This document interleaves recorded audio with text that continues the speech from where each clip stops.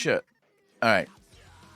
Let's wait for the stream to go through. There we go. Sup, ladies and gentlemen. Acklon here. Welcome back to each one of you. And of course, if this is your first time watching, remember to hit that like button and also click the link in the description down below because it is always better when it's live. Ladies and gentlemen, it is Friday the 22nd of April. And we're coming to you live about half an hour before we usually start. At this point, I should probably stop saying that we're starting before we usually start, because we usually start before we usually start. At what point does your usual, at what point does your earlier start time than your usual start time become your usual start time because you start so often at the earlier start time than what you actually do start at your usual start time? This reminds me of the 1 becomes the 6 become the 7 conversation in World of Warcraft. I'm getting a fucking headache just thinking about this. Anyways, welcome to the stream. Very happy to have you guys here. I will be your entertainment for the evening. I do hope that you will enjoy your stay, as always. And of course, to everyone that is watching the VOD right here on Twitch, happy watching.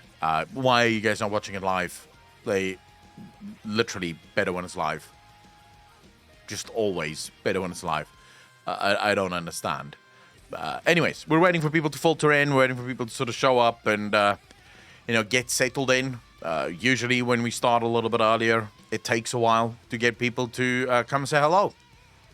So we'll just sit here and wait.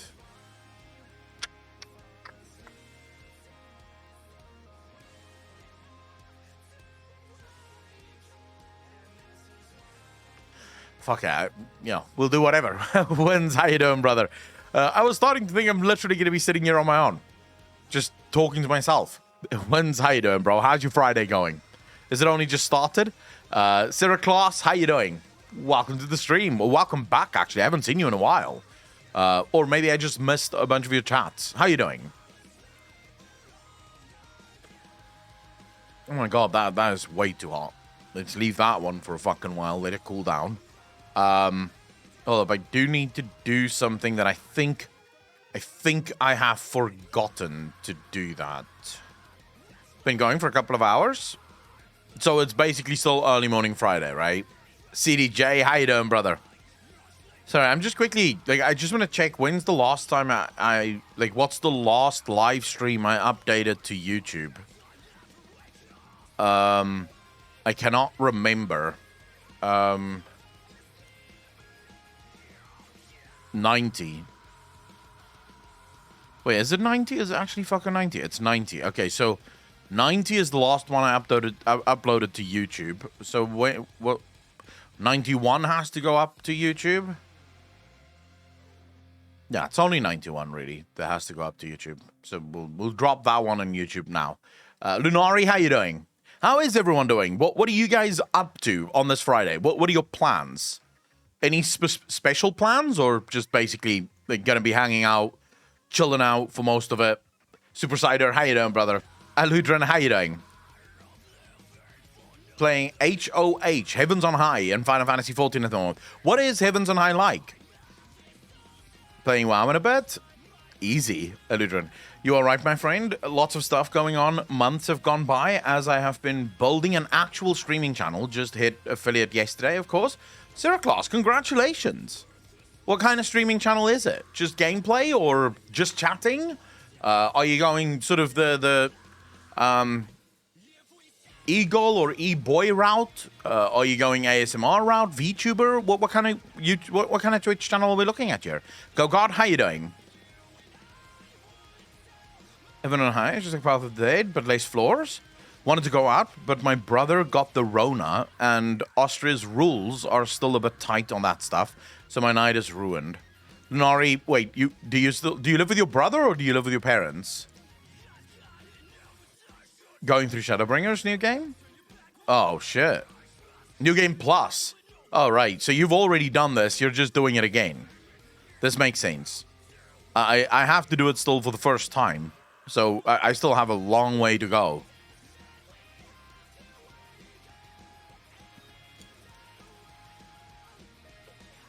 Alright, we've got the last video scheduled on that. That's fine. This should be good now. All right. All my admin is done, ladies and gentlemen. I have no more admin to do for the night. So, I'm all yours. Digit, how you doing, brother? Echo, today a bit earlier again. That means power surge is none. Yes, it's like the power surges are ending, or the power outs are ending at 10 o'clock tonight. So, for now, we're good. Sugar Prince, welcome to the channel. Thank you for the first time chat. How you doing, brother? Haven't seen you in ages, my man. So glad you're still going forward with the streaming. Oh, yeah, Sugar Prince. We've been going fucking ham on the streaming. I would say we've probably been... Wait, it says audit... What? Areas? What do you mean auditory ASMR? What does that even mean? Underwater Grove, how you doing, brother? Can't wait to see your reaction to those things. I haven't watched you since you had the man bun and used to do the coffee vlogs outside. Oh, that is ages ago. It's one of the stream tags. I did not set that stream tag. To be fair, I don't set any tags. So whatever tags you see under the stream, Twitch decides them. I don't decide on them. Like one of the... So here's an interesting factoid. I literally by accident saw this the other day. So I go to channel analytics, yeah? I go to channel analytics and I look at the most, like the searched tags. How do people find my channel, you know, based on search tags? And one of them is LGBTQA+. And it's kind of like, but I'm not part of the LGBT community. So... where is that, like, where is that tag, like, who does that tag serve, right? So it's, Twitch decides weirdly how it wishes to apply tags to shit. I genuinely don't know. I don't know how they do it. Traxton, how you doing? You have a great VTuber model. It looks really realistic. Dude, I put a lot of effort into it. It took a lot of effort to actually make it work. No need to hide anymore, Akko. You've been hiding in the closet all this time, Akko. Feels like it. At least according to Twitch. According to Twitch, I've been hiding. The homo community begs to differ. You're not LGBT. Dude, I suck of all hobos. You know, male or female. I don't ask questions. Thralls Mama, how you doing? MMO gaming on it, mostly focused on WoW and FF14, but the main focus being entertainment, just chatting and all. I would show you the main channel, but I don't know if that's courteous. I don't give a fuck, Sarah Claus. The only thing you can't do is link in this channel, but you're more than welcome to link in Discord. Only subs can link in the channel, just to stop people from spamming links that is nefarious and should not be spammed. So you can 100% share it on Discord. I don't care. I don't. The thing is, self-promotion tends to hurt the person that is self-promoting. So, as long as someone asks permission, I don't care. Because what ends up happening is whenever people self-promote them, like, viewers see it and they don't like it. But if it's in a situation like this, it really doesn't matter. Never stopped watching your vids on YouTube, though, man. Huge fan. Sir Class, thank you very much. Really appreciate that. Me too. Been watching for 2 years on YouTube. Akko made me come to Twitch. Hey, I like that. Is there anyone in this chat right now that literally came to Twitch just to watch this channel? Like, maybe since then you've started watching other channels because there's a lot of really cool shit on Twitch. But is there anyone here that literally only came to Twitch to watch me live stream? Because that would be, like, that would really add about 2 centimeters to my E-peen. Like, right there. I mean, today, I'll take it. That's at least 1 centimeter of E-peen additions. Return to watch because of you? Easy. Sure. This is my first Twitch channel. Nice, Nico. I like that. Cranky. Cool. I'm glad to hear that I'm inspiring so many people. Twitch should give me a cut of their fucking profits. I'm bringing so many people over to the channel. No, I love it. I love it. Yep, don't really like Twitch otherwise. I enjoy Twitch. I found you because Pyromancer mentioned you once. Cypher, I think a lot of people found me because Pyromancer mentioned me a couple of times already. I'm always happy to hear that. I know a few of my viewers who discovered Pyromancer because of me. Because I'm actually a huge fan of Pyromancer's content. So if you don't know who Pyromancer is, you should absolutely check him out. The dude makes fantastic videos. And I just saw that you were live while I was checking out my VODs. And I was like, no way, I'm missing Akko now that I have some time.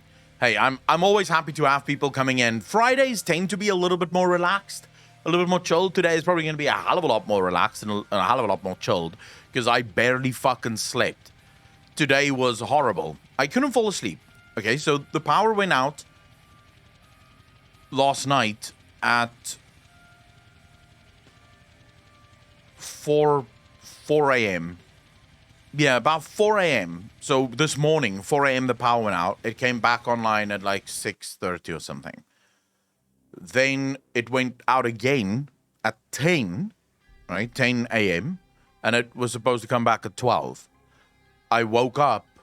I got to sleep like 6:20, 6:25, thereabouts. That's like the last time I looked at my phone. Was when it was like 6:25 in the a.m. And I woke up as the power went out at 10 a.m. So I have had very little sleep today. So it's up to you, chat. If you don't make today interesting, we're not going to have a very interesting stream. No pressure, no pressure. But literally my livelihood depends on you, chat. Make me laugh. Didn't sleep because someone won your glam contest with a screenshot from the wrong game. Rio, I would say I'm not entirely happy about the ending of that, but what am I supposed to do? It is clickbait though, because the YouTube video is going to be called the most rigged glam contest in the history of Final Fantasy XIV. How everyone asked you this, but I need the facts from you. New X-Pack, what's the go for you, my man? Okay, Sugar Prince, new X-Pack, really looking forward to it.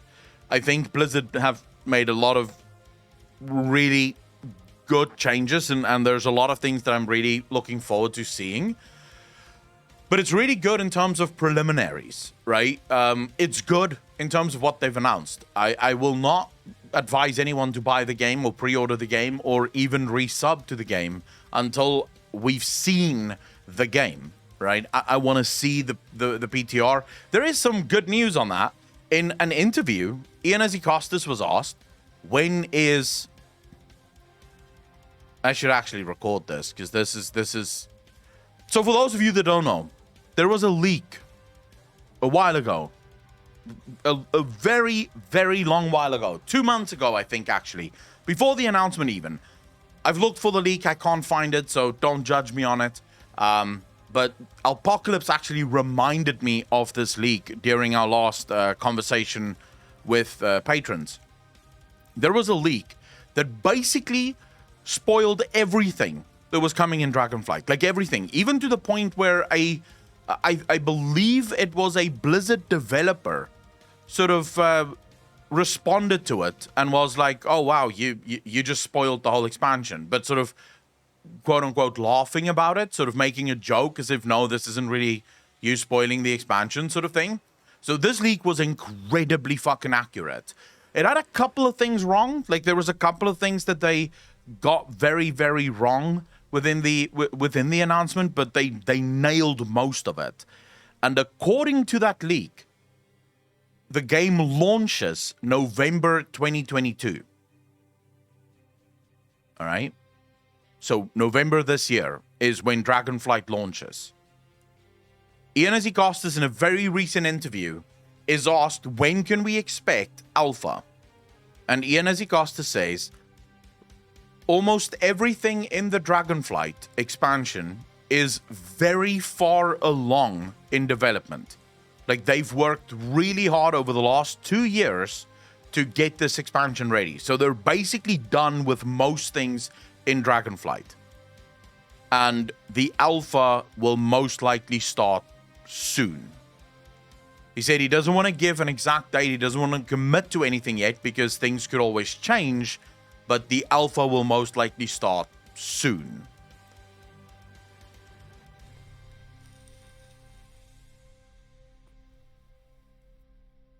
Was spoiled. X-Pac was still awesome. I don't think spoilers matter that much. Because at the end of the day, things can still change. But if let's just go off of if the leak is true and if Ian actually means soon, as in maybe the next 2 months. We hear that alpha is out. Yeah. That means we could see the game in November, because you could have alpha. Usually alpha will last for 3, 4, sometimes 6 months. It could last long. What was the beta for BFA and Shadowlands? Can anyone remember? I think Shadowlands had like a really long beta. Shadowlands had a particularly long beta. It was like 6 months, wasn't it?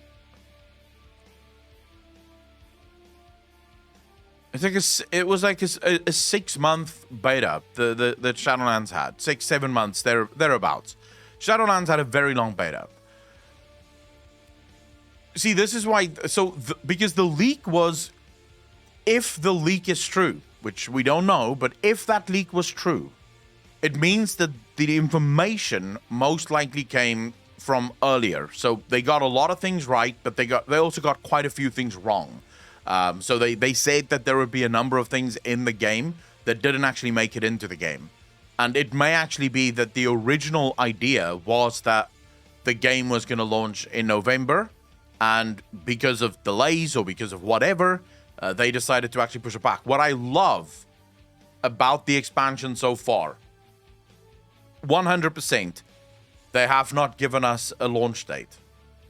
I love that. So I even have an alpha release. They won't take any input. To be fair, though, when it comes to alpha, they didn't give anyone the opportunity to opt into alpha. If you look on the website, there's a beta opt-in. There is no alpha opt-in. Because usually it would be like very specific people will get invited to the alpha, and alpha will usually be very closed. It's friends and family first, and then after that they sometimes invite some creators and media people, but they're not allowed to show any footage, they're not allowed to talk about it, but they can test it out, And then we'll usually have closed beta, which is the one where only people that they invite really can show up, and this is usually where all the big streamers happen, and all the media people and all those people will get access. And then they'll have like maybe a couple of days of open beta to stress their servers and stuff like that. So that's usually how it goes. If they release, let's imagine that beta releases, say next month or the month after that. Yeah. That puts us at, if we go conservatively and we say the beta lasts 6 months, is it possible that we're looking at maybe a December launch for Dragon Isles?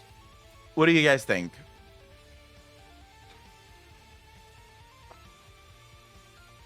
Do you think it's possible that we could be looking at a December launch, or do you think even December is too early? Ascension, how you doing, brother? Alex, why won't they go December? In my opinion, December is probably one of the perfect times to release. The only thing Blizzard should learn about a December launch is that you don't want to launch in December and then have raiding launch in December as well. So if you're gonna launch in December, launch closer to like the 15th, 16th of December, and then have the first raids open up in January. So you give people something to do whilst the holidays are going on, and then, the raiding and the sort of non-family stuff, that starts a bit later. But I think December's could work. March for me, December's too early. I doubt they would release Wrath Classic and Dragon close to each other, though they have done in the past. Oh, I completely forgot about that. I completely forgot about Wrath, but Wrath can launch literally within the next few months.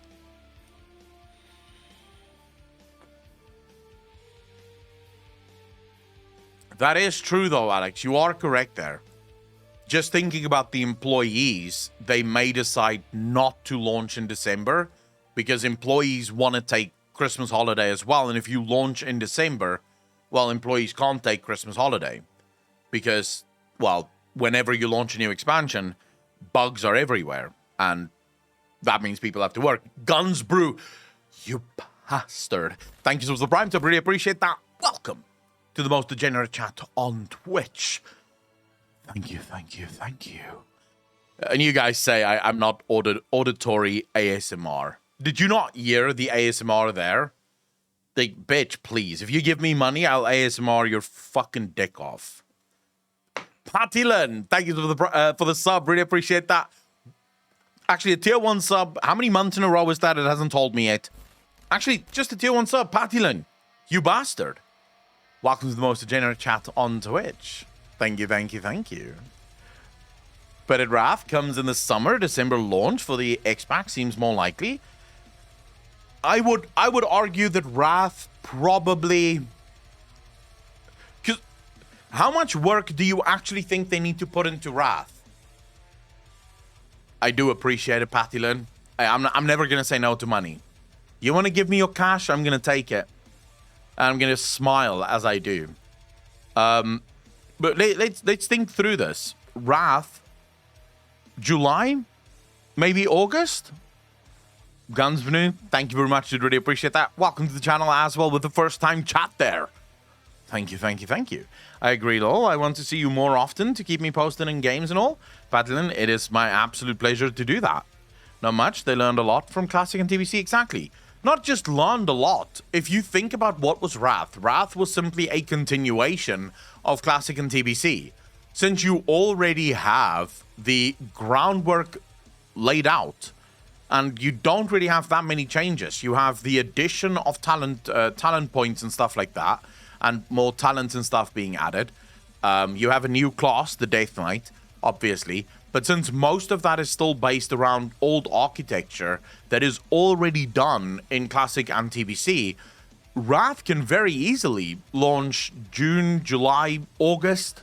I want to say August at the latest. And this still means that in a perfect world, Blizzard could potentially launch November, December. And one of the reasons I think they could, like, I'm not saying they will, but one of the reasons I think they could, Bal, how you doing, brother? This time around, they don't have anywhere near as many systems that need to be tested and that could be broken. As far as systems go, Blizzard have the talent points, like the new talent trees that have to be sort of fleshed out, and they have to work on those quite a bit. But usually those are also very like rapid. Like they do changes almost every single week on those, right?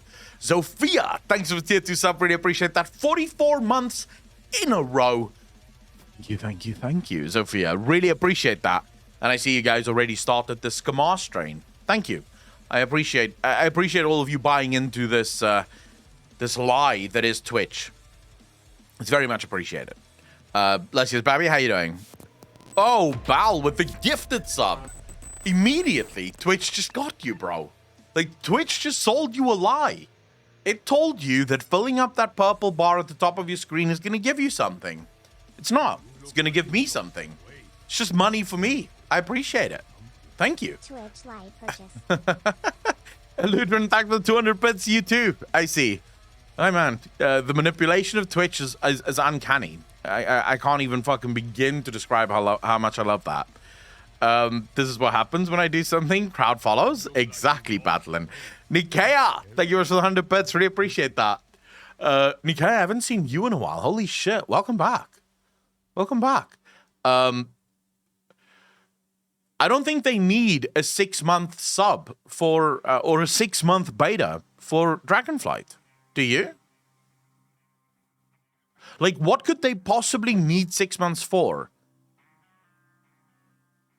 Outside of course, something being completely and utterly fucking broke. Right? Broken, and they need to basically rework shit. Evil 2, thank you so much. What's up? Really appreciate that. 9 months in a row. Thank you. Thank you. Thank you so much. I appreciate it. Money for the real talk, brother? Bro, I'm never gonna say no to money. Jesus. Must fill the bar. Oni with the 2,000 bits. Really appreciate that. Thank you, thank you, thank you. And I appreciate you guys really riding that hype train. You know, ride that dick. Spank that. Like, spank it. Maybe changes based on feedback from alpha and beta, but like, usually there's so many systems that Blizzard have to change and sort of get feedback on that 6-7 months is sort of minimum, and even then it's not really that much. But if you think of all the systems that we have in Dragonflight, it doesn't feel like they need that much time in order to get it right, unless of course they got it completely wrong in the first place. I still think they should take the time. Like, this is why I love the fact that they didn't actually provide a launch date. At no point did they come out and say the game is going to launch at this day, which is usually what they do. If you think back to most of the announcements that we've ever gotten for World of Warcraft expansions, they also usually announce the launch date. Like, they'll usually tell us, on the day that they announce it, this is also the date that it's going to be available. This time around, they gave no date of availability.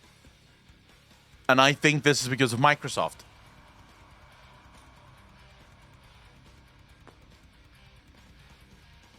Oh, and they pitched the pre-order, exactly. But remember, you can't pitch a pre-order without a date. So you can't just tell people pre-order now, release unspecified. I believe actually in a lot of countries, the laws state that if you want people to pre-order, they must have the date by which they will get the thing that they're pre-ordering. So you can't just do an open-ended pre-order. So I think it's Microsoft that's actually doing this. And the reason I think it's Microsoft that is actually doing it is because Activision, for the first time in its history, announced that there will not be another Call of Duty game this year. This year, we're not seeing a Call of Duty game. The next Call of Duty will probably come next year. Activision has never fucking done this. They've never done this. Squid Corona, thanks for the first time chat. Really appreciate that. Honest opinion on squids. Love them. Freak me the fuck out. Clear evidence that aliens have been on Earth before, but love them. Awesome creatures. Maybe this is Microsoft as well. And maybe in a sort of roundabout way, this is Microsoft. Allow me to explain. So, Microsoft made a deal, or made an offer to purchase Blizzard Entertainment, or Activision Blizzard. Activision Blizzard obviously accepted Microsoft's offer to purchase. The deal, however, is still reliant on the shareholders and the directors, like the board of directors, to approve the sale. So they're still going to be arguing and sort of going over the numbers and making sure that everything is fine. And then once all of those things have settled, that's when the purchase will go through and be finalized. And these things can take quite a while. This is why they said the deal will most likely only be done in 2023. But here's something that most people do not keep in mind. Let's say between now and 2023, World of Warcraft launches and it is a complete nightmare and just disgusting and people quit playing. Call of Duty launches and it is disgusting and it just doesn't fucking work. What do you think, Bal? Thank you so much for the community update. Really appreciate that. Level 4 on the Scamas train. Really appreciate it, Bal. Thank you, thank you, thank you. Can we get some hearts in chat for everyone that's just throwing money at the chat? You know, just throwing money here at the streamer. Really appreciate that. So let's imagine that something bad happens. Call of Duty launches and it's a complete nightmare and no one wants to play and everyone's unhappy. Thanks for the stream. Have a good day, clap. Oni, thank you for the 750 bits. Really appreciate that. And I always have a good day when I'm streaming, so I appreciate. I really appreciate it. What was I saying again before you guys so rudely interrupted me with all the money you're giving me? Very rude, by the way. Very rude. I'm lost now. What the fuck was I talking about? Oh yeah. So you have COD launching, it's bad. You have World of Warcraft launching, it's bad. Now you have, say, the monthly active users dropping from the 300 odd million that it is right now to, say, 200 million. Microsoft now turns around and Microsoft says, hold on a minute. we made you a deal to buy the company based on the share price. And the share price was very much based around the monthly active user count being what it was. Your monthly active user count going down made the share price go down. We don't think we want to go through with this deal, not at the current price. So we're actually going to lower the price, or we're not going to go through with the deal at all. So you really, when a company makes an offer to buy another company, you cannot afford to take chances at that point. Because if you fuck up in any way, and here's why this is so important to understand. If they fuck up at this point, if Activision Blizzard fucks up and Microsoft pulls out of the deal because of that fuck up, Bobby Kotick and all the board, like the directors and the people in charge, so to speak, of Blizzard, is liable to be sued for fucking millions by the shareholders. Because the shareholders, if they can point to Bobby Kotick and say, you are the reason that Microsoft pulled out of this deal and that I lost a shit ton of money, you're going to pay me back. Right? So Bobby Kotick, most likely because of this deal, he's the guy that's saying now to Blizzard, listen, you need 2 years of beta to make this game work? You take your fucking 2 years of beta. I'm not going to interfere. I don't care about the monthly active user count. I don't give a shit about the quarterly earnings calls and shit like that. Take your time and release the game when it's ready, because if you release a dud, we're done. Right? We're done if you release a dud. So just keep this shit active. And this is probably also one of the reasons why Blizzard is now, doing a season 4 and doing a 9-5, and they're probably going to do a season 5 even. If it goes even longer, they might do a season 5 where we get 8 brand new old dungeons for Mythic Plus or something to that effect. So there's a good chance that Blizzard is going to ride this train until they're certain that Dragonflight is in a perfect position, because Dragonflight cannot afford to fail. It has to blow everyone away because they need that influx of money and to get those shareholders back. So it might actually be because of the Microsoft deal that we now see what we see. That's my takeaway from this, at least. Bal, holy shit. Thank you so much for the 2 community subs. It's only Bal at this point that's filling up that bar. I really appreciate it, Bal. Thank you, thank you, thank you. Hearts in chat, ladies and gentlemen. Whenever someone is sharing the wealth, whenever we get a comrade in here that is redistributing that wealth, I want to see some hearts. And I will do what any responsible dictator does, and that is you will not see a penny of the redistributed wealth.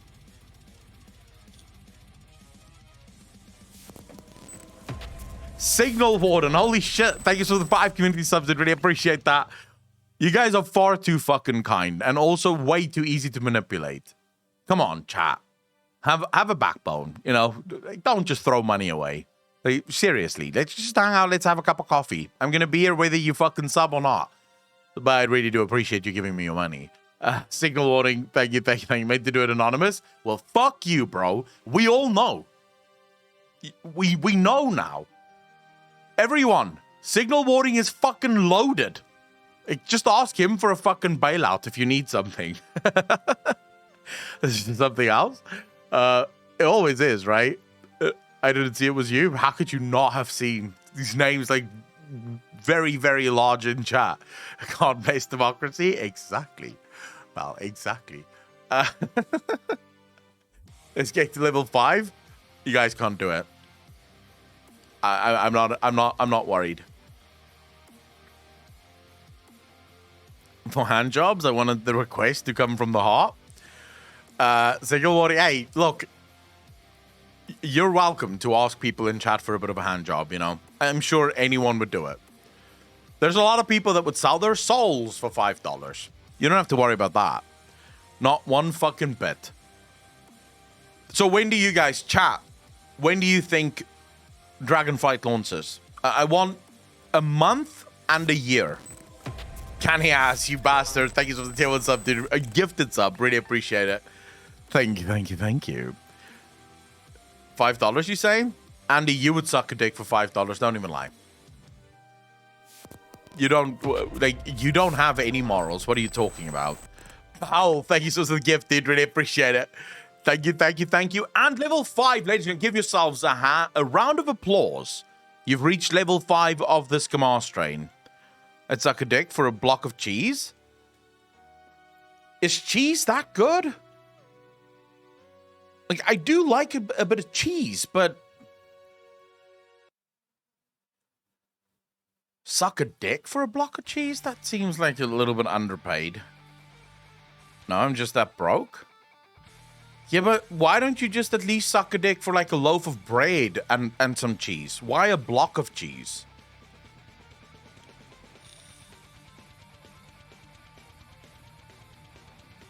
Yeah, I'm trying to get behind what the fuck it means. Like, what are you going to do with a block of cheese? It's supply and demand, Akko. Oh, so you have the block of cheese, now you can trade some of the cheese for bread? Like, you do realize if you just do it for $5, you can go buy some cheese and bread, right? Maybe he's fond of the dick-sucking part and the cheese is the bonus? This is possible. I have not thought of that. I've not considered it. You might be correct there. Cheese comes in the deck already.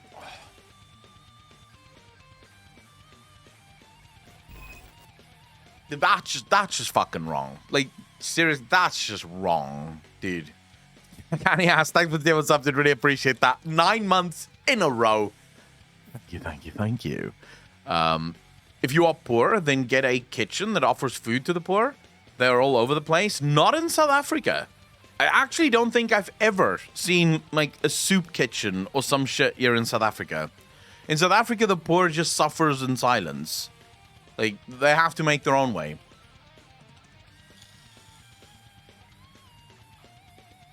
Dude, dick cheese is just wrong. It is just fucking wrong. Or they gave up when I sell early and knew it was shit and are further ahead on DF than we know. So Bal, from what my understanding is at least with the recent interviews, they've been working on Dragonflight for at least more than the last 2 years almost, right? So they've been working very hard on Dragonflight. And there is a very good chance that after the launch of Shadowlands, when people started complaining and they sort of realized that in order to fix this expansion, it's going to take a lot of effort for us to fix the expansion and actually make it to where people are very, very happy with it. Like, and everything is absolutely brilliant. It may actually be that Blizzard just decided, you know what, move most of our people over to Dragonflight. And this may actually be why it took so fucking long for us to get, 9.1, why 9.2 took that long. It may actually be that the Blizzard just said, look, we're not gonna like use most of our developers. And there was actually a rumor that I think like last year there was a rumor that said that the majority of the Blizzard developers have now moved over to Dragonflight because Blizzard effectively have given up on Shadowlands. As an expansion, Blizzard sort of went, yeah, we're not going to be able to do it.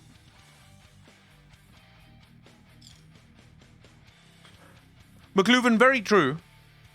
But, working on, according to Ian Azikostas in one of the most recent interviews, almost everything in the Dragonflight expansion is very far along in development. Like, they're basically done with most things.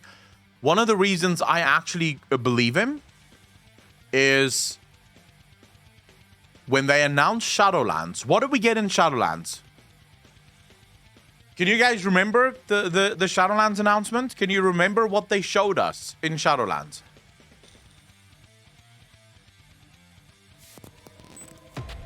Ascension, you bastard! Thank you for the 5 community subs. I really appreciate that. Thank you, thank you, thank you. I really appreciate that. It was screenshots and early art. It was one of the things I complained about at the launch of Shadowlands. or at the announcement of Shadowlands, I said they showed us nothing. They literally showed us concept art for much of the Shadowlands, and they showed us screenshots of some of the zones in the Shadowlands, but there were no videos that sort of showed flyovers of the zone or movements within the zone or anything like that. And I still said in that video, this proves that Shadowlands is very early in development. In fact, so early in development that they don't yet have fully functional zones. They can't yet show the actual zones. This time around, we didn't see a single piece of concept art except for afterwards to the press stuff that they released to people like Wowhead. In the actual reveal, what they showed us was actual in-game footage of places. Like, they showed us the flyovers, and they showed us how the dragon riding works, and they showed those things to us, which tells me these things are very far along in terms of development. They're probably already playing it, as far as I can tell. SL, they hadn't even started the systems yet. Yeah, they literally in SL showed us like concept art of the systems that was coming, you know, sort of thing. True, Alex, you are correct. There was concept art for the Tuskar and the Centaur buildings. Steffi, what do you mean no feature trailer? You're talking about the announcement of Shadowlands now? Because no, at the announcement of Shadowlands, we did get a features trailer. The features trailer would talk about the features and then would literally show screenshots and concept art of the features. I believe they had a couple of images of cinematic renderings. So they would show a cinematic where like a little guy is repairing a big guy's armor. But it was very clear that this was done with the cinematics engine and not done with the in-game engine. Like, this was not taken in-game. This was literally them using the models and putting it sort of together. So, yeah, ultimately, Shadowlands was so early in development when they announced it, which is why I said that the launch for Shadowlands... I actually warned about this. The Falcro, you bastard. Thanks for the primes. I really appreciate that. 12 months in a row. 1% of DF was still pictures.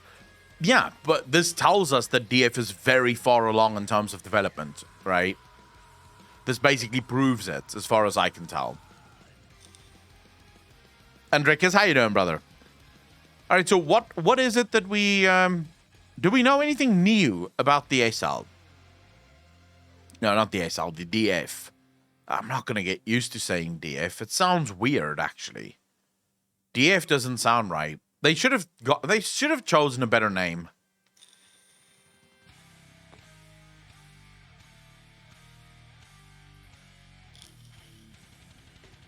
Oh shit. Oh shit. There's a new interview that launched literally 15 hours ago. Do you guys want to go through the new interview?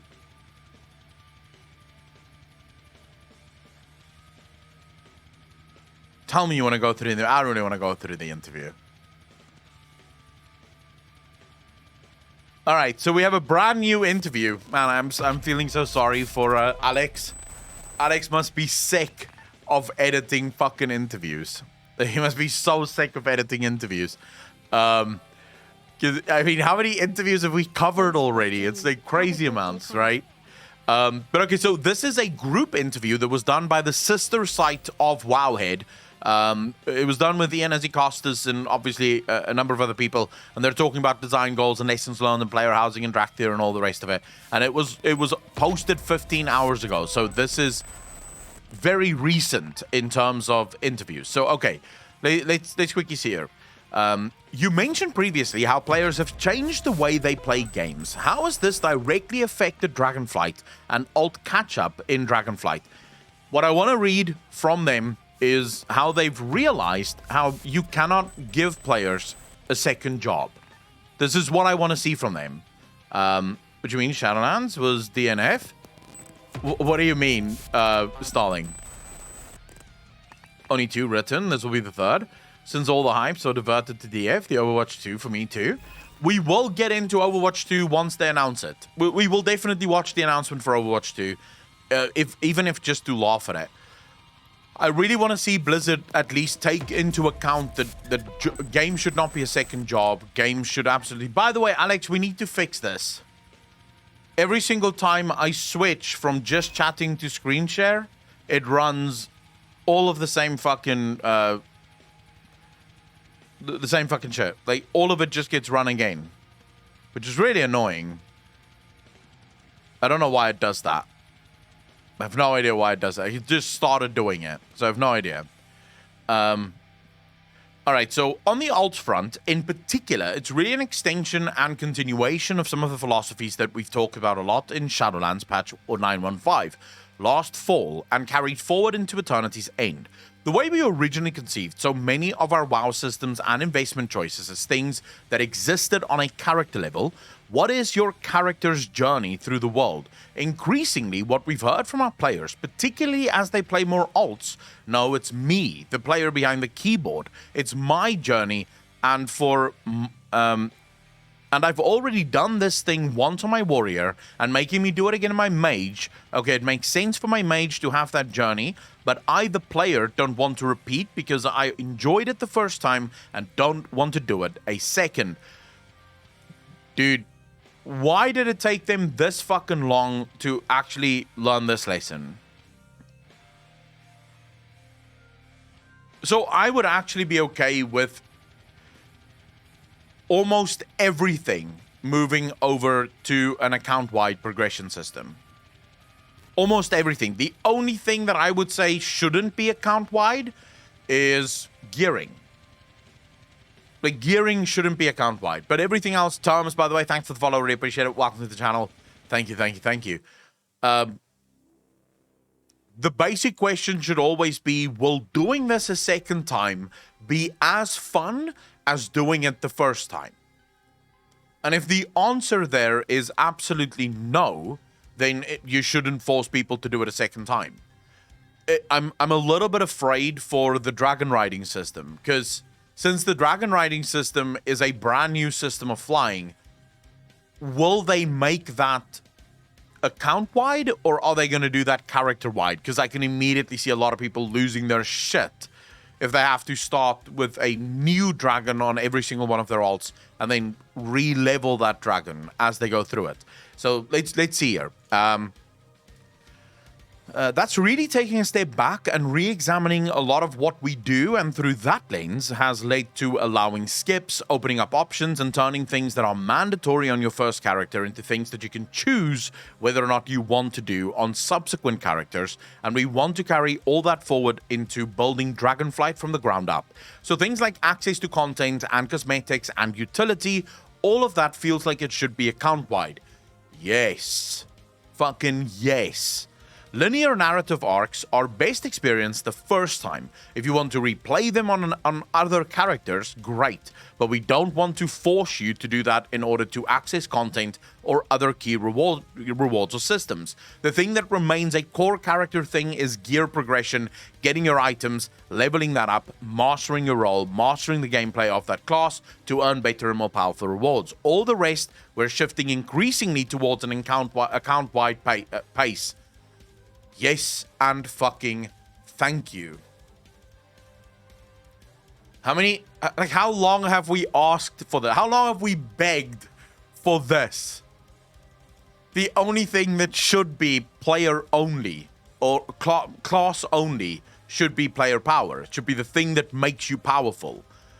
Everything else, from your reputations to the mounts that you collect to the achievements that you collect, I would actually argue that all achievements, apart from raid achievements, should, like, everything should just be account-wide. Unless there's a very specific reason why you don't want to make it account-wide. I know that already most achievements is account-wide, but I would look into literally every aspect of World of Warcraft and say, right, look at every small detail of World of Warcraft and where can we sort of make things better or make things different. A good example of this would be the three professions that every single class can have. This will be first aid, fishing, and what's the third one? There is a third one. Archaeology? It's archaeology, right? Cooking. That's the one. So there's 4. You have 4. That's the one. You have. Well, I don't know if first aid is gone. If first aid is gone, that's fine. But then you still have 3. Okay, so you have archaeology, you have fishing, and you have cooking. All classes have that. Why is that not account-wide? Why can't you just have account-wide? Since every single one of your classes have those professions, why are they not account-wide? They don't have to be based on the character, because it's not necessarily fun to level those up.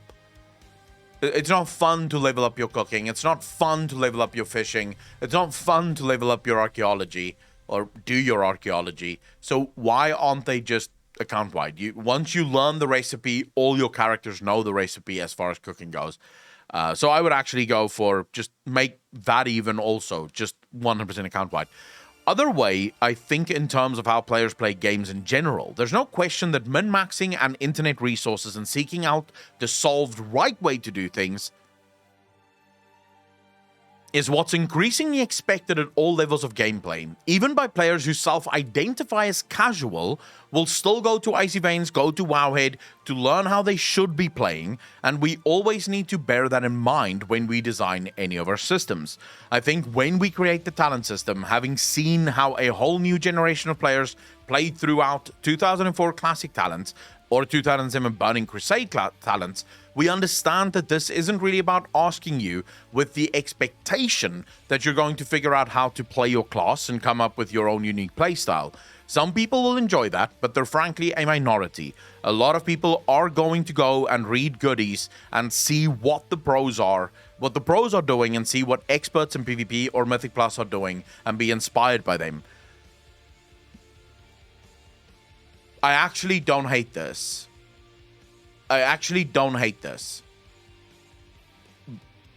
Trying to design a game in the year 2022 where you provide players with the absolute freedom to play the game whichever way they want is folly.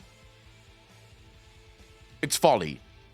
It's folly to say that you're going to give people access to talent so that they can build whatever weird and wacky talent build they want to go with. It's not really possible. You have to understand that almost everyone is going to do the cookie cutter thing.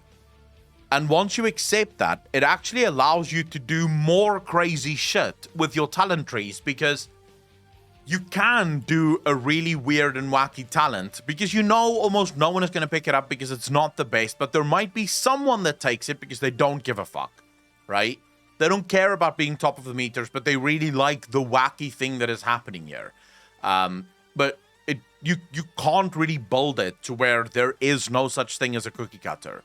There's always going to be cookie cutter. So, and also, like, the other thing that I will put towards this, and why I'm glad that Blizzard is sort of realizing this.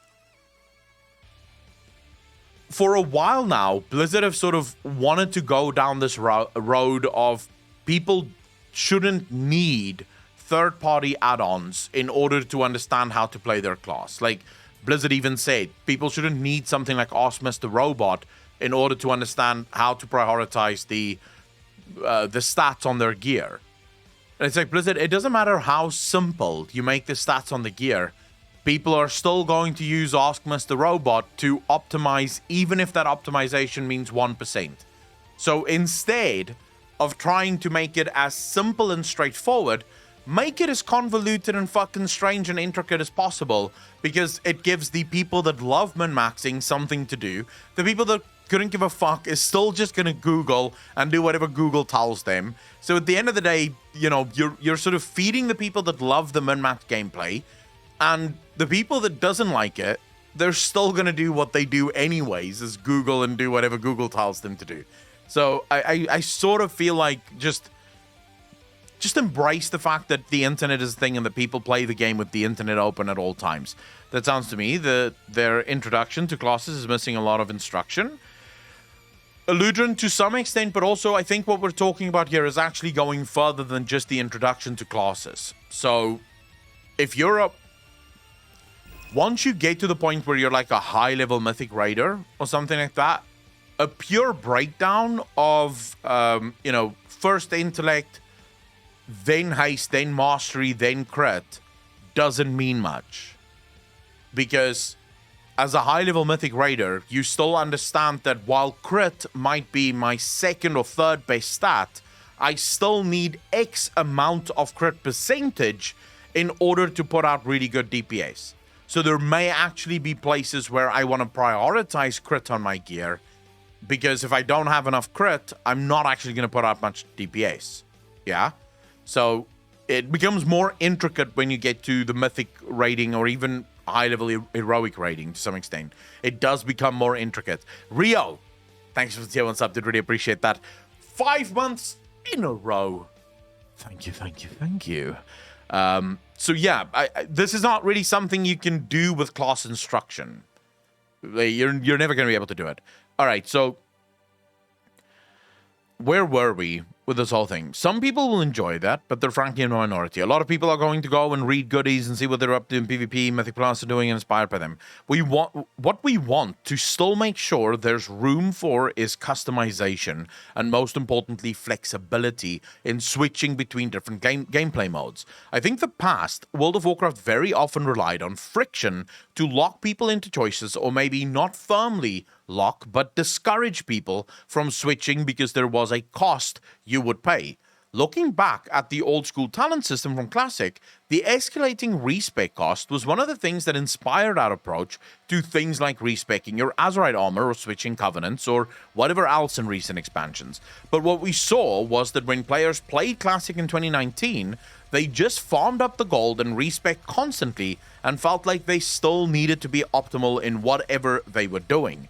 They didn't pick a hybrid build that was sort of okay at PvP and at raiding. They switched between the builds that were best for each, and what was meant to dissuade activity just became this really annoying hurdle that you had to spend extra, often unenjoyable time to clear. And so recognizing that that's how players are going to approach those hurdles, they're not going to turn away from them. They're going to do whatever it takes to go over them, even if it makes the game less fun. Why? Yeah, the dissuasion did work, Eludrin, because many of us were dissuaded from actually playing the game. So in many ways, their dissuasion did work. Just not in the way that they thought it would work. They were hoping you wouldn't change your covenant as often, and they were hoping that you wouldn't change your, your artifact or your Azerite traits as often. But ultimately, people just stopped changing it altogether and just stopped paying the sub instead. Because, you want to dissuade me not to play the game I want to play, then I won't play the game I want to play. Simple as that. I can't tell you guys how happy I am to read this. But also at the same time, I'm a little bit sad that it took this long for them to figure it out. Old school video games, if you go back to the days of Classic, you go back to the days of TBC, these games were punishing. It's kind of what made these games really good. The success behind World of Warcraft was the fact that it wasn't as punishing as a lot of the other games out there, So it was far less punishing than things like Lineage 2. Like things like EverQuest, games like Dark Age of Camelot, if we're going to go back even further. In Lineage 2, for example, whenever you died, you would lose levels, so you would actually lose XP. The player that killed you could actually loot your corpse and fucking take your gear off of you. And you had a chance of dying and losing your best fucking gear. Like gear that you spent months farming. It would be in the drop table for the guy that just killed you, and he would take it and you would lose that fucking piece of gear. So this was what games used to be. This is MMOs back in the day, right? Full PvP, always on, maximum death penalties and all that shit. World of Warcraft came and they said, well, maybe games don't have to be that punishing, but at the time, people were still expecting at least some punishment. I feel like we've moved on from that, in the normal world, we've sort of embraced BDSM and we've sort of gone, yeah, spank me, daddy. But in video games, we've sort of become far more vanilla in that if I just see like a paddle, I start crying and I hide in the corner and I don't want to play anymore. Like, I don't want to be spanked. I just want to play the game. You know, allow me to do whatever the fuck I want to do. I sort of still think they should go further with the talent system as it is, because I don't want to be in a rested area the whole time when I change my talents. I want to be able to change my talents whenever the hell I want, right? The only thing that should dissuade you is being in combat. If you're in combat, you can't change talents. But as long as you're not in combat, you should be able to change talents literally as often as you want, in my opinion at least. Jeline, how you doing? Yeah, at 15 years ago, WoW looks like a pioneer, a revolution of MMO. It definitely does. Well, maybe we should build fewer of them. So our Dragonfly talent system will have multiple loadouts that you can customize and lock in town. You can have your Mythic Plus build, your PvP build, your Raid DPS build, and just swap them on the fly when you're out on the field. Oh, shit. Okay, this explains things. I take back everything I just fucking said. I also take back a lot of the things I said last night, because this actually explains things a hell of a lot better. You don't need to be in a rested area to change your loadout. It's only when you want to change individual talents that you have to be in a rested place. Okay, I'm on board now. I don't mind this at all. And the reason for it is you can make as many loadouts as you want. So you can have as a warlock, you'll usually have a single target build. You'll have an AoE build. You'll have a cleave build. You'll have a single target minimal ad build. So there might be ads at some point, but there won't be that many ads. And then you'll usually have one or two utility builds. So these will be builds where you're optimizing slows or stuns or fears, crowd control, those sorts of things. You're optimizing for that because that happens to be your job this time around. So you'll have builds like that, yeah? I'm 100% on board with the fact that I can set up all of those builds in town, play around with them as much as I want, and it's only if I want to change. So yeah, okay, I'm fucking moron. Nothing I said matters. Ignore everything I said for the last 5 minutes. Just go with whatever I said now. I like what Blizzard is doing here. Jackalo, how you doing, brother? What ended up being known as borrowed power tended to be additional in-game leveling mechanics. If you're moving away from that, what do you have planned for in-game this time around?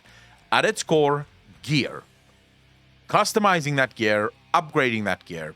I think the way the game plays out right now in Shadowlands, in Eternity's End, in Zereth Mortis, we didn't really add new renown levels or traits to unlock on your soulbinds, but the progression feels pretty good, pretty robust.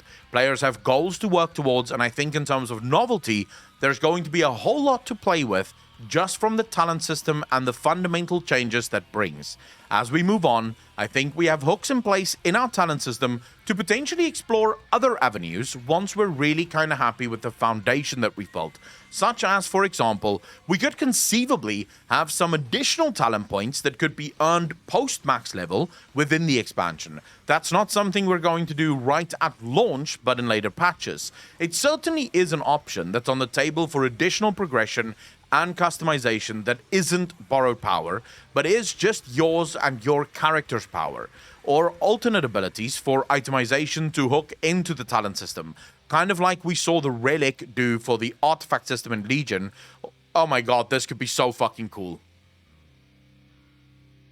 Dude, imagine if in patch 10.3 they release a third UI next to the 2 talent trees that you already have right now. And in that UI, you collect permanent glyphs. Let's call them glyphs for lack of a better word. And these glyph systems change some of your core talents. So if you have a talent, for example, that increases the damage of agony. Yeah, as a warlock, you have agony as one of your curses, and it increases the damage of agony. But this glyph actually doesn't increase the individual ticks of agony. It just speeds up the ticks of agony. So you get more agony ticks rather than just bigger agony ticks. So small things like that. You could obviously go even bigger, so change things even more fundamentally. But these are permanent things. So once you have them, you have them. It's a permanent sort of additional system to how how your character is going to play forevermore. So once you've collected it, you have collected it. It is yours to keep. Basically legendaries, Andy, but just permanent legendaries. So legendary traits and actions, but it is permanent. It's not something that is going to go away. You're not going to lose it. This is part of the talent system. And you could basically go apeshit with these, right? You can make as many changes to these as you want. You can add more of them over time. You can start really slow, but I would say don't add too many slots there. Maybe like 3 at most, you know? So you have 3 slots for relics, and that's it. And then you could maybe go again back to the glyph system, where maybe you have 3 minor slots that is just visual updates, which again you can collect throughout the world. So if you want to change the way something looks, like the color of a spell or something, you can do that with these relics or these glyphs, as it were. Make everything you can do to make the talent system as interesting as possible, and let that be the reward for people at the max level. Would anyone have a problem with that? Ludwig, that's also true. Just extra points for your trees could be cool, but I fear that you would eventually end up with, once again, eventually at some expansion, we're going to just max out our talent trees again, you know? Love to see a supplemental system that works a little like the current live talents, or is a relic glyph idea you have now. Basically a pool of options and you get slot 3 of them. Pretty much, right? It is just another way to basically customize your class to what you want from it. But okay, so kind of like we saw the relic in the artifact system in Legion, or like how old school Diablo 2 items might give you a +1 rank to a specific talent. Our system is being built with those hooks in place so that we don't want to overcomplicate things at the start, but we also want to make sure there's a lot of room for growth and depth in what we're building. For always having extra enchants like Glide on Cloak, you could do that as well, Alex. I think that could work as well. Xiang, how you doing, bro? I would love a more cosmetic part of a talent tree, like stuff like the green fire, but make it a talent tree. Xiang, I could get behind that as well. I could get behind that as well. I'm gonna tell you, what if you do start seeing gear pieces that actually give you, say, for example, dungeon gear, where the helm gives you a specific talent. Whether you have the talent points to put in it or not, if you have that helm, you actually gain a point in that talent. So if you already have 5 out of 5, it will actually make it 6 out of 5, which means you're now going to do even more damage on that talent. Do you not think that could make gearing really fun?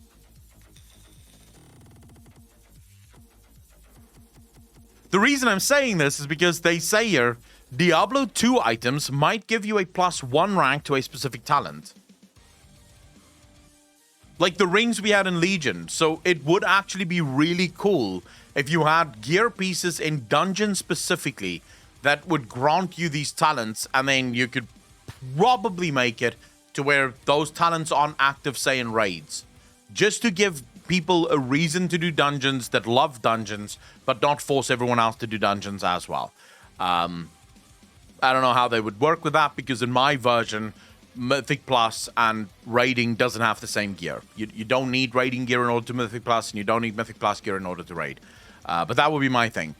In Torghast now, you can have multiple talents on a DPS row and go God level. I haven't done Torghast, the new one, yet, so I have no idea. Like we see in ZM, you get gear that has some perks, like a small teleport, and you can actually craft that into that gear. I think it would be really fucking cool if we could have that. Like, going forward, you could have that. Because I actually love the first line of this. At its core, gear. The Distico option. How you doing, brother? Gear should be the fucking end game. if you need anything else besides gear as a player power system to keep people invested in the progression of your game, then maybe it's your gear that's failing.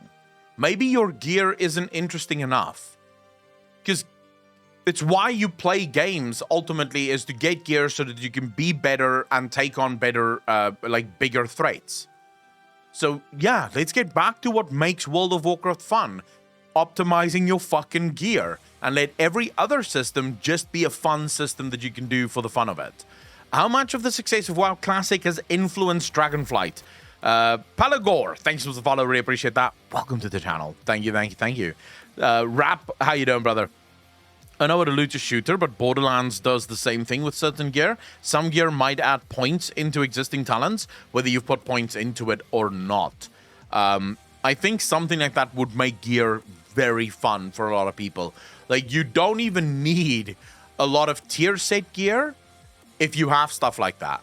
Because, so think of this.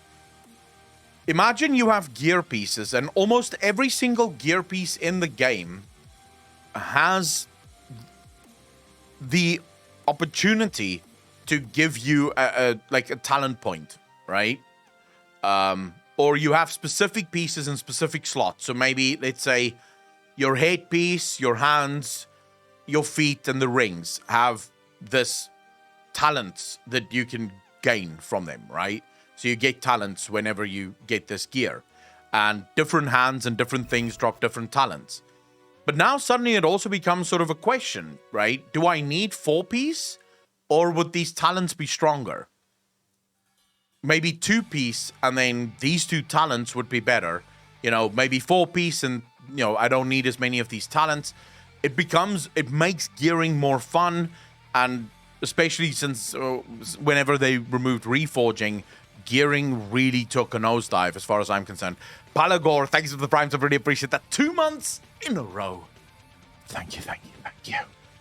Special abilities like that isn't just a stat bonus, will be very difficult to balance if they want to make synced level content. Disco option balance is something that they should still be able to pull off.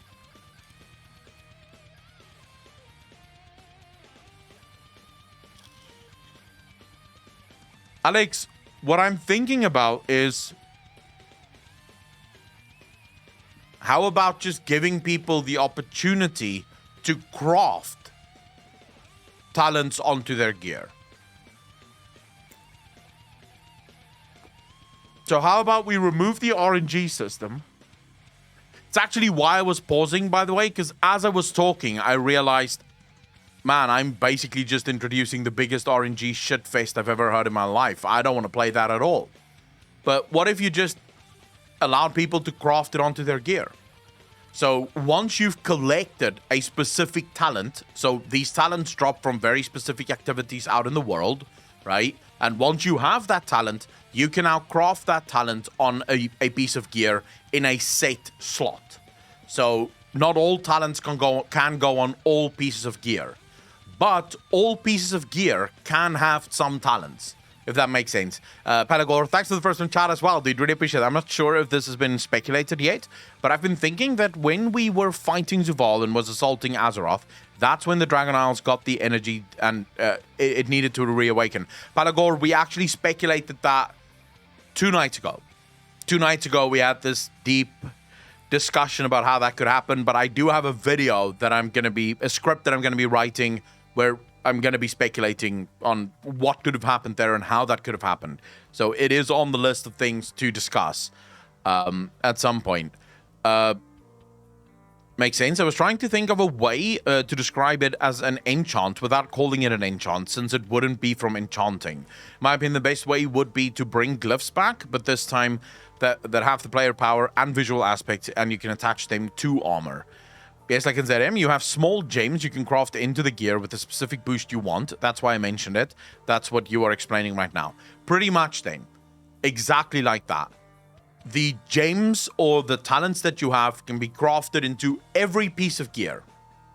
So every single piece of gear can have talents crafted into it. But not all talents can go on all pieces of gear. So this is where it becomes sort of interesting for players. I do want the 4-set bonus, but the 2-set bonus and these 2 talents on, say, my chest and my legs are far better than the 4-set bonus. So I'm rather going to take these 2 talents and then the 2-set bonus. So I'm going to have to start thinking about it a little whenever I do things like that. I don't know how much balancing issues and nightmares that can cause, but I do think that would be really, really fucking cool. How much of the success of WoW Classic has influenced Dragonflight? I alluded to this a little earlier, but some of it is the evolution of the talent system and kind of realizing a direct comparison of the direct strengths and weaknesses of how modern players play through the 15-year-old system versus what our current Shadowlands era system was doing, and helping guide us towards what hopefully is the best of both worlds that offers the depth and customization of the original system and the flexibility that players have come to embrace in the Shadowlands system. Have we embraced the flexibility of the Shadowlands system?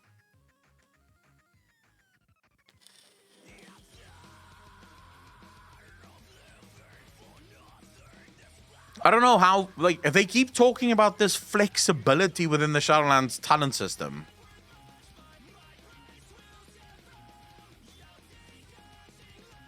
Almost every single class has set and forget talents, like talents that you will set at the beginning of every expansion and you will never touch those talents again. That's not flexible. That's just called forgettable. There might be here and there a talent that you would change if you want to go from Mythic Plus to raiding, but even then, most of those talents are pretty much just stagnant. That's what it is. I think what they're talking about with flexibility here is the fact that you can change your talents as often as you want. I really hope to God that they don't mean that, you know, the talent trees provide you with so many options, because they really don't. Almost every single class, 66% of their talent tree is usable, 33% of their talent tree is optimal, and 33% of their talent tree is completely useless. Right? And for those of you that don't understand why I started with the 66%, the 66% includes the okay talents every once in a while and the good talents. And then the other 33% is just useless talents. They don't mean anything. They're completely dead. Again, as I was mentioning earlier, players play games differently. Players play World of Warcraft differently, and the exact same data and the exact same designs led to one type of behavior 16 years ago lead to different behaviors today. Back to 2005, touched on this earlier.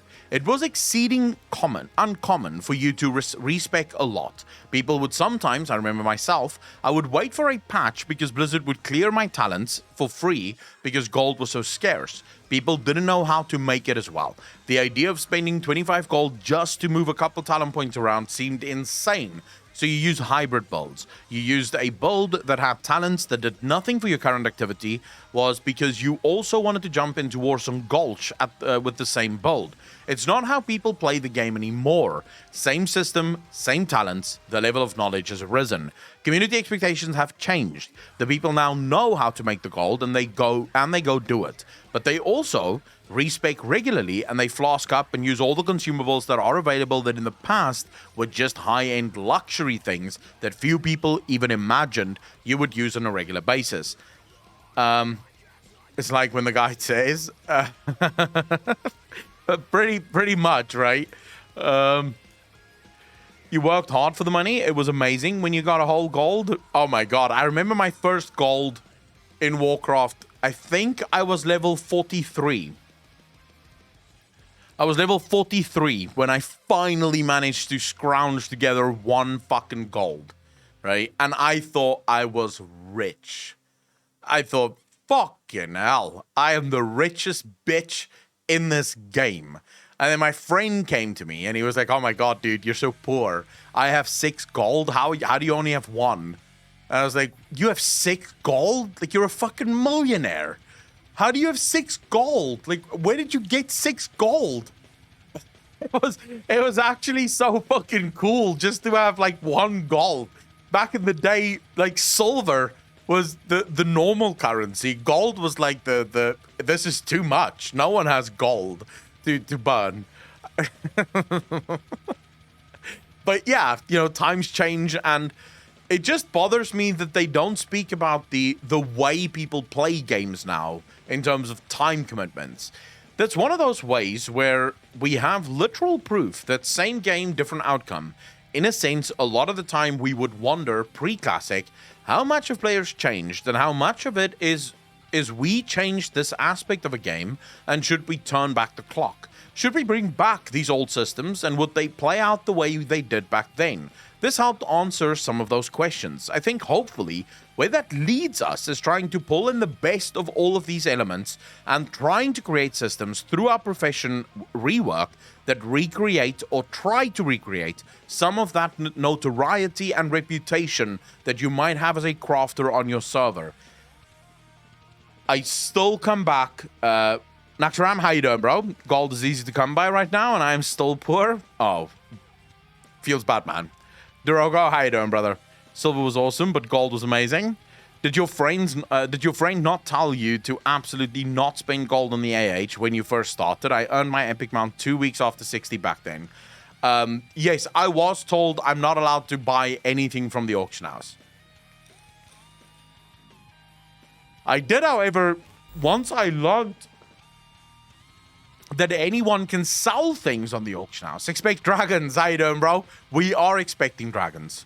Thanks for the follow. Really appreciate that.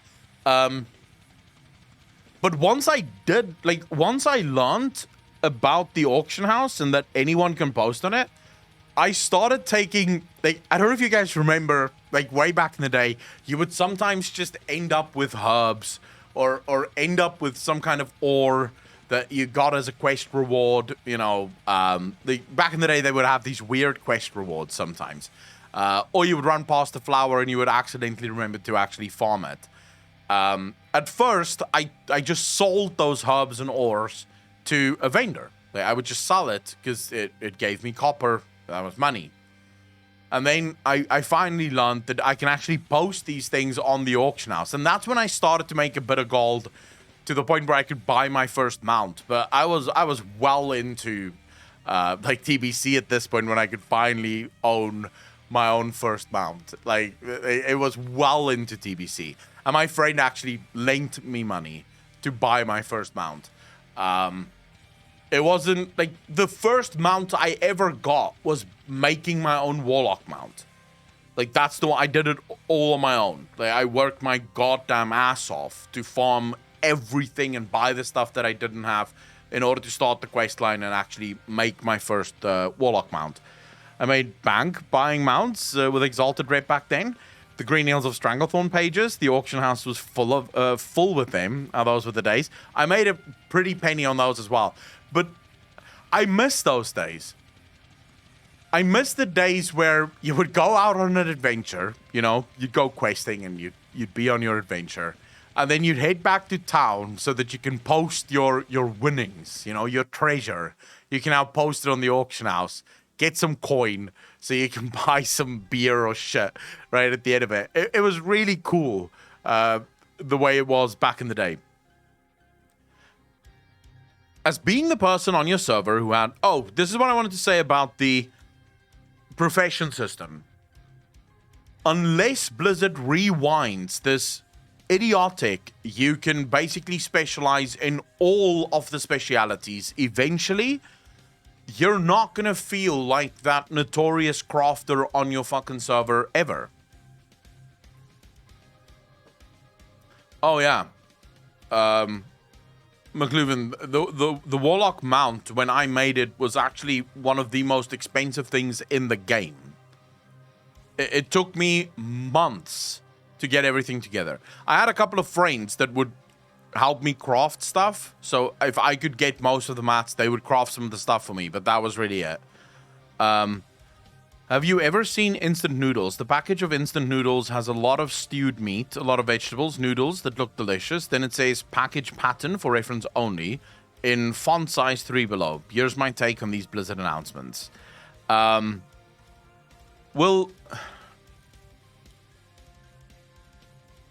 Jeline, I actually think this is a different Blizzard. This Blizzard has their backs against the wall. They can't afford to fuck up. They can't afford to do another we promise psych kind of expansion. I don't believe that this is the same Blizzard that promised us that they'll change in Shadowlands, or that this is the same Blizzard that promised us that they would change in BFA, because the single difference between the promises of BFA and the promises of Shadowlands is none of those expansions followed a lawsuit that basically decimated the player base of World of Warcraft. None of those announcements followed that. This time around, Blizzard is actively working their asses off to get players back. They would be fucking stupid if they play us again. But remember, that does not mean that you go out and you immediately go buy the game. It doesn't mean that you immediately forgive them. It means we are open-minded. I am open-minded. I'm listening to everything Blizzard is saying. I am on board with everything they're saying. I'm saying, this sounds good, but let's see what you have to offer. Let's see when PTR rolls around, because that really, as far as I'm concerned, that is where Blizzard is going to prove themselves to me. Once we have beta, when people start complaining about certain elements of beta, and Blizzard does nothing, and nothing happens, and Blizzard defends their decisions, sort of gaslights the player into accepting that they know best. When players warn Blizzard that, hey, this isn't working, this is going to cause issues, please change it, and Blizzard goes, no, but you don't understand, this is why we're doing it, here's the blue post to basically explain to you how you're wrong. That will be the moment that I go, okay, clearly this is still old Blizzard. They still think they know better. Have they commented if crafted items will be viable? Wait, what did you just say? Sorry, you disappeared there. Have they commented if crafted items will be viable for pre-raid? Well, actually, Ian Azikostas spoke and mentioned that crafted items will be on par with mythic item level. So you'll be able to craft some of the base gear in the game, with the exception of tier piece, basically. It's not necessarily play the player. I think they often think they make good systems. Well, it's not. I don't think Blizzard actively lies, but I am in agreement with you, Clean. More often than not, it's that Blizzard thinks they know better. They think all the player need is a bit of time. Like, you'll get used to it. I know you cry right now whenever I stick my dick in your ass. I know it's not as fun, but you just have to get used to it, you know? It'll stretch, and eventually you'll really enjoy the fact that my monster cock is up your fucking ass. Yeah, but how about you? Like, how about I don't want to get used to this. This is not the most fun experience for me, and I've never actually fantasized about this experience to begin with. So what if you just didn't stick your dick in my ass? This would be much better for me. Blizzard's problem is that they always go, no, you'll get used to it, and then they sort of, you know, stroke your hair, and they sort of whisper in your ear, and you're, please leave, oh my fucking god, just leave me alone. And they're like, no, just shh. You got this. No, but please, I don't want. Oh, that's Blizzard in a nutshell. That's the fucking problem with Blizzard. They seem to they think they know, but they don't. That's the issue. You think you do what you know? Pretty much. Just eat around the dick in your salad. It's fine. You'll get used to it pretty fucking much, right? Pretty fucking much. All right. Well, our communities are larger now. As being the person you server enchants and had the best enchanting rod and everything else that people would seek out because they knew that they were the best. Well, our communities are larger. Things are more varied and complex in terms of gearing paths. But is there a way that we can chase that reputation, that social interaction in our professions today? That's the sort of thing that Classic has helped us inspire. And Blizzard, you will only achieve that if you make specializations hard-coded and limited. If someone is specialized as an armorsmith And they further decide to specialize as a helmsman. So they make helmets. And they further decide to specialize as a glove guy, and then maybe a boots guy. That's it. They can't specialize as a chest guy or a shoulder guy. Their specialization slots is filled. If they want to change, they will have to unlearn the specialization from one of those specializations and then relearn the specialization for a new one. But they can't go from one to the other and just swap it in and out as much as they feel like, because at that point, what is the point of having other crafters around you? One of the ways you get a reputation for something is when not everyone can do something. You don't gain a reputation when everyone can basically do everything. I don't need you, I can do my own thing. It is still an MMO. Allow people or force people... No, I don't want to use the word force, but basically force people to play with other people. You know, make sure that people know that there are other people around that can also help them. You don't need to now make 30 fucking alts just so that you can have one of every single specialization in the game. Adelia, how you doing? Professions, including cooking, still need to be per char. I don't know if cooking, Eludrin. I think professions is fine per char, right?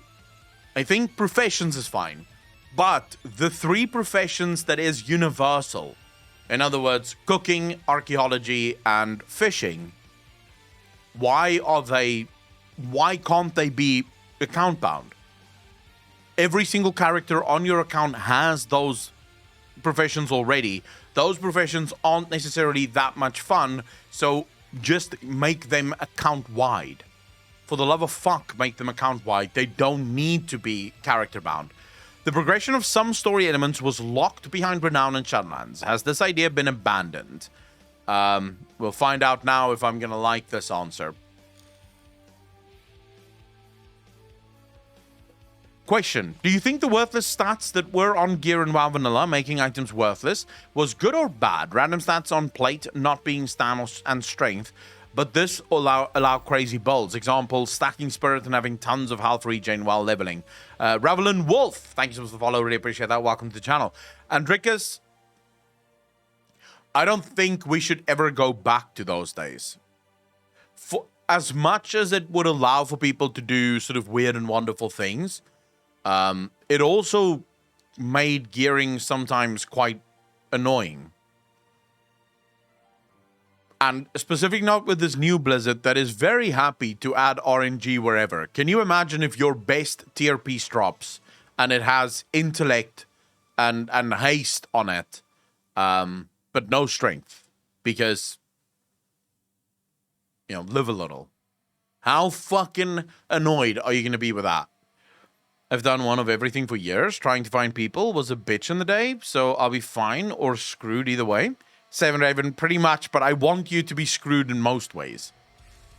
So, forcing you to find other people to do things with you seems to be the best way to do it. I would lose my shit if that was the case. That could be something you could spec into. What about on Rosetta? How you doing?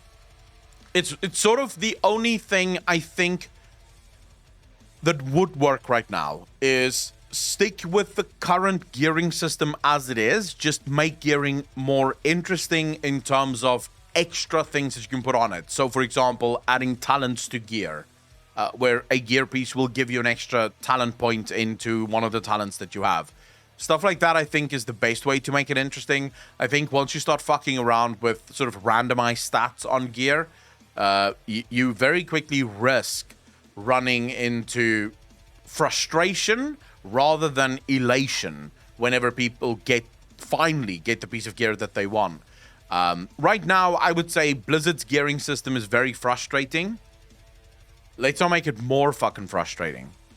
The progression of some story, but to that point, I do think that gearing should be more fun and wacky in World of Warcraft.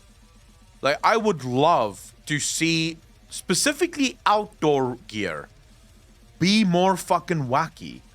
Like, allow for gear in the outer world to be sort of crazy and strange, with strange sort of bonuses on them, and stranger, like outdoor gear just being a bit more wacky and crazy and wonderful, and allowing you to build a warrior with 200% crit if that is what you want to play as. You know, make stuff like that where you can just sort of live a little in the outside world. But of course, for that to happen, you also have to make the outside world worth being in. I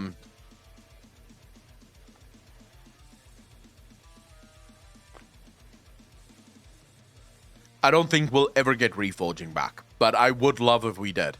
Right? If gear drops can randomly include bonus stats, it's fine. If players have a system where they can add those bonus stats themselves as well, basically getting them for free as a bonus. You're talking about vanilla when people could stack crit or hit? Pretty much, yeah. Well, we're talking about just for the outside game, right? So the gear that you get in the outside world should actually be gear that people still use when they're in the outside world. You know, when you go to a raid, you're gonna put on your raiding gear. Soldiers don't walk around in their suits all the time. When you go to war, you're gonna put on your combat gear. You're not gonna put on your combat gear when you go for dinner, right? Now, I personally think that gearing would be a hell of a lot more fun if you had your sort of raiding gear, you had your dungeon gear, you had your adventure gear, and, you know, you had your profession gear. So when you're out in the open world, you have adventure gear, because that adventure gear will increase your damage to mobs. It will increase your run speed. It will allow you to double jump, even if you're not a demon hunter, for example. All sorts of crazy and wacky shit, depending on what gear you built yourself. And then once you go into your raid, you literally just swap to the other gear pieces. You literally just swap over. Now I'm in my raid. I'm going to do some raiding shit right now. And the way you do this, because I immediately see a bunch of people going, oh my god, my bags, dude, I don't have that much fucking space in my bags. Every single slot has its own unique bag for items of that slot. Basically, take what Final Fantasy is already doing. So all of your helms go into a 40-piece helm bag. Right? That's it. Like, you have your helm bag, and all of your helm pieces go into this bag. And the same for every single other item that you have in the game. So you can basically have that gear, and it's not part of your fucking normal bag that just gets filled up and is full of bullshit anyways. That's how you would deal with that, in my opinion. All right, so the progression of some story elements was locked behind Renown and Shadowlands. Has this idea been abandoned? I wouldn't say we've abandoned it completely. There's different approaches to different types of storytelling. Sometimes it's reputation, sometimes it's the passage of time gating. Sometimes it's nothing at all, and it's just how quickly can you play through the story. I think with most narratives we try to create, there is value to pacing, particularly since it's a shared experience. In other media, there's the Netflix-style bingeable series, where it comes out and you can sit down and watch all 8 episodes and be done with it, versus the weekly episodic one. If it's the bingeable version and you haven't finished yet, or you haven't had a chance to yet, like you're not all the way through Squid Game, you just avoid the internet, you avoid spoilers, you avoid discussions there. In World of Warcraft, that's not really possible. There's a community that experiences stories together. When major events happen, like the attack on Ardenweald and Sylvanas' fight with Tyrande, Tyrande there, or us rescuing Anduin from the clutches of the jailer and learning things about the nature of how to thwart the jailer and so on and so forth. You can't hide from that. You're experiencing it together. So we want to be careful to not have a story that if you didn't blast through it all on the first day, it feels like you missed it all and have nothing to look forward to anymore, and you're hiding from spoilers as you're playing the game and trying to talk to other people about WoW. How about you stop worrying about what other players are going to do, Blizzard? Like, if I don't want spoilers, I just fucking avoid spoilers. It's as simple as that. Flow of consciousness, did somebody doing the interview forgot about BTR? I think so. I'm concerned as a raider with having top quality Wait, I'm concerned as a raider with having top quality potions. If that is a pain in the dick to get, I would be annoyed. Probably not going to be a pain in the dick to get, but probably going to be expensive at first.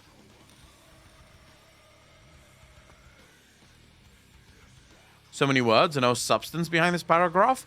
The biggest problem I have with this paragraph is, why is Blizzard afraid of people spoiling the story for themselves? Because if that is the case, Blizzard, you should potentially wait to release the story until every single player in the game is online at the same time and everyone hit the ready button to release the story. Because in all technical terms, you guys have spoiled the story about Zeroth Mortis for me. I haven't stepped foot in Zeroth Mortis and I already know the fucking story there. So I didn't get to experience it with the rest of the player base. Even though you did timegate the fuck out of it every single week. I missed it. So what? Should you not have waited for me? Like, stop. Like, Jesus. Don't pretend, Blizzard. Let's just not pretend that your time gating is a service to the community. Your time gating is to hide the fact that you don't have enough content to give people, and you know that if you gave people everything to do at once, they would take about 3 hours, and then they would ask themselves, what the fuck was this? I'm done. How am I done? How is this all the content there is in the game? So let's not sit here and pretend like you care about the community not being spoiled. You just tend not to make enough content for people to actually play the fucking game. And I wish that you would stop with that. I think we're leaning away from time gating as an overall structure, but I think it still has its place. Where are they leaning away from time gating as an overall structure? Zeroth Mortis still had time gating, no?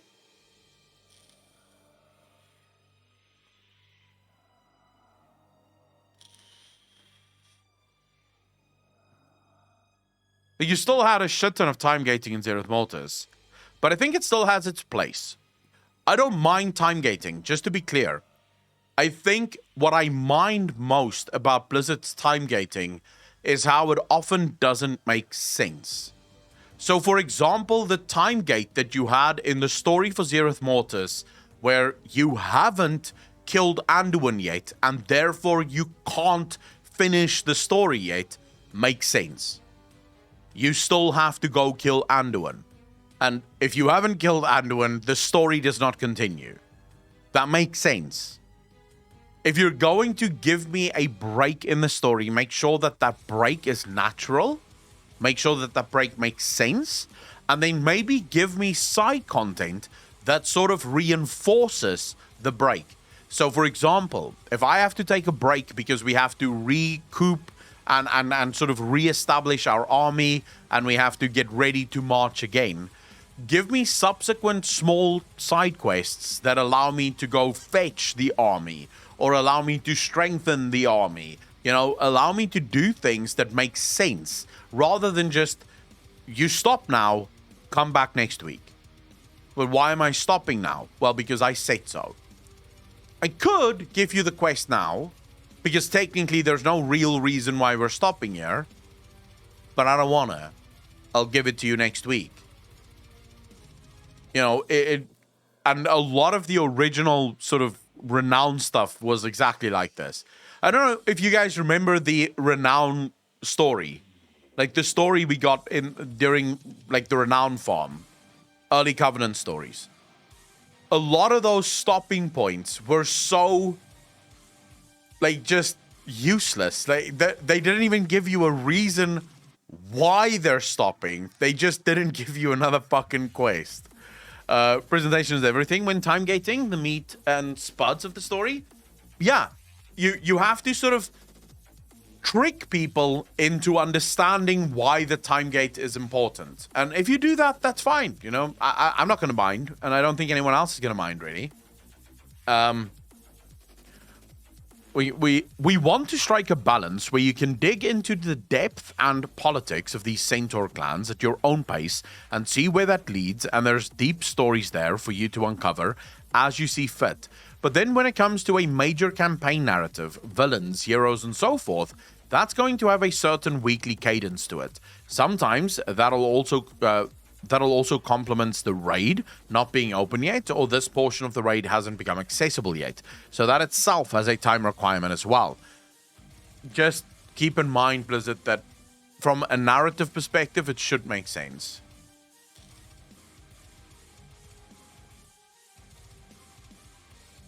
Pretty much, Alex, but I don't necessarily, like, I just read, dump the main story in large chunks and work expansive world building into the smaller shit in between. Yep, I agree with you, Akko. All games are the same. It's just your eyes are open to the paths you're laid down. So pick the facade you enjoy the most and go all in. I can do a skin job. How you doing, brother? Thank you very much for joining, for following. Very happy to have you here. The worst time gate was the Tildra Seal quests. Everyone to the boats. We sail next week. I completely forgot about that, but yeah.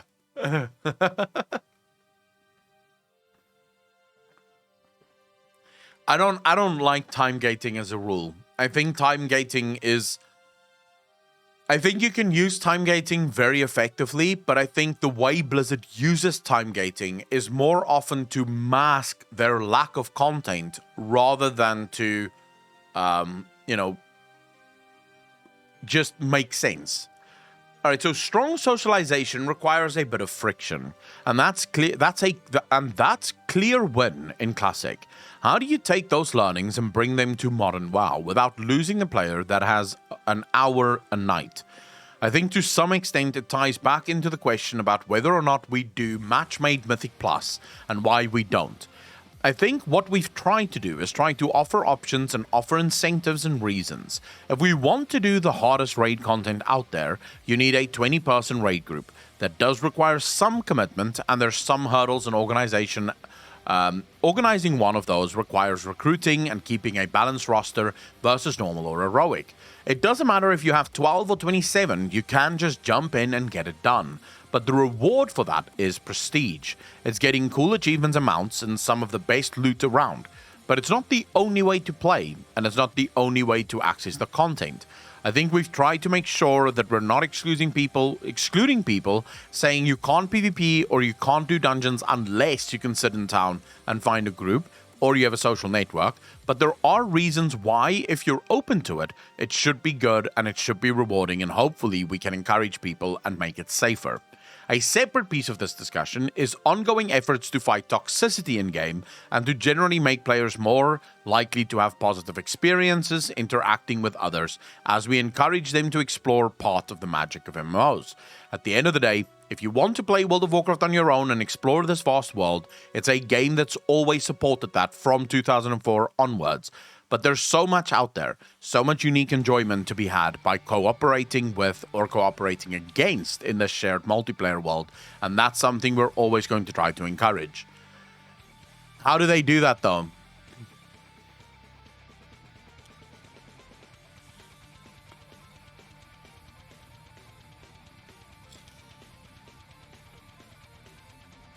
The way I think you make a game fit Eludrin in this sense with every single person's IRL situation is by providing as many choices as possible in the way that you wish to play. They're doing it in a not very convincing fashion. If the game was fun, I wouldn't mind sitting my main out for a week while I do it on alts. Does that cause its own? I couldn't this time around on alts. It was bad time gating and game wasn't fun. They ignore toxic behavior unless and do nothing when players behave positive. I've always been an active guild, so I rarely play with others.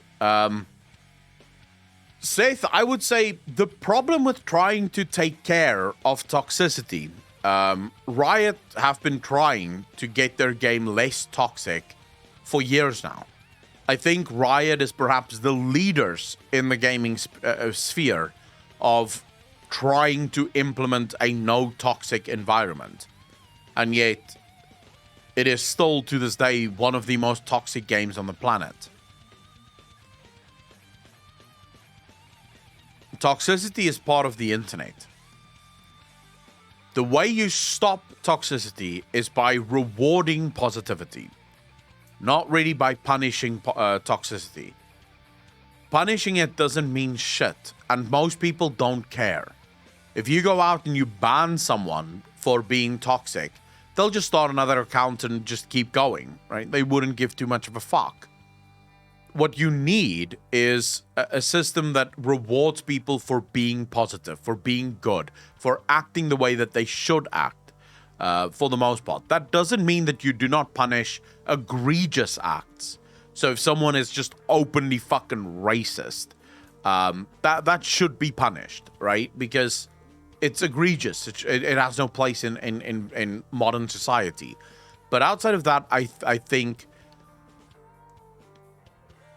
you what is that? You catch more flies with honey than vinegar. LoL is a PvP game. Toxicity is part of it. Even if losing a game was less punishable, people would still lash out. Dennis Fox, true. But remember, we're still talking about how are you trying to solve the issue. Let me give you an example. The Final Fantasy devs do not allow toxicity, yet there is a ton of toxicity still within Final Fantasy XIV. It's just that the majority of players aren't toxic, and that is because there are a lot of rewards in Final Fantasy for people who do play positively. You do get rewards. There's a lot of community within Final Fantasy XIV, and you don't really want to piss off the community because that would have negative consequences for you, right? Drovos, how you doing, bro? Thanks for the follow. Really appreciate that. Welcome to the channel. So I personally think you should try and focus more on rewarding people for playing the game correctly or playing with others correctly rather than punishing people for, like, because oftentimes for people that want to be toxic, that punishment sort of becomes the thing they're looking for. Because it's something that they can use and say, I've been banned from World of Warcraft 3 or 4 times already, you know? Zerx TV, thank you for the follow, dude. Really appreciate that. Welcome to the channel. Thank you, thank you, thank you. All right, so talent tree rework. How much will players be able to fill out the talent tree? Will it eventually be full like artifacts? There's definitely a level of choice, probably in similar ratio to how talent trees played out in Classic. Mike Duran, thanks for the 20, dude. Because he was berating himself during a match. League of Legends does get it wrong every once in a while. I know of a guy who he got basically abused all throughout a league match. He eventually, right at the end of the game, he wrote to the guy, dude, you're a fucking retard. He got banned. The guy that abused him all throughout it, saying like the worst and most horrible fucking words, nothing happened to him. He could keep playing.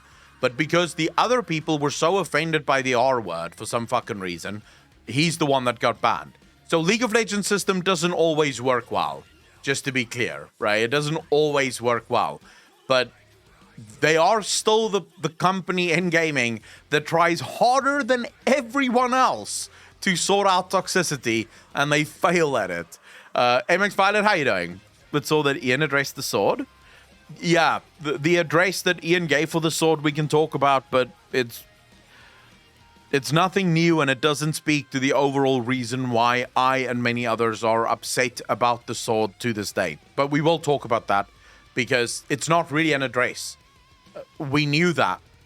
Like, you're basically giving us information we already knew, and in spite of that information, we're still not happy with where the sword is and how the sword is being dealt with. But we'll get to it. Let's just finish the interview. All right, so there's definitely a level of choice, probably in similar ratio to how talent trees played out in Classic. Though we have a different system with both spec and class trees and 2 types of points, so that you can make choices about how you want to perform your role more effectively, and then separate choices about utility and hybrid options, because we know that if we ask you to choose between more DPS or a better Blink or Frost Nova or something, you're always going to pick more DPS. I like that. I said it literally when they announced that there's these 2 talent trees, one for your class that's more utility based and one for your DPS. It does remove that sort of obvious choices, since all of the choices that you're going to be making within your spec is going to be for DPS, and all of the choices you make for your class is probably going to be more utility based. So it sort of makes it, all choices are interesting based on what you're picking. So you always have that sort of very interesting thing that you can pick, right?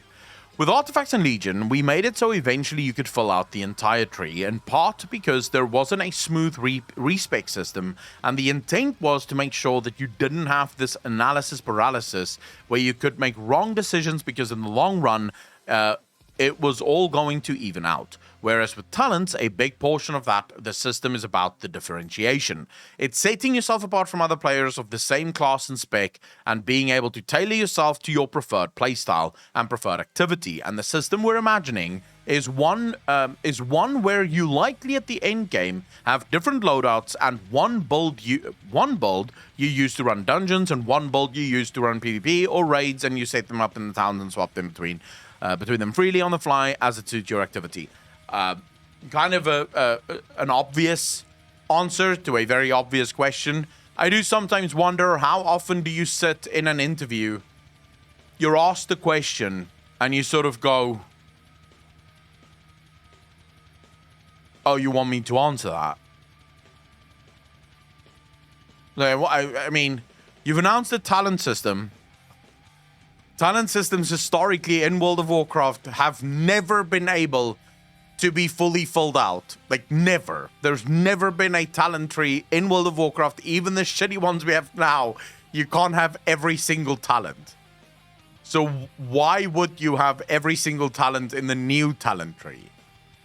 I genuinely think sometimes if I was working for Blizzard and he asked me this question, I would genuinely sit there and just think,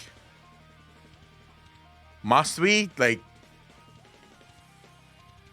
do I really need to provide this answer, or could you just derive from the fact that these talent trees came from classic inspiration? We're probably going to do it pretty much the same, right? Yeah, why have talent trees if you're just going to be able to have all the talents? Just make it part of the fucking class then and be done with it, right? You're a fake data, bro. Is the goal of the new talent trees to bring back abilities that have been removed in the past? It's an option. We've done a fair bit of that in recent years, separate from the talent changes, hearing feedback on things that were pruned in Warlords or Legion, of things that were missed, whether it's altered time for mages or whatever else, and finding ways to bring those back. The talent system is more about creating a stronger, more interesting, deeper foundation on which to build our class and spec gameplay, and less about overhauling the existing gameplay of a given spec. But some of the specs are so fucking stupid, though. Like, bro. I hate fucking Affliction. I despise Affliction's gameplay. Why must we, like, why could you not just fucking rework the specs at least, dude? In Legion, we set out to rebuild a lot of our specs from the ground up. Here, I think we're pretty happy with how most specs play.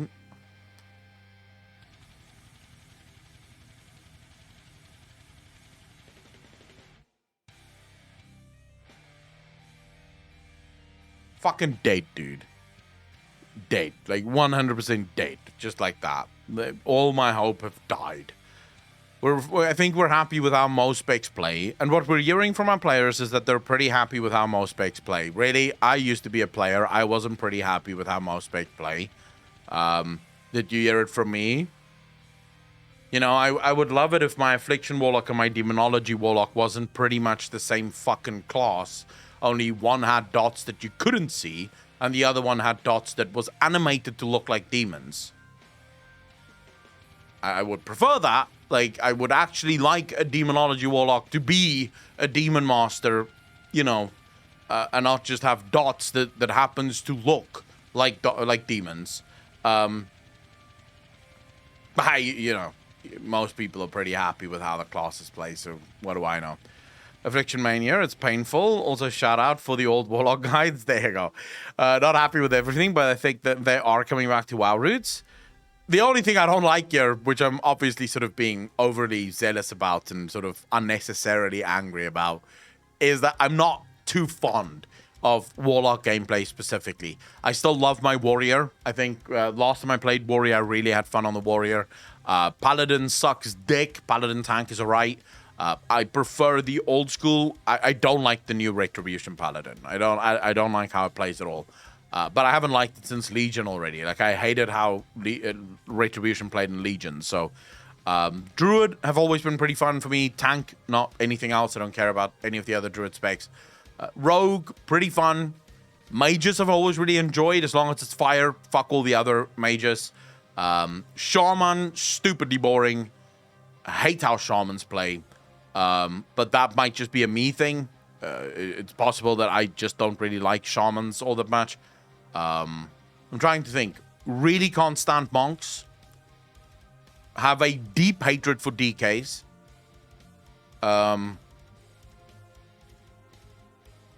I have too high an IQ to play Demon Hunter. Because I feel like you have to be at least a little bit slow to play Demon Hunter. Because the only way you could be excited or at any way, shape, or form involved in Demon Hunter is if you don't have much of a way to think anyways. So, you know, limited amount of information is all your brain can handle, and you're basically pushed to the max while playing your Demon Hunter. So, yeah, basically just the Warlock that I really don't enjoy that I play, that I fucking hate. The others that I don't play, I fucking hate anyways. And obviously, all of that is said in tongue-in-cheek. But I really hate the Demon Hunter. I think Demon Hunter's just way too... it's oversimplified. It's way too simple. But I don't think that all Demon Hunters are stupid. Just some. Most. Not all, but most. We're not asking people to relearn what a Beast Mastery Hunter means or an Outlaw Rogue means. If you like your rotation and you like your... Oh my god, I think Beastmaster is also really stupid. But anyways... if you like your rotation and you like your moment-to-moment gameplay, we want to make sure that you can largely recreate that via a series of choices within this new system.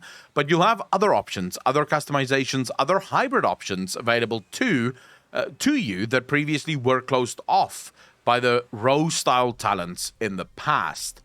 If it's not Warlock, it's all stupid. That's not true.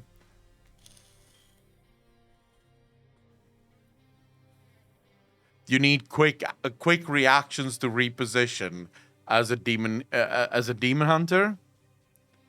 Oh, I'm sure it's so hard for you. It's not as if every single melee class has to reposition. I'm sure it must be so hard to literally be able to point and click to where you want to go. It must be really hard. How do you do it? Tell me, how do you do it?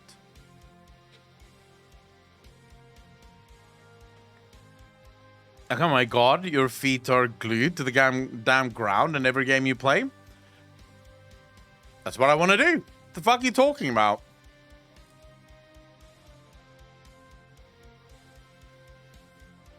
BFA Mythic Demon Hunter with a 2-button rotation. It's very hard for them to reposition though. Like, you know, when the boss moves and they have to run towards the boss. Demon Hunters have the hardest time moving because there's this built-in script. When you press left, it may go right, it may go forward or backwards. You don't know until you press the button. They've made it really difficult for Demon Hunters to reposition themselves, you know?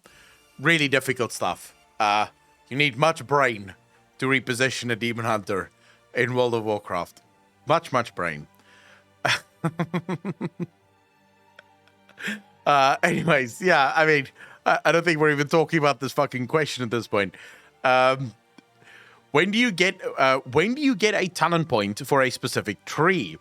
Most classes rotations are simple, especially after the amount of hours people play. They're all becoming mind-numbingly boring.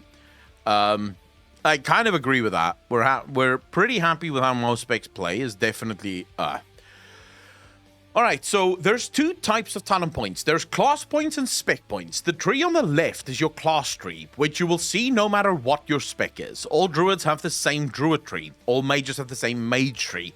Then your fire tree, you'll see, you'll only see if you're a fire mage. All right. As you level up, there is a schedule that we have laid out on our end of which type of point you are going to get at which level. I'm going to make up numbers here, but at level 37, you might get a druid point. Dude, I have not even thought about this. The new talent system actually makes leveling fun again, because you're leveling for something. Every other level or every few levels, you are actually getting something and you're feeling like you're getting stronger. It's that RPG feel that World of Warcraft have missed for so fucking long. I completely forgot about that even. Jace Ventura, how you doing, brother? All right, so you're at 37, you might get Druid point. At level 38, get a Resto point. At level 39 and level 40, Druid points. And 41 and 42, Resto points. The key here is over the course of your leveling points, you get a certain amount of each, but you're choosing to spend them across separate ecosystems. I think that was one of our big learnings from seeing how the classic talent trees played out. And the question we kept running into is, there are right answers here. There are mathy answers, and players are always going to take the throughput options. The option that increases their damage per second, healing per second, survivability as a tank over that little bit of utility. That extra distance on Blink or the reduced cooldown on Interrupt or something if we put them as head-to-head choices. So, let's not. Even in the hybrid sense, there's a cool fantasy that we want to chase and recapture of the idea that you're a Red Paladin. But you are a Red Holy versus Red Prot. Well, if you could just Red and just really good at damaging things, you're going to do that, I think. We're creating more interesting and nuanced decisions, spaces by separating out the types of trees. I actually agree. How many of you think that you would have preferred the old school talent trees insofar as you get to choose between Red, Prot and Holy versus the new ones, where you get to choose a bunch of Paladin specs for utility or Paladin talents for utility, and then Retribution or Holy or Tank for your spec? Because I prefer the new version. Because there were often times as a Warlock back in the day where there were some really cool talents that if I had talent points to spare, I could take them, but I don't have talent points to spare, you know? So I'm not going to take them. So you would oftentimes miss out on a really interesting talent because you don't want to miss out on the really DPS heavy talent, right?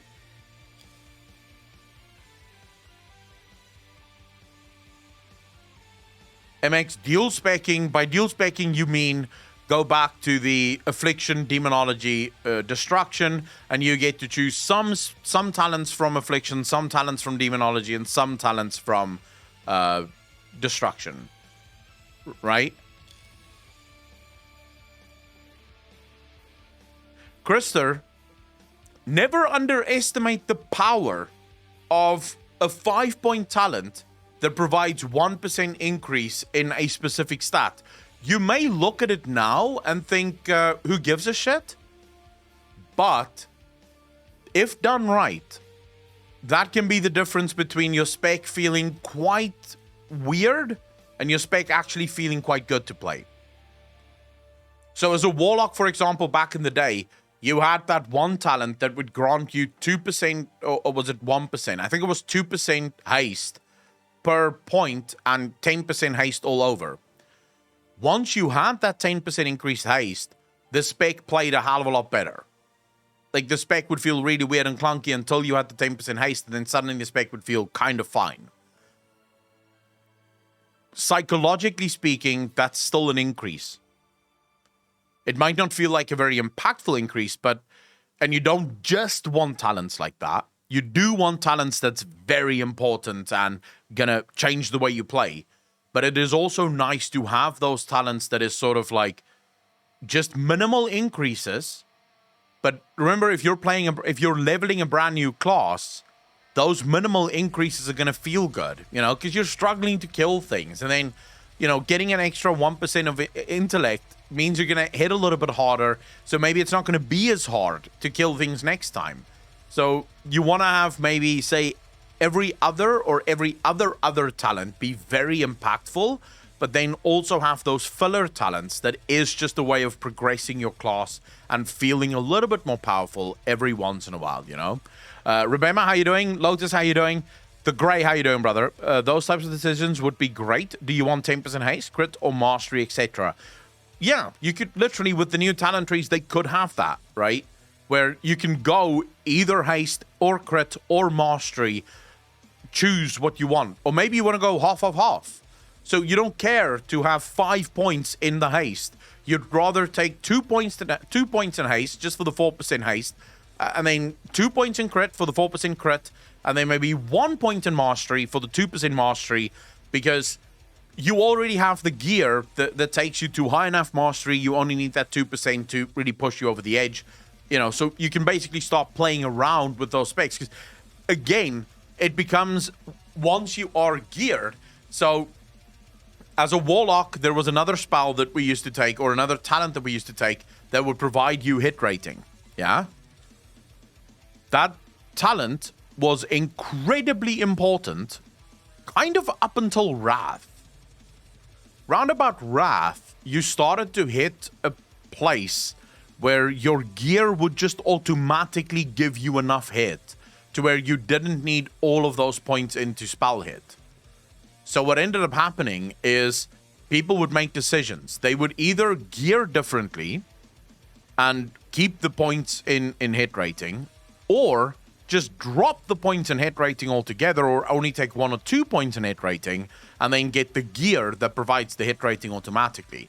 So usually as you were gearing up, you'd constantly have to go back and change your talents, because sometimes you needed a little bit more hit, other times you needed a little bit less hit. And this was sort of just part and parcel of the playstyle. So small little stupid shit like that can actually become really interesting as you gear. Lucidel, how you doing?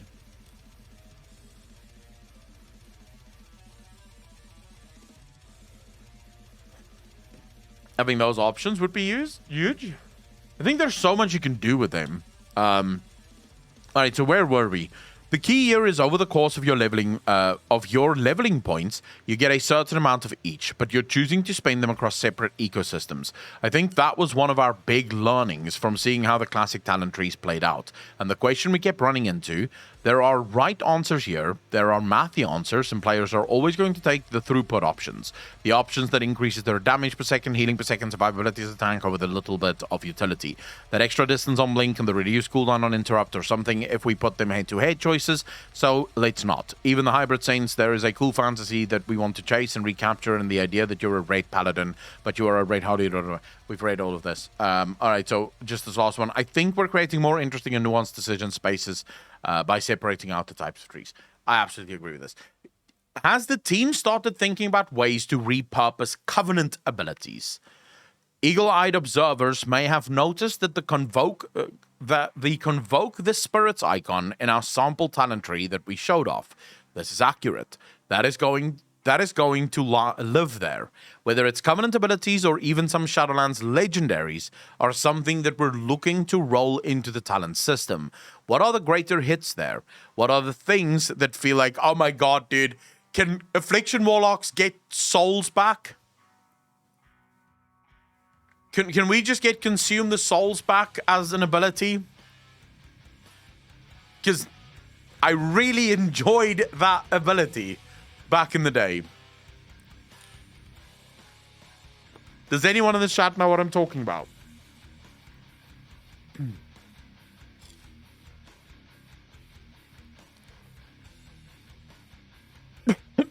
Yeah, Soul Reaping. One of my favorite things in the game fucking ever for Affliction Warlocks. As soon as you have enough souls, just grab them in and play. And very good Warlocks would actually know how to reap souls.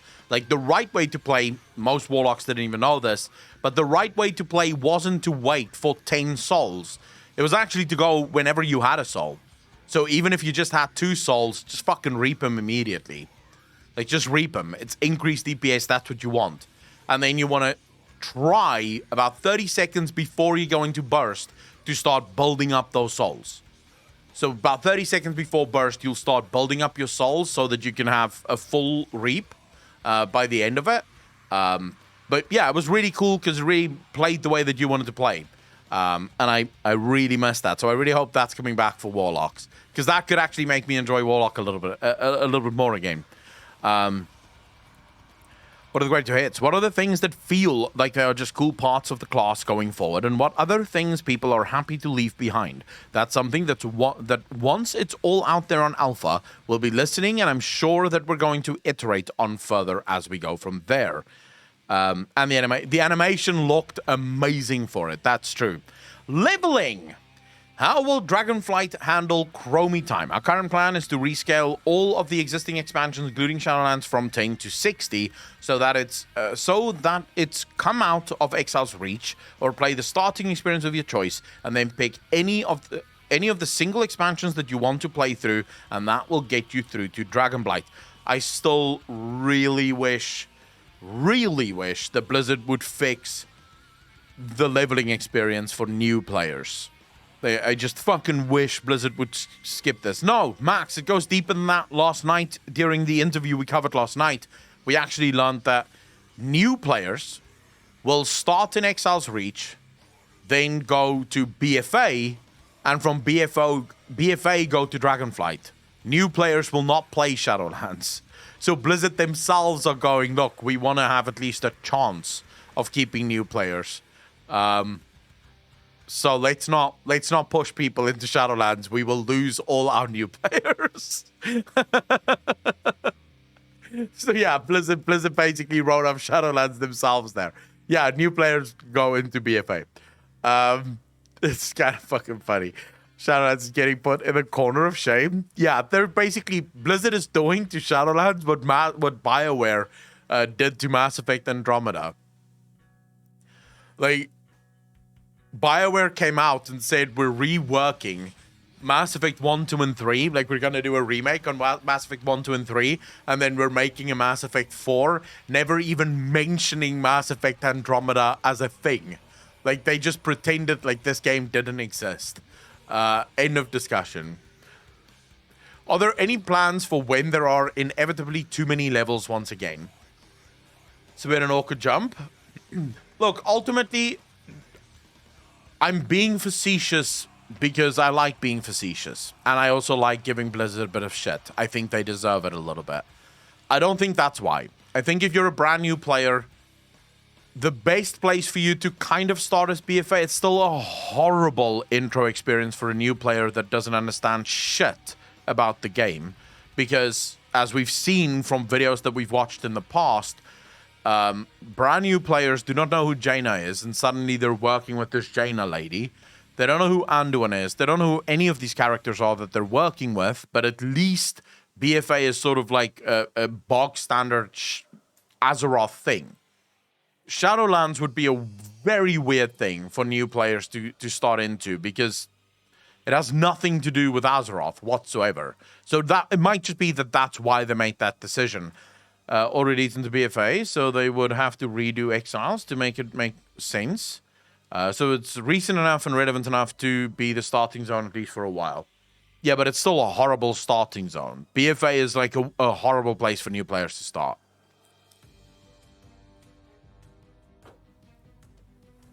We're going to get into this. What are your plans for when there are inevitably too many levels once again? I think all of us want an answer to this.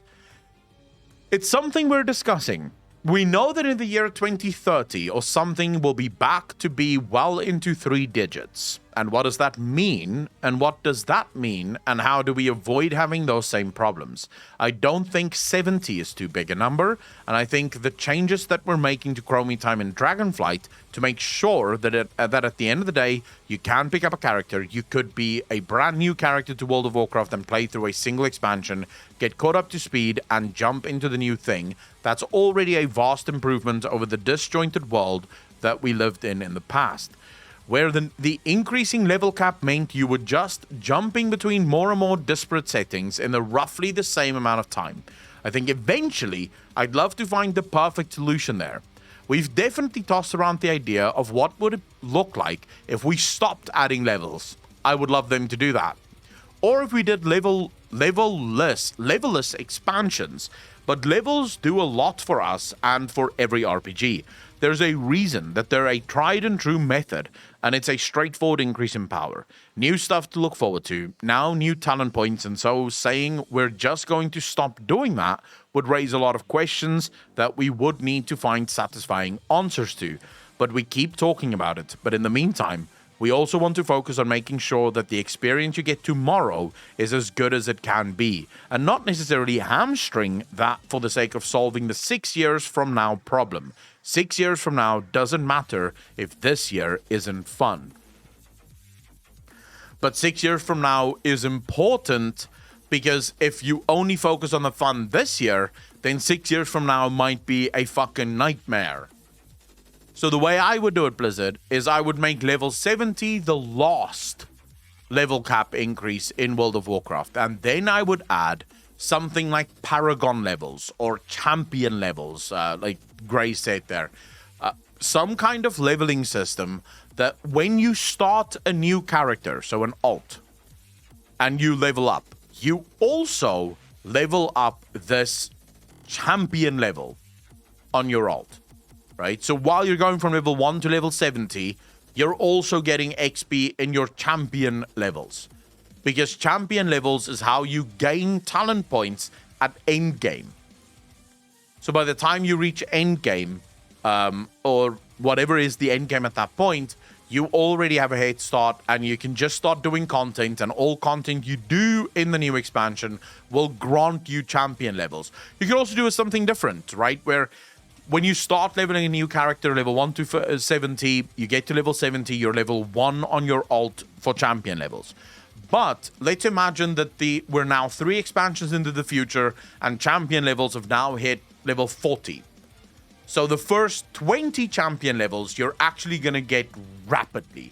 So just doing a couple of dungeons and a few world quests and a couple of renowned shit will get you the first 20 champion levels. From there, slows down a little bit more, until you get to where the champion level was at the start of the expansion for everyone. So let's imagine that they add 10 new champion levels for every single expansion. This is basically how you're going to be playing. So you'll have a catch-up of champion levels for the first few dungeons that you do once you get to max level on your alt, and then you start like normally leveling up your championing levels or champion levels. Do you guys think that would be wrong?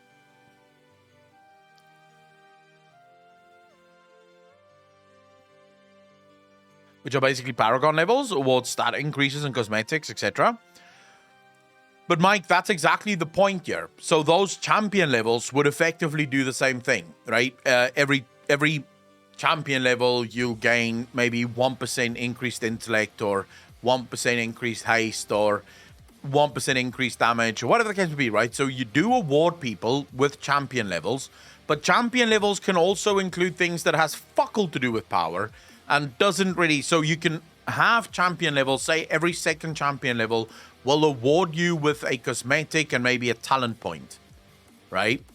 But then maybe after 2 new talent points of champion levels, there's no more talent points that you're going to be getting. You're now just going to get some cosmetic rewards for the last 5 levels. So people still feel like they're getting more powerful because they are technically still going up in levels, but they're not actually getting more powerful until they get to gearing and all the rest of it.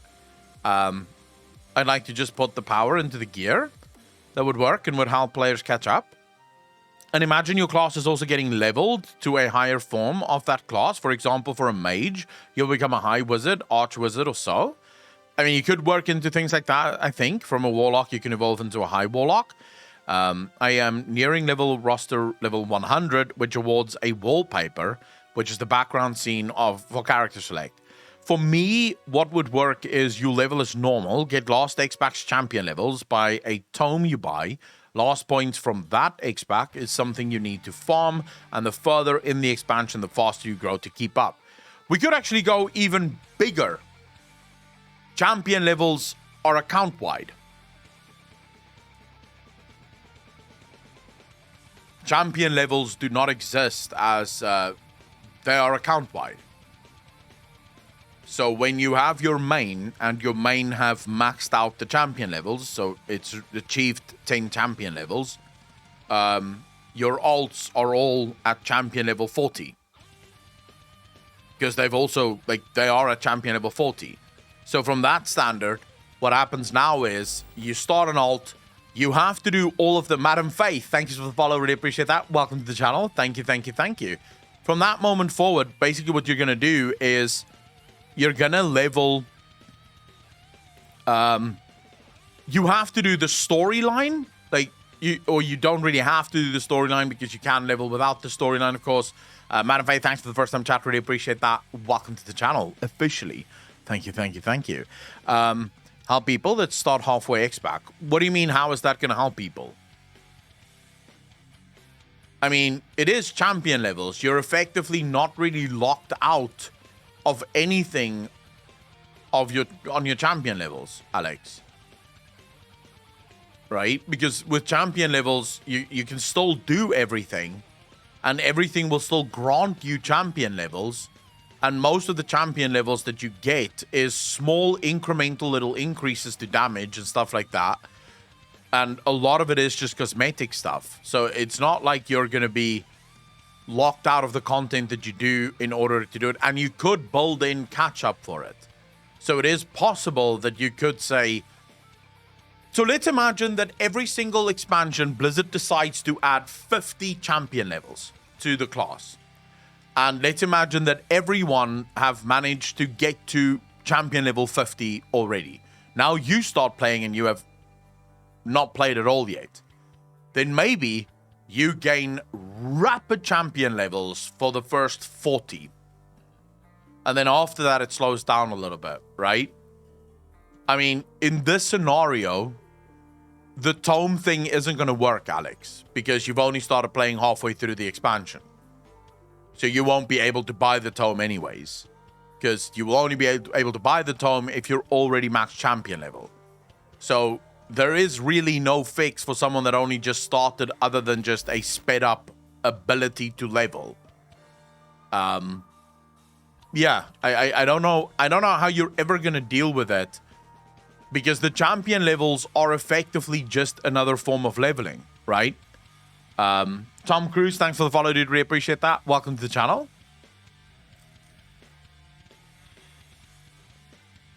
Well, it depends, I guess, because you could also just have, say, you have 10 new champion levels, which is basically your levels, like we have right now. So let's talk about it this way. Every expansion, Blizzard decides to add 50 new champion levels. Yeah? But the first 10 champion levels you gain is levels. Like, genuinely, just as you're doing the quests, you're leveling up and you get to max level, right? You've done all the quests, you've done the story, you're now max level. The next 40 champion levels that you get are purely cosmetic. Mounts, pets, different transmogs, borders, adventure plates if they want to build that in, right? So you're basically making it purely cosmetic as something for people to do, a reason for people to do things in the game, if that makes sense. So you're still giving people a reason to go out into the world and do crazy things within the world. Does that make sense?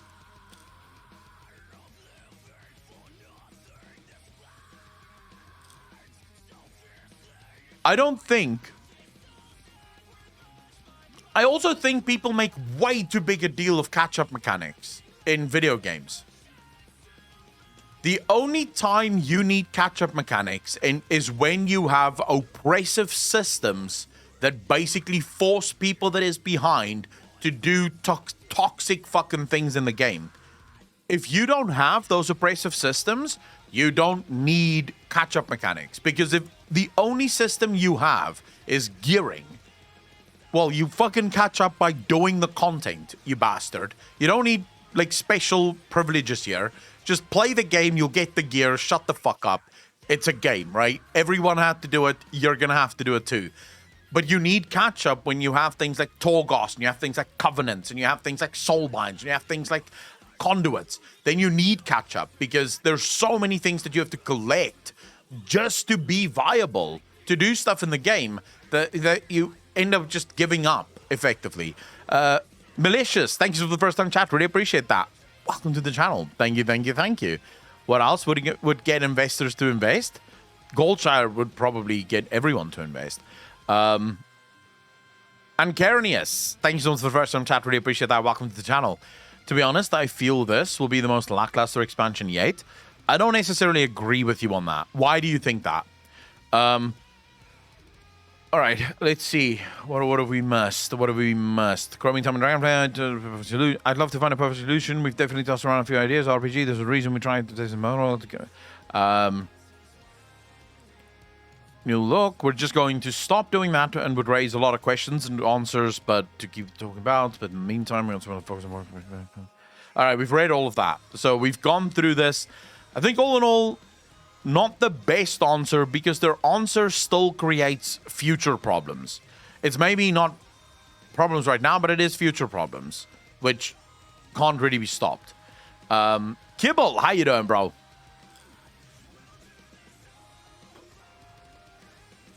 A WoW cinematic doesn't stir my blood and hype me up, but we'll see. Angarnius, that's actually why I love it. Because it didn't try to hype people up. It simply introduced us to a world and said, wait and see what this world is about. Now, if only Blizzard wouldn't release the story during the beta and the PTR tests, that'd be amazing. Like, keep it that way. Don't give me a cinematic that spoils the game for me. Don't give me a cinematic that spoils the story for me. Show me in the fucking game what the story is. Just introduce the expansion with the cinematic and that's it, you know? It's all I really give a fuck about. Because they could have done like a really big Galakrond dragon flying and eating the fucking world kind of thing. They could have probably done that. But that would have felt just, again, like cheap marketing at best. I kind of like the fact that they went more muted. And it just feels like sort of, here's the home that we're going to be returning to, and it's going to be great. Come check out what we have in store for you. Keep that mystery. Don't try and blow me away with the cinematic. Blow me away with the game. PvP. Are there any new PvP features in Dragonflight? This presentation today was not a complete exhaustive list of everything that is new or changing in Dragonflight. Just kind of the biggest beats. On the PvP front, a couple of things that we're working on. First off, probably not a huge surprise to a lot of folks who follow our discussions of this. The solo shuffle brawl that we introduced recently in Eternity's End. Setting it up as a brawl was always meant as a little bit of a test run to try it out. Get feedback on it, help refine the queue system and so forth, but it's something that we want to convert into a rated mode in Dragonflight, so that if you want to solo queue and have a competitive PvP experience where you're match made based on rating and you can earn progress, earn gear and participate and compete, that's something we want to offer there. I think that's, we've spoken about this, we know that this is coming. I don't have to cover it again. We also know that they are maybe working on new BGs. We know that there's new arenas coming. And they did say that they may be working on new BGs.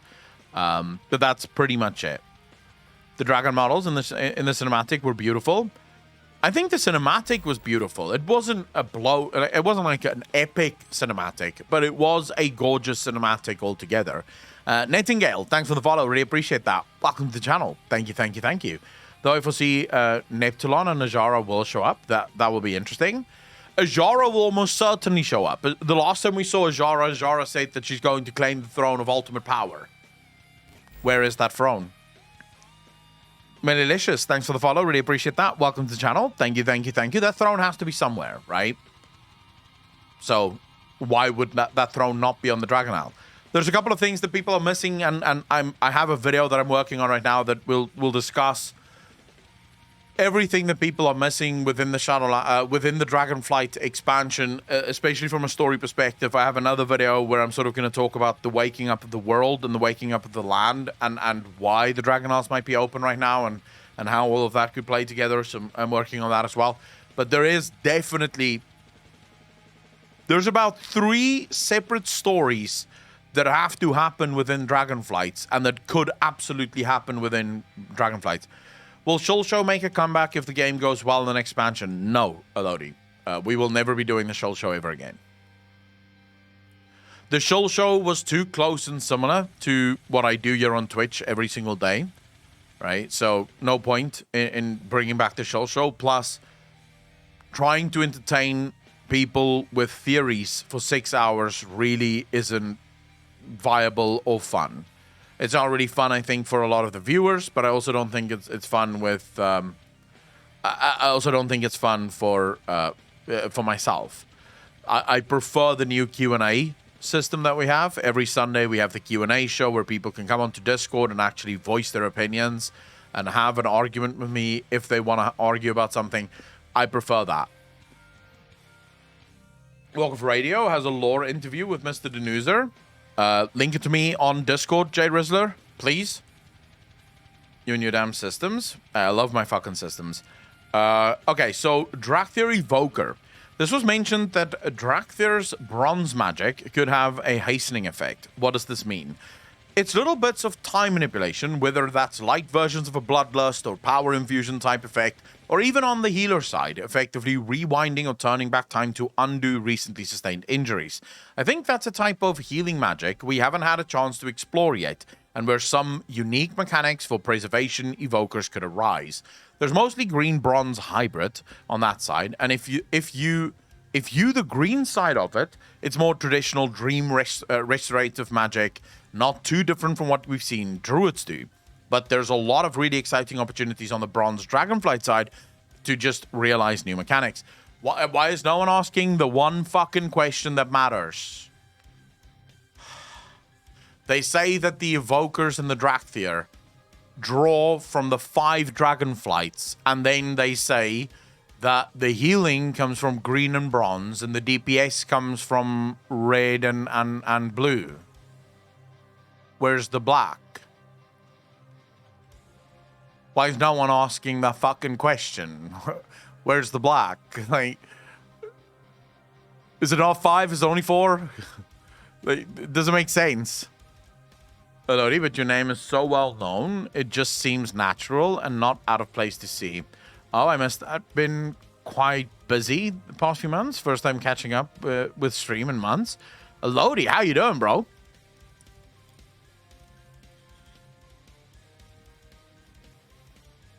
When did they ask about it? Thank you very much, Russell. Really appreciate it. We'll watch it now. I would not mind that. All right, so many players have commented that there has been a stale healer meta for multiple raid tiers until this tier. With the addition of Evoker, what steps are you planning to take to ensure that all healers are unique and are valued in groups and high-end content? I feel like until such time that Blizzard starts embracing support classes in the game, it's always going to be a little bit fucking sort of stale. Once you go black, you never go back. I'll take your word for it. Doing well. Opened up my own clinic with a friend. Still a lot to work. Oh my god, Elodie. Congratulations. Shamanita, how you doing? Didn't they say we will be looking for the Black Dragonflight as part of the quest line? I'm not talking about where...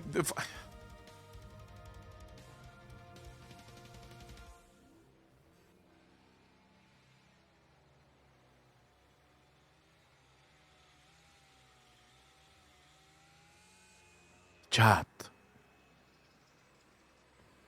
I am not asking where is the Black Dragons. I'm asking where is the black magic of the Drakthir in Dragonflights. They say that the evokers draw from all 5 Dragonflights, yet when they go through the powers of the evoker, it is green and bronze for healing, red and blue for DPS, and black is fucking nowhere to be seen. That's what I'm talking about. I don't give a fuck about the actual lore and questing experience within the game. I'm asking where the fuck is the Black Dragons when it comes to Evoker class. Because they say they have 5, but they don't have 5. They just have the 4, so where's the 5th? God. Why is this so hard? Alright. As always, the answer there is differentiation. It's thinking about damage profiles, thinking about some of the utility that they have, whether it's cooldowns or extra stuff like Druid Stampeding Roar or Life Grip or other tools that they bring to the table that encourage a varied roster. Now, as we increase the number of healer specs, not everyone can be represented even in larger rate sizes. We don't expect you to have 6 or 7 healers, but you should always be happy and grateful and think about, okay, cool, it's a good thing that we have this, because this brings us a useful tool that helps us on these types of encounters. We're going to see at the very, very high end, the MDI in dungeons and world first level in raids, people have multiple geared alts. We won't always see that diversity because they're trying to solve for a narrow problem posed by a single encounter, where it may be we want 3 paladins and 2 disc priests or whatever, because that's what this encounter demands, but across the board, across an entire raid tier, across the range of situations imposed by dungeons, we want to make sure that healers feel viable and feel valued, and that's an ongoing exercise for our combat team. Our goal, first and foremost, is to make them fun and flavorful and give them unique tools, and the next and final steps is we go through the later stages of beta, we'll be tuning, really figuring out exactly whether they need an extra tool or whether they have one tool too many to make sure they're not overshadowing other healers in seeing how they fit in the meta. We want to start off with we want to make the thing fun and cool and then move on to solving the balance problems. I think if we're overdoing the latter from the start, that can hinder our ability to really just make something that is exciting from the first minute you play it. Maybe they will do a third spec or did not show the skills with Black Dragonflight or Static. Apparently, someone doesn't like the fact that I rage at Blizzard because they kept spamming that they do answer it literally in the next question. So, you know, Ren the Mage, I'm fucking looking at you, you bastard. Let me rage if I want to rage, bro. Don't piss on my parade. I don't walk into your house and take a shit on your bed. I like raging. And I haven't seen the next question yet. So for now, I live in this wonderful, ignorant world of no one has fucking answered the question yet. Until I get to the question. And then I go, oh, they're answering it. That's good. Well, what's that? I know, bro. The black magic is for gold shire in. I can see that.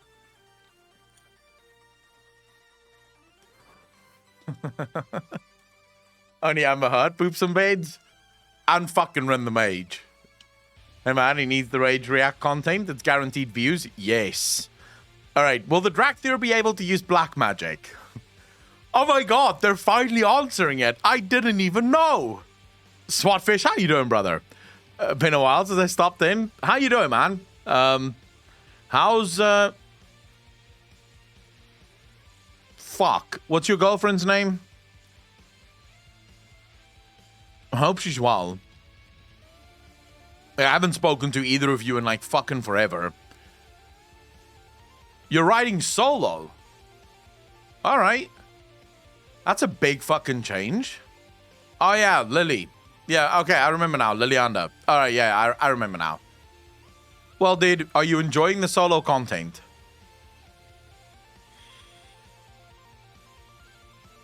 Rin the Mage, this time it's your fucking fault. I'm blaming you this time. Okay, so will the Drakthir have use black magic? The Black Dragonflight is certainly part of Dragonkind, and while they have some nefarious history with Deathwing and his descendants, Rathian is a good ally of ours, and there's subtle differences between the Black Dragonflight Fire and the Raid Dragonflight Fire. But I think Drakthir Evokers are uniquely gifted in being able to harness and channel the power of all the aspects and all the flights. So all of them will have a place in some form. That answers nothing! Rin the Mage, if I could, I would punch you straight in the asshole, bro. I would tell you to bend over and I would punch as hard as I fucking can. It answers not a single one of my questions were answered in that fucking paragraph. I can't believe you wasted my time. You bastard. It was a rough start, but oh yeah, life's been blossoming. It's always better when you fly solo, bro. It's always better when you fly fucking solo. Dude, the question is, when they say, like genuinely fucking speaking, this is from multiple devs, multiple devs that said this. The Drakthir will draw from all 5 Dragonflights, and then they say DPS will draw from red and blue, healing will draw from bronze and fucking green. Neither, like, not a single developer says whether black fits into all of that. So bollocks to that. It's still not fucking answered in the question. I can't believe you wasted my time on the mage. You fucking asshole. You asked if they asked the question. I said they asked the question. I didn't say they answered it. What the fuck? You made such a big deal of it. Fuck you, bro. I believe it's all smoke and mirrors. They have very, very little of this expansion decided or done. Lol, there's actual evidence that says that's not true. I just love you, Akko. You look like huggable Teddy, and then you rant and rage. I don't, like, it's not often that I rant and rage, but when it comes to Blizzard, they seem to bring the best out of me. I believe Akko got debated. I did. All right, will empower spells make it to other classes? Oh, the empower ability on Evoker is actually one of the coolest things about Evoker for me. Maybe eventually anything is possible, for at least for Dragonflight. That is a Drakthir Evoker specific mechanic. It's not something that all of their spells will do, but the key signature abilities that they have, I think the most natural one being imagine a literal dragon's breath, where the more you inhale, the more you build up, the more powerful the energy you release is going to be. A simple way of thinking of that is imagine a skill which has a variable cost time of 1, 2, or 3 seconds. You can choose whether or not you want the 1 second version or the 3 second version. The 3 second version might have a longer range and leave a lingering dot on everyone that you just incinerated. The 1 second version might be something that you can pop off quickly and get back to moving around. Each will have their use and upsides and downsides, and it's something that you have in a very organic way that a good pairing of mechanic and fantasy can decide on the fly. Imagine if you had this for every single class in the game. Imagine if a warlock, right, could cast Chaos Bolt. You could either do almost like an instant Chaos Bolt where it's 1 second done. So you literally just press it and release and it flies off. It hits okay. It's not like the biggest hit in the world, but it is an okay hit, right? And then you have the longer cost where it actually starts hitting quite hard now. And then you have the full cost, which can take 3 seconds even. But then that also applies a dot, or it also like does just crazy damage or some shit like that. Imagine if every single class in the game had that thing where there is no more like just stupid cast times. Instead, every single spell that you have that used to be this very long cast time now sort of goes in this category of how long do you want to let it go, right? Or each soul shot charged, it does more damage, something to that effect. But you have this sort of like you replace all long cast times with this variable cast time thing where max cast time is the biggest cast time. So Kimi, how you doing? Didn't show that you were live. Well, you're here right now. I'm glad that you're here. We're once again doing one of those marathon coverages of a fucking interview, where the interview is probably not that long, but nevertheless, I've already been here for 2 hours.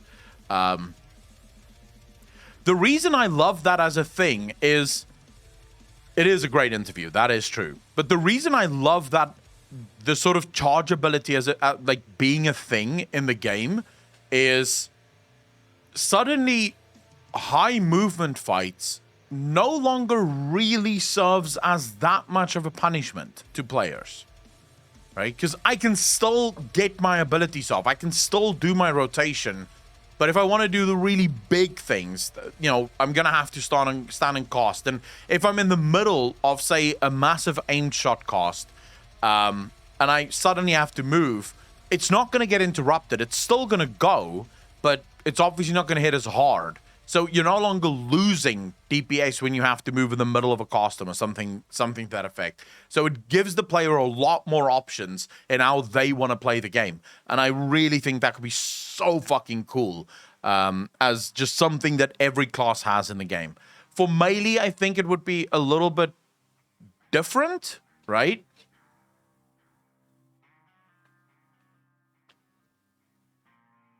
But I can definitely see even melee have that sort of thing. But you could probably with melee, because melee doesn't really have cost times, but with melee you could always do something where abilities that have cooldowns, if you do a quick punch, it doesn't have a cooldown. If you do a mid-range punch, it's going to have a shorter cooldown. And then if you do a massive charge, it's going to have the long cooldown, or the reverse. So if you want to be able to spam it a couple of times, you could charge it as long as possible, and then you have no cooldown on it. Something to that effect, right?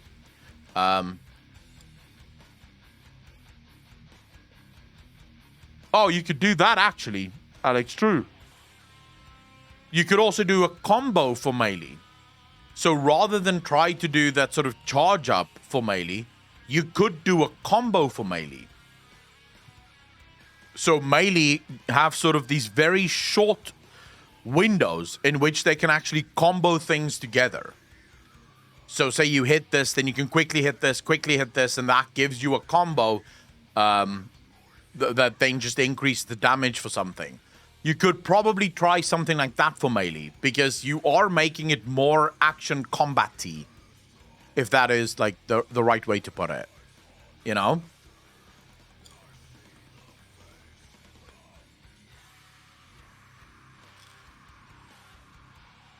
Maybe there is things like, how would you... The problem with making it AoE means that, are you just now going to give it so every single ability is AoE? Because for Warrior, I feel like, or for melee, I feel like a lot of the allure of playing a melee is sort of fast reactions, fast spells that doesn't have a long cooldown, and you're sort of in the moment. Where most range, on the other hand, it's more about the longer play. You know, most range classes have more of a longer play style where you are sort of thinking ahead and planning ahead, and you do have that ability to hold a button for 3-4 seconds. Whereas I feel like it would be horrible for a melee if you push a button and then you just, like, have to fucking hold the button for 4 seconds before you can let it go to do maximum damage. I don't know if a lot of buttons, a lot of sort of classes are going to enjoy that. Where I can see stuff like that happening would be Fury Warrior Rampage, for example.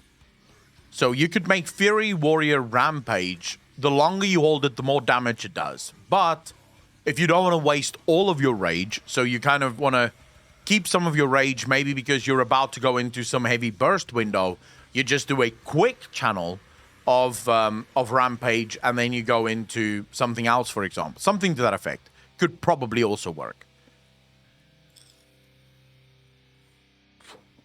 Yeah, I think for classes where it makes sense, but for other classes it would not make that much sense.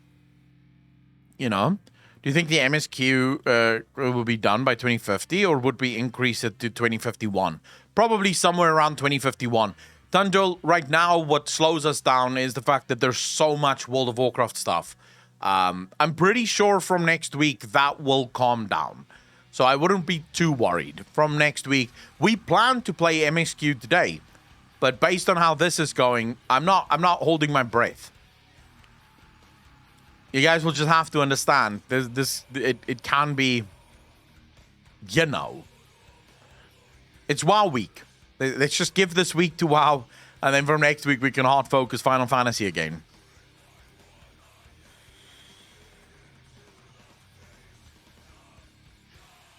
I'm pretty sure they could do it for every class, of course.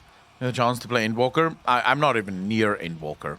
But, alright, so Blizzard sort of saying it is on the cards at least. King Shiny, thanks for the first time chat, dude. Really appreciate that. Welcome to the channel. Thank you, thank you, thank you. I suggest we wait and see how they implement it in Dragonflight first. I worry. Well, yes, of course we have to wait, but we can still speculate on the possibility of it being implemented and how cool it could be. As it, the alpha will start soon and not Blizzard soon. I know, D-Wolf. Will the Drakthir be able to become other classes in the future? It's definitely possible down the line. I think it's exceedingly unlikely that any race other than Drakthir could ever be an Invoker, because you need wings. You need the ability to literally breathe draconic energy to perform any of the abilities. The Drakthir that we're meeting are all evokers because that's what they were created by Neltharion to be. That is their unique gift. They can channel the power of all the dragonflights, and this is who they are.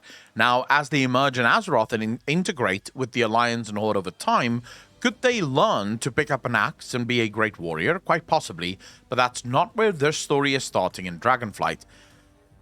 I know this is not what everyone wants to hear, but this is sort of the best of both worlds, I think. Lace, thanks for the first time chat, dude. Really appreciate it. Welcome to the channel. Thank you, thank you, thank you. After watching many clips on YouTube, I finally catch you live. Greetings from Mexico. Happy to have you here, bro. Very happy to have everyone here. Oh my god, the next question is right in my wheelhouse. So,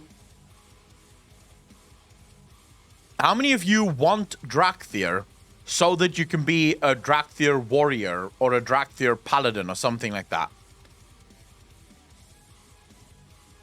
Seven Raven, who hates you?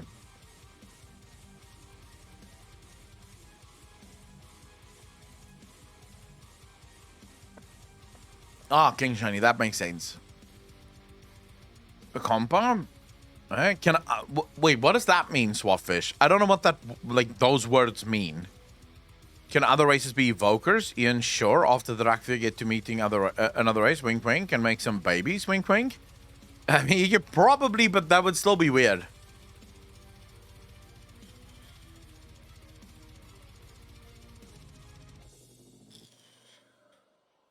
Got a friend who's moaning. He can't be a Blood Elf evoker. Well, you can tell your friend he's never going to be an invoker on Blood Elf. And I sort of like this, by the way. I'm full honest with you guys. I don't hate the fact that this is a thing. In fact, I wouldn't mind if Blizzard did this more in the future, where you make an entire race and a class that can only be that race. Because I think you can do a lot more stylized, sort of thematic race and class combinations if you restrict it. I'm not saying make all classes and races restricted to only one class, one race, but I am saying you could put so much more effort into race design when you know exactly what you want the class to be, but then the race is also going to influence the class. So thematically, you can build something really cool on people. So I'll go for it at least once. I really want a full dragon fantasy with Drakthir. They should allow you to transform into a full dragon for mount purposes, similar to Worgens. Yeah, dude, Blizz got balls for making this move. Super hyped for this. Also, take Demon Hunters into consideration. Only Nalfs and Balfs can be Demon Hunters. So how is it possible that in current WoW, we have Void Elves using light powers? I mean, you have to ask Blizzard why that fucking decision was made. Professions. Are the profession changes robust enough to be a complete alternative to the normal PvP, PvE contents? Big fucking question. They're intended to be quite robust. They're focused on the Dragon Isles version of these professions, and there's a tremendous amount of additional depth, customization, specialization, progression to them. Individual professions will have their own specialization or talent trees, even more so than back in the day, where if you were a blacksmith, you could be an armorsmith or weaponsmith. But here, you can be an armorsmith who further specializations into making helms and further specs into bonuses to types of them or advantages in crafting them in a way that sets you apart from your fellow crafters. Holy shit. All right, that is a lot of specialization. Whether it's being able to provide something that is a particular interest to your guild and your friends, or on the marketplace, a competitive niche where you can corner, like you're the helm crafter that everyone comes to on your server because everyone knows that you make the good stuff, and there's someone else who specialized in gloves or something else. For a lot of people who already play the economy and hang out and deal with the auction house as almost like a full-time gameplay style, we want that level of depth and more for professions. So our hope is that we'll see folks who are spending a lot of time hanging out in the crafting area, supplying their trade and picking up work orders, making gold and skilling up on the side as they do that. I don't know if it would fully supplant. Fully supplant. Do you say supplant or supplant? Supplant. Is it supplant? I don't know if it would fully supplant picking up work orders. wanting or needing to venture out into the world, you need to gather your reagents from somewhere. While a lot of cool stuff will be craftable, many of these things may also use materials which come from out of the world and from dungeons and elsewhere.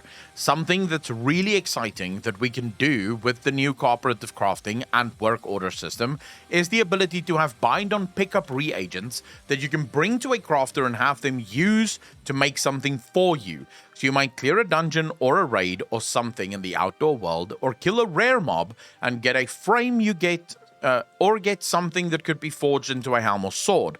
You may not have the skill to do it yourself, but you can take the bind on pickup thing that required participating in some content, overcoming some challenge, or accomplishing something, take that thing to a crafter, give them a nice tip, maybe provide the materials or they provide the materials, and have them make you something cool. So it's a whole layer of engagement and interactivity on a social level for professions, and it's something that we've always really wanted to capture. Supplant. All right, so it's supplant. Okay. Here's my love for this answer, but then also my greatest fear. My love for this answer is it seems like they really are going balls deep into crafting. So they're really allowing you to put it in all the way and get the money shot at the end. Yeah? Like raw as fuck. And that works for me. The issue that I have is if you take a game like Final Fantasy XIV and you look at the crafting of Final Fantasy XIV, by the way, probably one of the best crafting games in the world. Like I don't think there's another MMO that does it anywhere near as well as the crafting game for FF14. The developers there have also created content specifically for crafters. So there's content out in the world, much like normal people, much like in World of Warcraft, like Ian just said there will be things that you have to go get in the world. So you're not just going to be able to sit in the city and craft stuff. You have to go out into the open world, but they also have content that is very specifically made for them. So the treasure hunts, I believe, are pretty much specifically for crafters. Like you get crafting mats from doing the treasure hunts. There's that other system that people kept talking about that I can't remember the name of now. DJX, how you doing? Thank you very much for the follow. Really appreciate that. Oh my god, what is the fucking system called again? It was introduced as a DPS sort of like normal player thing. People fucking hated it. They then removed it, reworked it, and released it as a diadem. Thank you. Why do I never fucking remember that name? But yes, diadem. So they have the diadem systems. There's so many systems within FF14 designed purely for crafters, where crafters can go and do their thing. It's not really meant for anyone else. So I just hope that Blizzard does the same thing. This is a good starting point, and if this is the starting point, that can be really cool in the future. But will Blizzard actually remember that they have crafters in the next expansion? Because Blizzard have a nasty habit of forgetting in the next expansion that there are actually casual people that like certain things from previous expansions. But all in all, I think great answer. I don't mind this. This is a good answer, and it seems like they really are going to go all in on this crafting thing. How are the gathering professions impacted by all the changes, including the new quality system? We want to add depth to gathering as well, though not quite as much there.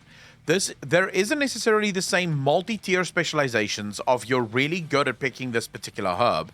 I think there's a bit less fantasy there, and also we want part of the choice that you make when picking your professions could also be to some extent how much depth you want, how deep you want to go. The stats that were mentioned in the deep dive presentation earlier today are going to apply not just to crafting but also to gathering. If you're wearing a special set of gloves, if you've skilled up more, you may be able to gather more of a herb or an ore, or do so at a higher level of quality that will help provide inputs into potentially making better stuff. So there's extra depth there, extra interactions, but think not quite as much as you'll see for blacksmithing or tailoring. Do you not think that all gathering professions should be account wide though?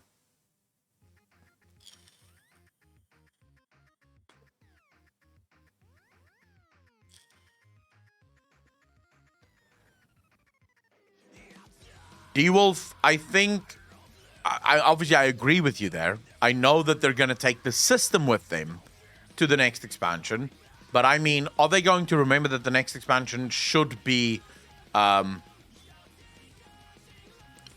they going to remember that the next expansion should include new content, not just new things to craft, but content for crafters, which takes it a whole new way, right? Professions are anyway useless while leveling. Can I ask why you guys don't believe that all gathering professions should be account wide?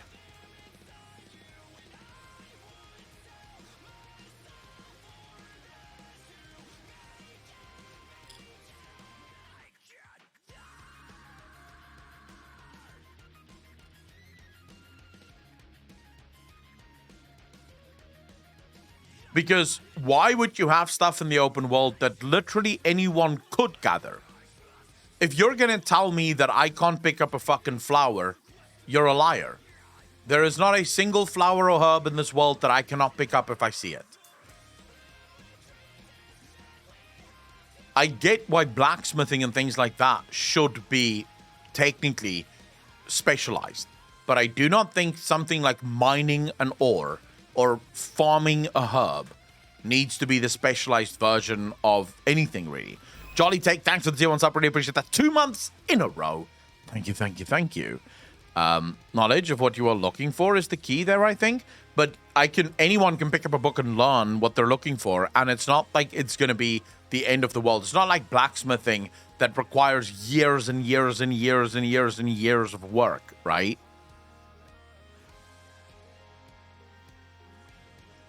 And on Hypop servers at the moment, it would be even worse if everyone could do it. The prices would drop like a rock, which would mean that the only thing that would be costly is the actual crafting of stuff.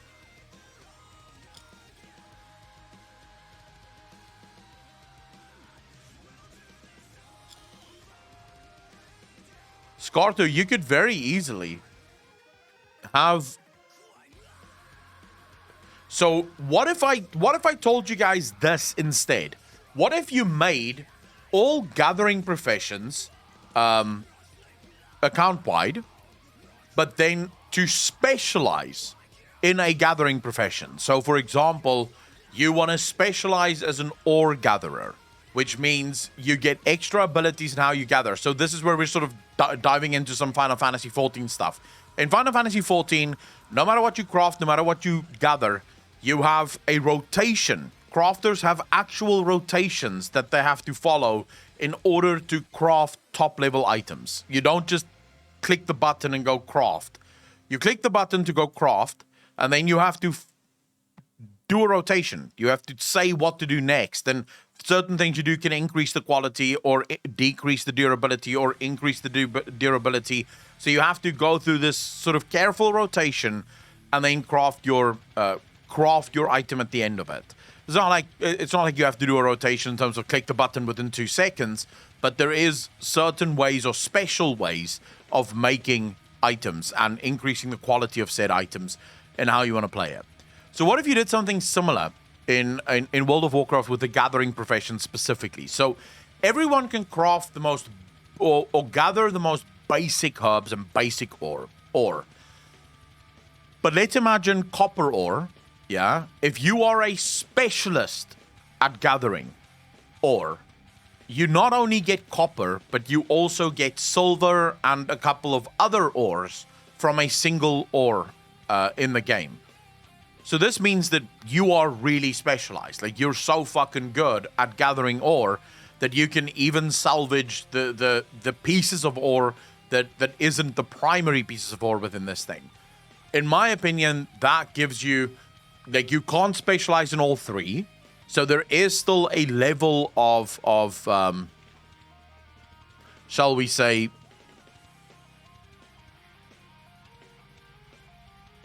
there is still a level of specialization and differentiation, but everyone has access to the basics of it.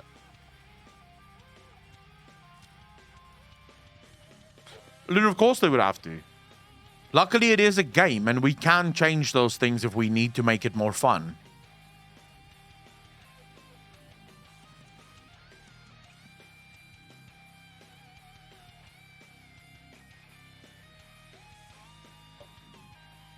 Mountainsides with ropes too. I don't see why people have such a, like, why people are so, because I think the only reason many of you are against it is because you're going to lose out on the money that you can make because you happen to farm ore, and now when everyone can farm ore, your ore is going to be worth less on the auction house. Which, in my opinion, what's the problem? If you really want to make money, start crafting. And if you can't be fucking asked, then just go play the fucking game and buy the stuff that the crafters make with the very cheap ingredients that they now have, which causes the items that they make to drop in price, which actually eventually will sort out the economy of World of Warcraft. Rather than having just like a couple of fucking gold farmers just play the auction house the whole time and become stupidly rich, literally off of reagents. Because most goblins don't get stupidly rich off of intricate items. They get stupidly rich literally off of reagents.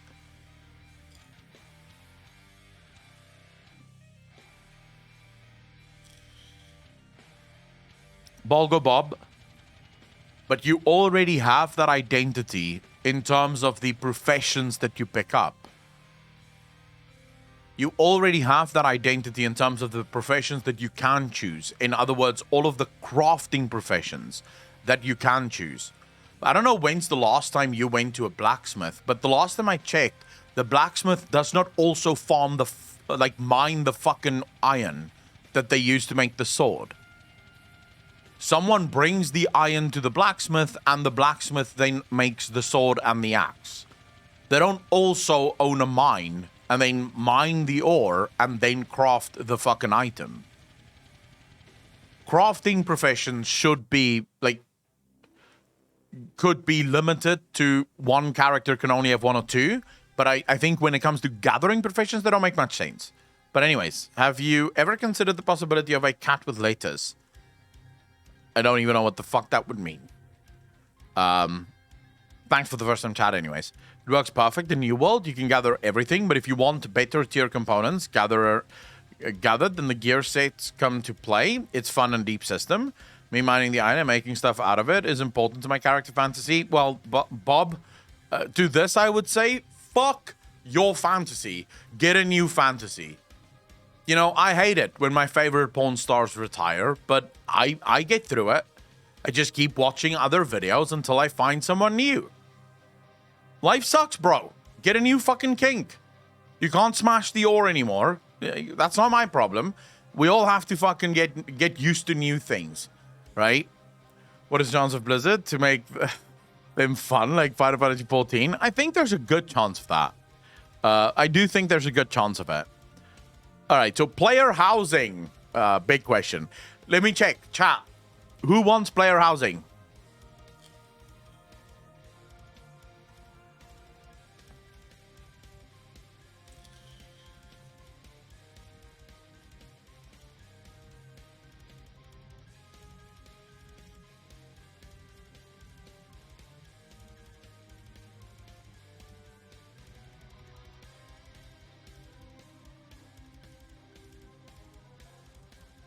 All right. Who thinks that Blizzard should absolutely not add player housing to the game? So it's not just that you don't care about player housing, you don't think Blizzard should add player housing to the game at all.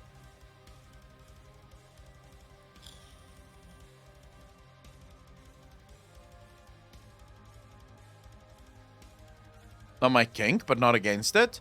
Player housing, yes, sure. It's in a lot of MMOs these days, so why not WoW? Is there anyone? Because I know on Twitter, there are a lot of people that hate the idea of player housing in their game. To those people, I would say don't buy the fucking house. You don't have to play the game the same way as everyone else does. But I think I'm a huge proponent of player housing, yet I am the one person that will never own a home. I have no interest in it. I don't even want a house in real life because it's too much responsibility. Right? So I don't care for a house, but I do think it should be in the game. Ian is again going to piss me off. Ian is going to piss me off. You guys just watch. Ian is going to piss me the fuck off with his answer here. I can invite the cute elves over for a party. There we go, Swapfish. There it is. There it is. Let me play their fantasy, but don't restrict players simply because you don't want it. Pretty much. That's exactly what I'm saying. All right, so that's something that certainly gets discussed around the team a fair bit. There's interest in that, and even when it was little things in the past like the farm in Pandaria, players have jumped at the chance to feel there's a portion of the world that they can call their own and customize in any way. It's something we still are excited about, still hope to deliver at some point. I think every expansion we have the conversation internally on what are the set of features that make sense for this expansion, and whether we want to really focus our art, resources, engineering, and everything else to it. Player housing is something that we still love and to realize one day, but it's not part of Dragonflight. That doesn't mean the dream is dead. It's something that still gets. I knew he was gonna piss me off. I knew he was gonna fucking piss me off. This would be the equivalent of me saying, you know what? I still think about losing weight all the time, and it's something that I would really love to do. But it's not something that's part of Monday. But, you know, it's definitely something that I want to do in the future. But, you know, I'm going to have to take some time out of my day to go to the gym. And I'm not going to be able to eat all the chocolates that I want. So, you know, it's not Monday's conversation. But, you know, definitely something I want to look towards in the future. How many of you think I'm eventually going to reach my target weight with that, with that mindset? Like, when am I going to reach skinny and sort of athletic and good looking with that mindset?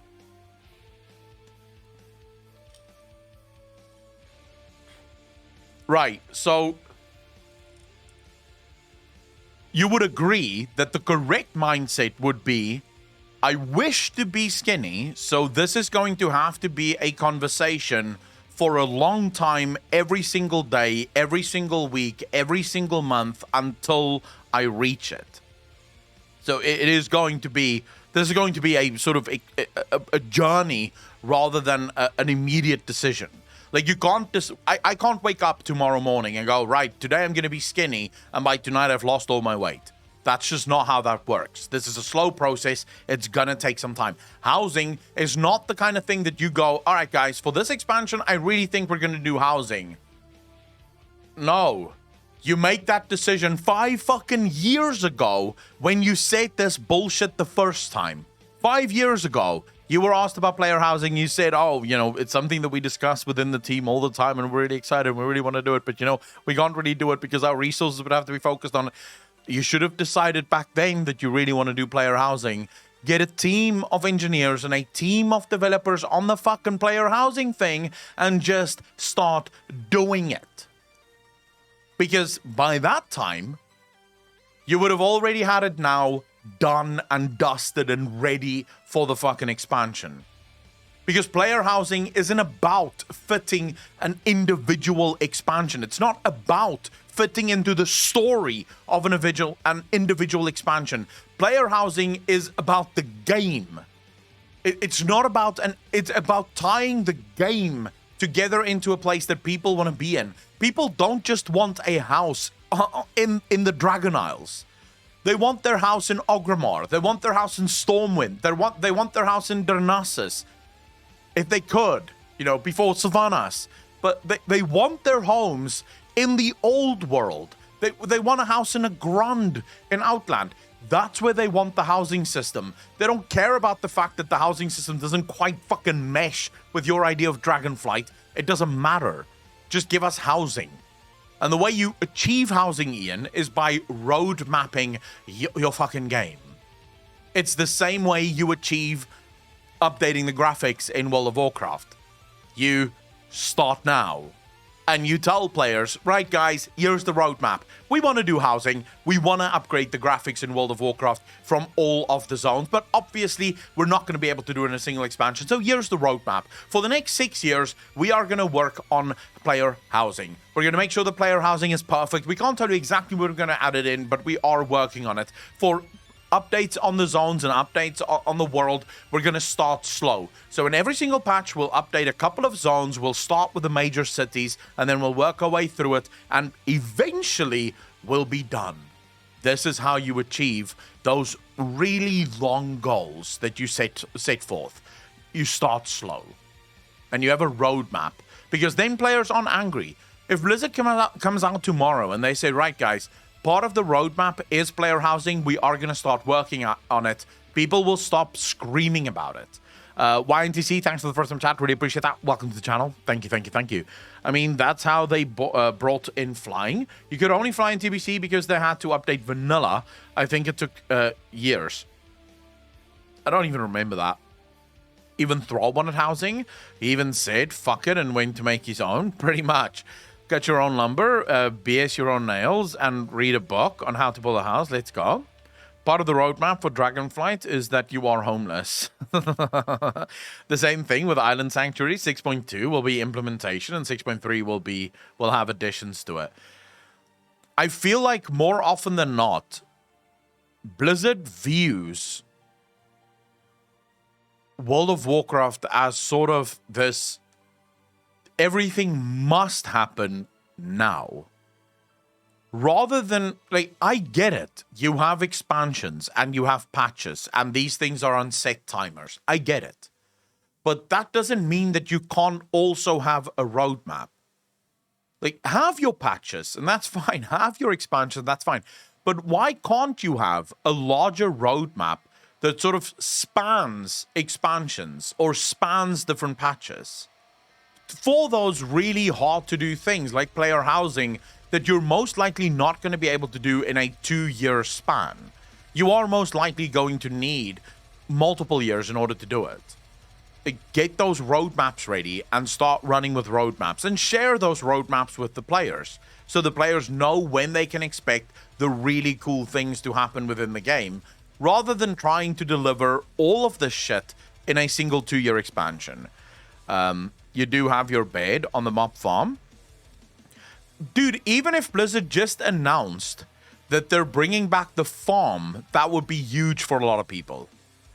Imagine if Blizzard announced that the farm is once again becoming a thing, and you can once again plant cooking ingredients within the farm, right? And that becomes part of cooking. So if you have the cooking profession, part of your cooking profession actually includes talents on how to grow better herbs and spices and food ingredients and stuff like that. And eventually maybe you add things like livestock. So if you need chickens, you have a couple of chickens. If you need ducks, you have a couple of ducks. But you have to go out into the world and get those ducks and then bring them into your farm so they can start multiplying and you can start mining them or whatever the case may be. So you could do a bunch of really cool things just with the fucking farm. Like, you don't even need just housing. Even if you just brought in the farm, that would be a massive step in the right direction for a lot of people. So, yeah, you know. Which old fan favorite system do you see coming back? As an example, there's the garrisons.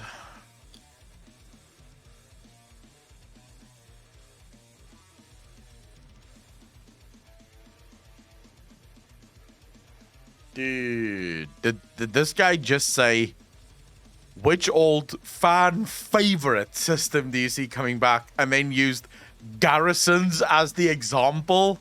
Like, is this for real?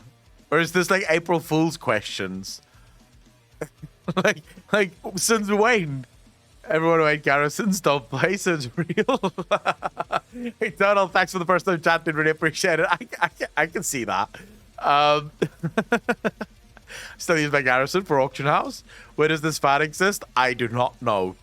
Not for Dragonflight. The ones we laid out today are our major focus, but I think there's a piece of Garrisons that scratched a little bit of that itch that players have in mind when they think about player housing. There's a range of general spaces that we're eager to explore in the future, but we've learned over the years that it's better to do a few things well than to do a lot of things in kind of an incomplete manner. You mean literally in the past, so recent as Shadowlands. We're really focusing on talents, UI profession, our new class, and dragon riding, alongside the beautiful world of the Dragon Isles itself, and trying to really take those the best they can be. But we're always going to be listening when it comes to pieces of the game that people would like us to revisit or should come to World of Warcraft in the future. I feel like, Ian, if you guys, like, it is entirely conceivable that you already have player housing being worked on. But if you guys could just maybe talk to the rest of the player base. Dude, Blizzard needs to get rid of their PR department. Like, for the love of all things that's fucking holy, I have never seen a more cunt up PR department than the PR department for Blizzard. Most useless, infuriating. Literally, if you want to see a department in any company that does the opposite of what they're supposed to be, it's the PR department for Blizzard Entertainment. I missed your chat. YNTC? What do you mean you missed the chat? Nerdy Cat, how you doing? I lost any trust long time ago. Blizzard always talked about next cool thing and next expansion, but it will be cut off game entirely and simplified and nothing like Blizz promised. We'll see, right? What do you think about World Revamp? I love the idea of having a World Revamp. In fact, I'm a huge supporter of World Revamp. New Island Suburbia is like Toontown housing. It's just a huge neighborhood zone. For the abuse allegations. Dude, the PR department, like, what is the job of PR? Like, a PR department, what are their, like, duties that they should fulfill within a company? Asking for a friend dear.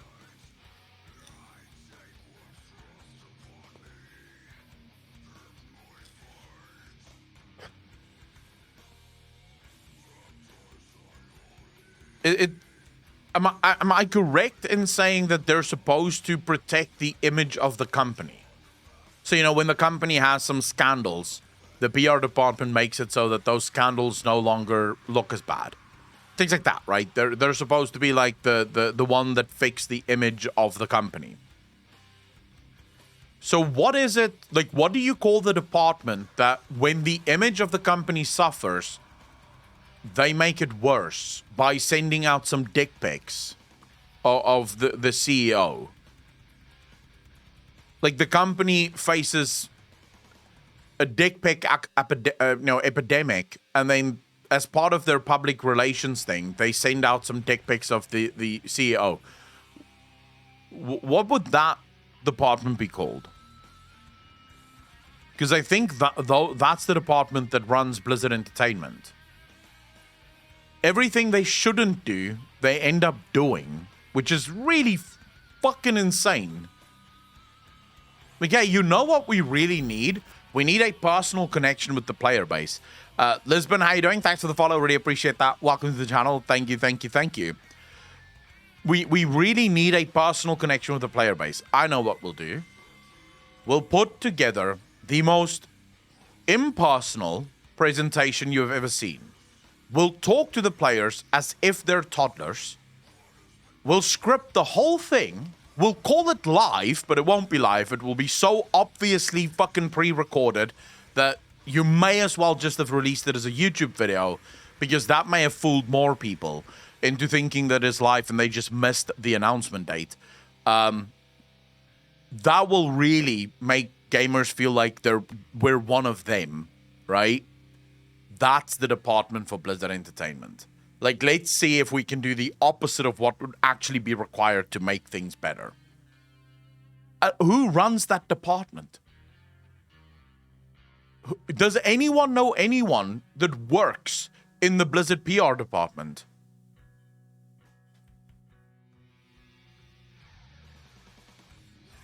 Because I don't. Maybe there is. Maybe that's the fucking problem. There's no one that works in the PR department. If it is a spin, Johnny Take, they really have to fire those people because those people don't know how to spin shit.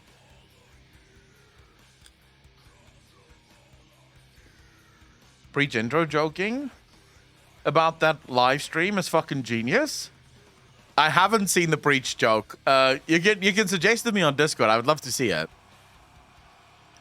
I really think that the PR department should be fired. I cannot agree with you more. The PR department for Blizzard Entertainment needs to be fired. Like, if there's one department that needs to be cleaned the fuck out of Blizzard Entertainment, it is the PR department. I am so sick and tired of these interviews that we get where the developers effectively mouth off a bunch of PR words. Like, I should show you guys something. Let's do Greg Street. Well, I hope he has these things. Here we go. So this is Greg Street. Greg Street, aka Ghostcrawler, used to be one of the lead developers for World of Warcraft. He is now the lead developer on, or the director, literally, of the new LoL MMO, right? Take a look at some of his tweets here. Okay, so I want to get to the first bit here. A few weeks ago, I made a tweet where I intended to emphasize what a commitment I had to this MMO. Some players and media latched onto the might never ship bot and extrapolated that the development was not going well. Spoiler, it is going great. This team is so stacked. But there is no guarantee any game in this business will ship. Anyone who makes that promise is essentially saying they will ship even if the game is disappointing. We won't ship a disappointing game. We also won't crunch just to make sure the game is as good as it can be. Do I think Riot will launch an MMO at some point? Absolutely. There are so many good reasons to do it. Maybe I'm not the right leader, or this is not the right team, or our design isn't the right one. But the company will keep at it until the game is worthy of your expectations. Thanks for your support and patience. We got you. Do you imagine that the PR department for Blizzard would ever fucking allow Greg Street or Ian to tweet out something to this effect? Cyrus, how you doing, brother? And for those of you that's sort of wondering, the original tweet that Greg Street is referring to here actually went into a lot of detail on the next MMO and sort of the trouble that they had trying to set it up. Like, Greg Street just fucking tweets, right? Like, Greg Street just fucking tweets as much as he wants. He just sort of does his thing, and he doesn't really give a fuck. I feel like that was so back and forth. What do you mean, Swatfish? They would set themselves on fire before they let a human answer for the players? I mean, this is what you need. Because ultimately, this is what players want. You know, players want this level of interaction. They want to know that their developers is part of them. Remember, developers are supposed to also be fucking gamers, right? Like, for gamers, by gamers. That's what developers are supposed to be. But when your developers speak to you as if they're not human, and they sort of speak to you as if they're robots, that doesn't go down well with gamers who aren't necessarily... Like, look, it's not like I'm signing up to a bank. You know, if my bank manager tweeted out some weird fucking nonchalant bullshit, I might be worried because it's the bank manager. I just need my money to be safe.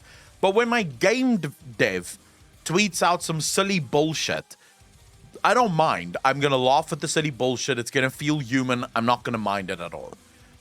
Like, he starts with, oh man, this game is doing great. We are stacked too. Yeah, I don't know if I'm just the wrong lead or if the team is wrong.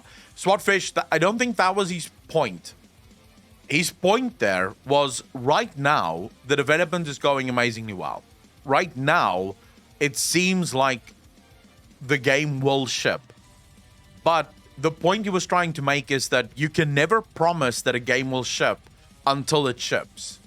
And the reason for it is, 2 years from now, the game that went really well and really looked like it was going to ship just ends up being a fucking disaster, right? You just sort of at some point lost the plot and you started making a weird game that doesn't make sense. And now you've promised people it will ship, but it didn't ship because maybe as the lead dev, you made a bunch of mistakes that ended up ruining the game, you know, something to that effect. So he is saying, I believe right now the game will ship and it is going well, but it could still turn around. That's why I can never make that promise. Because in his original tweet, he was basically telling people that, like, even if the game doesn't ship, there will be more. But it was sort of like there will be an MMO at some point, but it was sort of like an offhanded comment. It wasn't what the original tweet was about. And then everyone in the media just focused on, oh my god, Greg Street says that the LoL MMO will not ship, right? Which is not what he said. He basically just said it could happen. And everyone's just, oh, the LoL MMO is not going to ship. What the fuck? Could definitely mess WoW and FF up if done right. Oh, true. When they don't game, seems like they are talking about something they're forced to do. So very true. Have you seen a WoW player threaten Quasi for making negative video about Dragonflight? Burmese Boomer, I have not seen that, but I wouldn't put it past some of the WoW players to do. Dragon riding. Are the dragon mounts just you? Do you have evidence of this, Burmese Boomer? Are the dragon mounts just used as a mode of transportation, or do they have gameplay attached to them? Your dragon companion is tied to the Dragon Isles. You can call upon them there.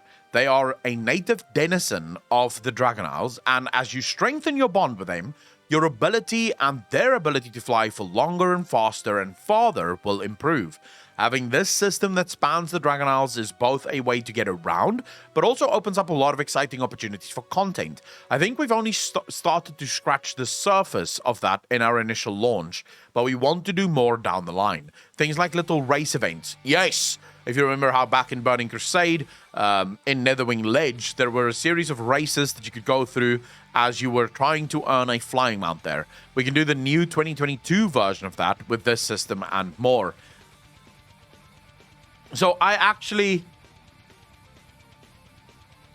like I told you guys before, I've thought about something this morning actually that I think is going to be just, it could be so fucking cool. As you guys know, I very recently made a video. Let me just quickly see if I can find this video.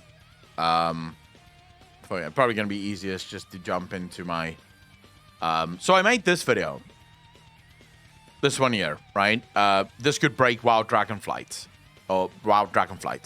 I made this video, and it's sort of like it's a deep dive into the dragon riding system.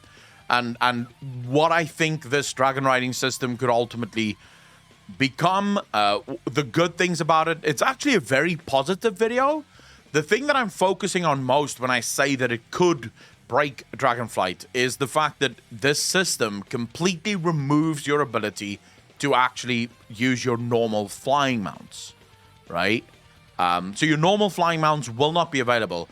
And people pointed out quite a number of really cool things that I didn't put into the video, insofar as, imagine if the dragon riding things, the zones in Dragon Isles is designed in such a way that in order to reach sort of hidden away treasures, hidden away achievements and stuff like that, you need the dragon riding thing. And that might be why Blizzard is doing it. And I thought that's actually very correct.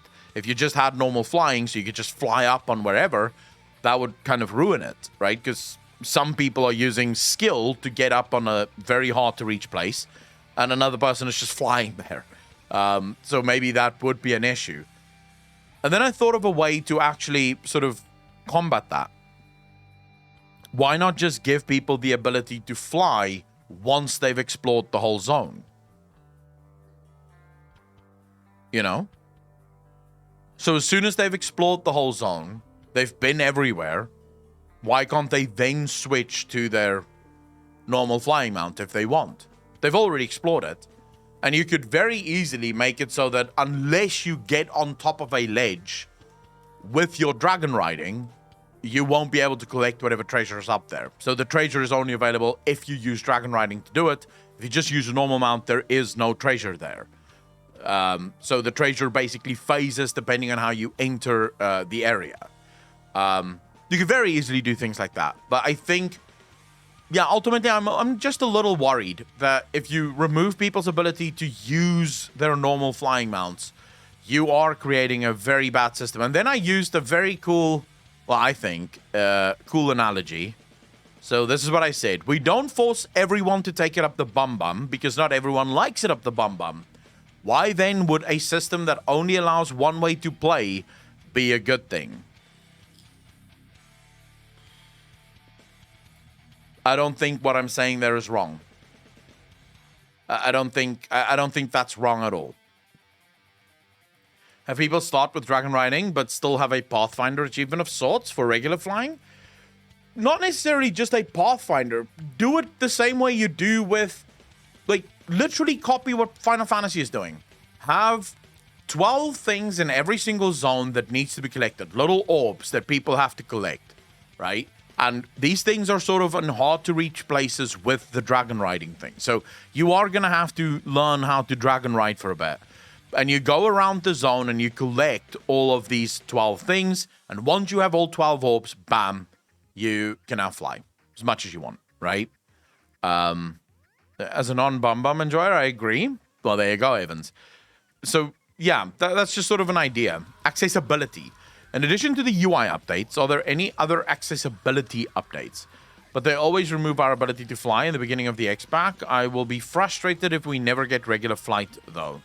Sam Raven, but okay, I'm not even talking about the beginning of the expansion getting flight. It has already been confirmed that you will not have access to your normal flying mounts at all in the expansion. Like, the best we got was in last night's interview, where they were asked and they said, right now we're not talking about regular flying mounts. We may revisit it in the future, but for now, dragon riding is the only way to fly in the Dragon Isles. So they might, in the future, so in 10.1, maybe 10.2, they might start going, okay, maybe people need their flying mounts now, but right now they don't want to give people the flying mounts. They want people to fly with dragon riding, and that's it. So that's already been confirmed. As things stand right now, and unless Blizzard changes their minds, normal flying mounts will not be available at any point in the game. 10.1, 10.2, 10.3, none of it will give you a normal flying mount.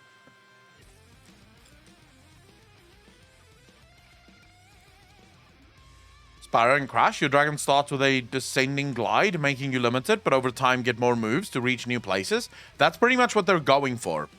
Dragon riding must be integrated deep into the quest system, and so on, if they willingly do this. If they do something like that, I can actually get behind it. If some of the quests actually have to be completed on your dragon, you know, and it's sort of like the world, the story, and the system is effectively one thing. But even then, I see some issues with the system. Dragon riding throughout the expansion, pretty much. It's what they plan at the moment. Yes, that's what I was talking about. I will be frustrated. I think a lot of people will, Saban. I feel the start of flight with dragon riding, you won't get to freely fly around like we are accustomed to. No, it's not flying, it's gliding. So that's the other thing people will have to understand. Dragon riding is not flying, and it will actually never become flying. Dragon riding is a very active system of flight.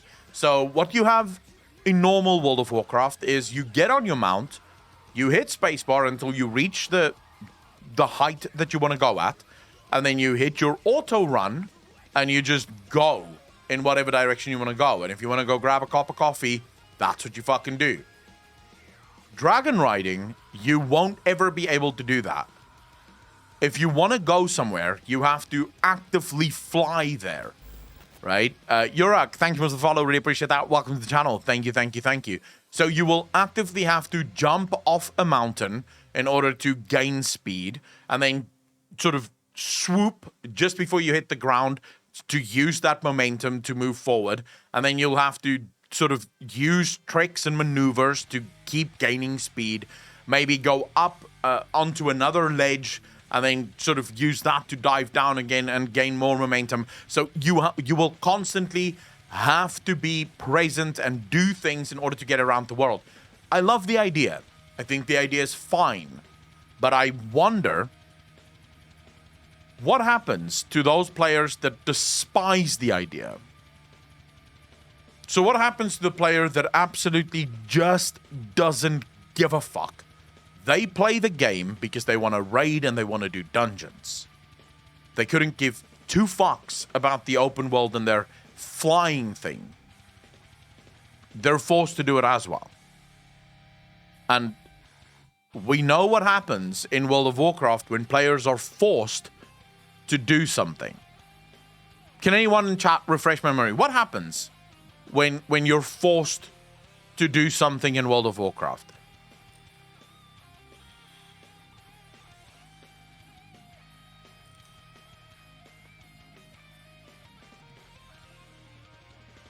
Final Fantasy XIV gets more players, pretty much. Like, Final Fantasy servers once again have to go in full lockdown mode, and they have to stop selling the Final Fantasy fucking game because the servers are just completely overpopulated. That's what happens whenever you force players in World of Warcraft to do things they don't want to do. You may love that idea, and I personally actually do love that idea. I think that is the way flying should happen. I hate flying in World of Warcraft. I feel like flying in World of Warcraft steals so much from World of Warcraft because it is a system that doesn't add anything to the game. It simply removes from the game. The problem is it's already there. You've already given it to players. So unless you're going to make a clear statement that you are removing flying from the game because you don't like it, and you are replacing it with this new glide system, you're basically just going to create a friction that would be best ignored or avoided by just giving people access eventually to their mounts. Because if someone who hates the system knows that eventually they will get their mount, they are going to go around and collect all of those orbs in the zone so that they can just start flying normally. Because they don't give a fuck about the system. They don't actually want to do it. They just want to get from point A to point B, and they don't care. Typically, I get it, but this is the type of thing that could have always been the only way flying worked in WoW. The only reason it's an issue is because we already have AFK flying. The Grey, I agree with you. But once you've given someone something, it's very hard to go back. Think about this, right? I've seen this a couple of times in my own life, so I'm going to use this example. I'm sure the opposite is true as well.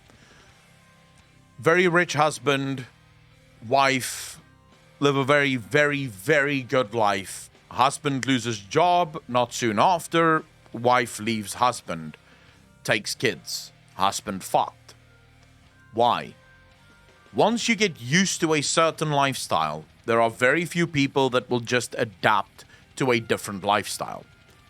You're not going to convince your wife, who's used to 5-star dinners and a massive mansion, to now move to a one-bedroom apartment, right? She's not going to fucking do it. And you can say, yeah, she's a gold digger. That's not always the case. Sometimes it is just it creates resentment. It creates friction. It creates something that you have to now you have to get used to a new way of living, and it's not something you did. It's something that someone else did to you, right? So you didn't do anything wrong. You were a good wife for 20 years.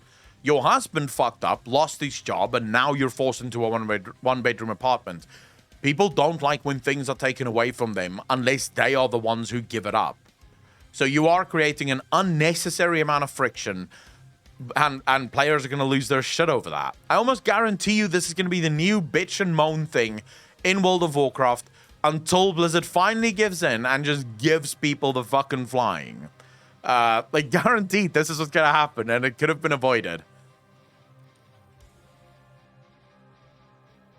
Battalion, well, there you go. Who isn't she messing with? Who's messing with whom? Oh, I wish I could play a clip of that song right now. She's a gold digger. Sorry, remember ego's real. Correction, husband saved. Silver Carbon. I just saw the changes to crafting. I'm actually so hyped for Dragonflight. I'm right there with you. All right, so out of the box, customizability and being able to move things around and adjust scale of things by default without using add-ons, I think is an improvement. We're always looking at the add-on community as a source of inspiration and trying to understand ways in which we can better serve our players with our default experience.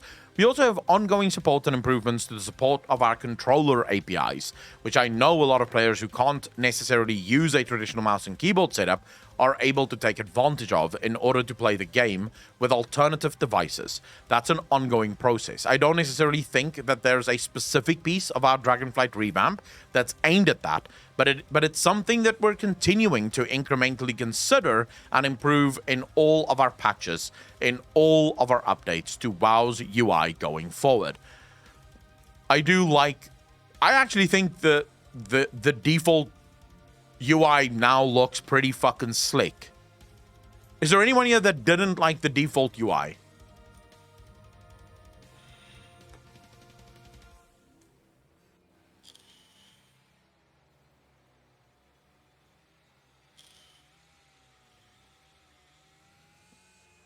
And if you train, you can really fly. Petros DK, I don't know if World of Warcraft will work the same way, if they'll eventually have that real flight. So we'll have to wait and see. The thing that I'm scared of is the fact that in Guild Wars 2, this has always been your flying thing, right? This is how you fly. In World of Warcraft, we used to just fly. Now you're removing the ability to just fly and you're giving them like this new system that they have to fly with, and that almost always creates a shit ton of problems. What Udafunke? Pretty much great. I mean, they have to time gate everything at Blizzard. You know what it is. What's real flight? I don't know what real flight is. They need real flight would be you can just fly. So you hit the spacebar and you just go. And then I think what would happen in that scenario is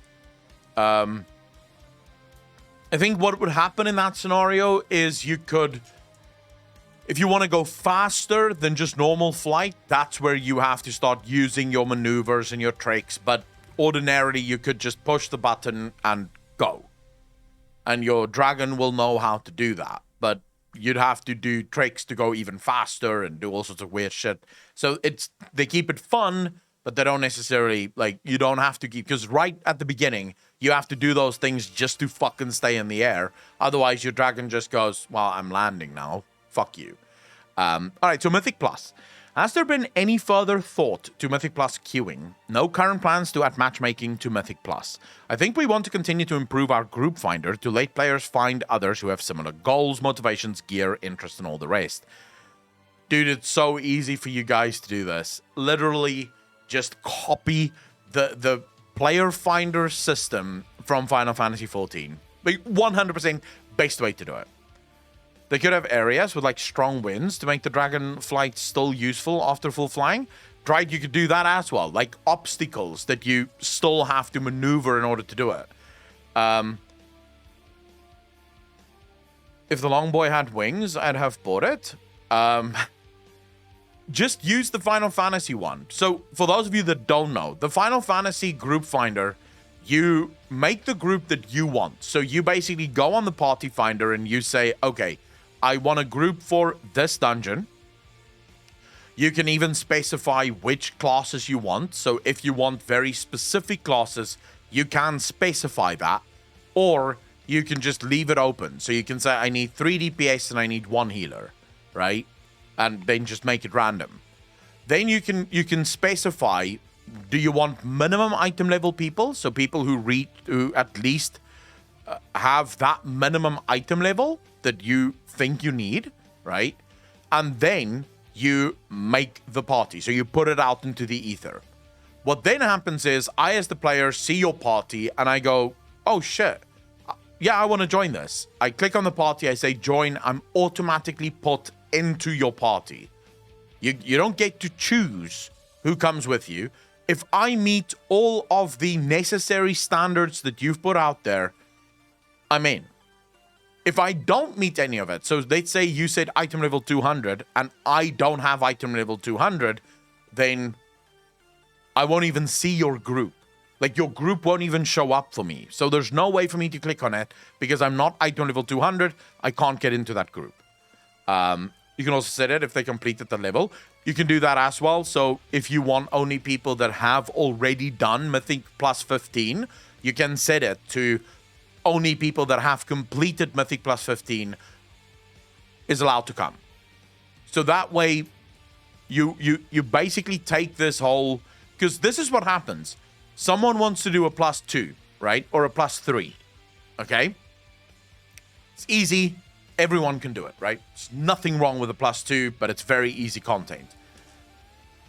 For a plus 2, maybe you need 150 item level. I'm just throwing out a number here. I don't know what the actual item level is that you need. But let's say you need 150 item level for a plus 2 mythic dungeon. The guy puts out the group. Now he sees all the people signing up that wants to join. There's someone that is 155 item level, and there's another person that's 200 item level. Who do you think gets an invite to the group?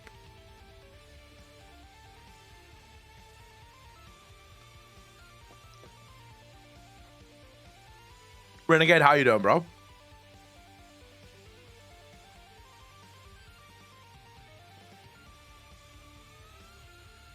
Like, genuine question. Is it, would you invite the guy with 155 item level or the guy with the 200 item level? 200 item level. 100%. The 200 item level completely and utterly overpowers the content that you're doing right now. Moonbrowski, thanks for the follow, dude. Really appreciate that. Welcome to the channel. Thank you, thank you, thank you. Aaron Gee, how you doing? It's completely overpowered. The person with 200 item level probably can't use any of the gear that drops in that plus 2, but they maybe want to do the plus 2 for a new Mythic Plus key. Because they want to boost a friend of theirs through it. So that entire Mythic Plus is completely wasted on them. But you're always going to take the person. So the people that don't have the item level are fucked. They struggle to get into groups because they have to compete with all of the other people. Whereas in the Final Fantasy model, the person who makes the group gets to say who he wants in his group at a minimum level and then takes whoever the fuck signs up. So from there, he can't go, oh, by the way, this guy has 200 item level, you only have 150. You don't even know who else wanted to join your group. You only see the people that joined your group. Like the people who said, I said, oh, I want to join this group. I went in the group. Now I have a group. So you make it so that everyone gets into the group and everyone gets to play at the same time. That is how you fix it, Ian. That's literally how you make a better group finder system in World of Warcraft. I think we want to continue to improve our group finder to let players find others who have similar goals, motivations, gear, interests, and all the rest. The goal isn't for it to be painful, but there is something important to that social experience. Even the light social experience of someone putting themselves out there, saying they're looking for a DPS to run this key, reaching out and getting invited to the group, particularly for content that is meant to be challenging. That's meant to have the potential for setbacks, the potential for failure. I think making sure that players can align their expectations and goals going into the group is a really important part in having everyone have a satisfying experience. It's one of the reasons why we added options to the group finder recently in Shadowlands to let people specify whether they're looking to complete the key to get Great Vault progress or some loot. Or they're looking to time the key to push rating and level up more. We want everyone to be on the same page there. I think that's how we continue to approach it, and one of the big differences between Mythic Zero and Heroic Dungeons is pre-made group activity versus being able to push a button and getting a random one. The level of participation in Mythic Plus far exceeds any other pre-made group activity required in the past. We've looked at player enthusiasm for the way that's been playing out, and just try to see how we can make it better rather than fundamentally changing it. To require an item level higher than your own? Well, the gray... I don't even think that should matter. Like, you should just... As long as you reach the minimum item level for that Mythic Plus, why can't you play with some? If the 200 item level guy saw, the group first and they managed to sign up first, that's still fine, that's still absolutely fine.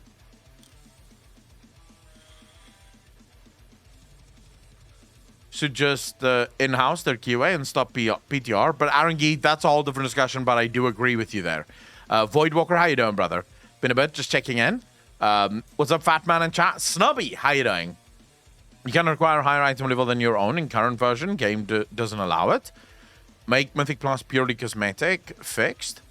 Well, I wouldn't say that, because Mythic Plus is a very good way of acquiring gear. So I don't think Mythic Plus should be purely cosmetic, but I do think there should be more cosmetics in Mythic Plus. So I do think Mythic Plus, if you do Mythic Plus 20 or plus 25 or plus 30 or even up to plus 50, I can absolutely see Blizzard adding more cosmetic rewards for those people that do it past the level of actually getting gear increases.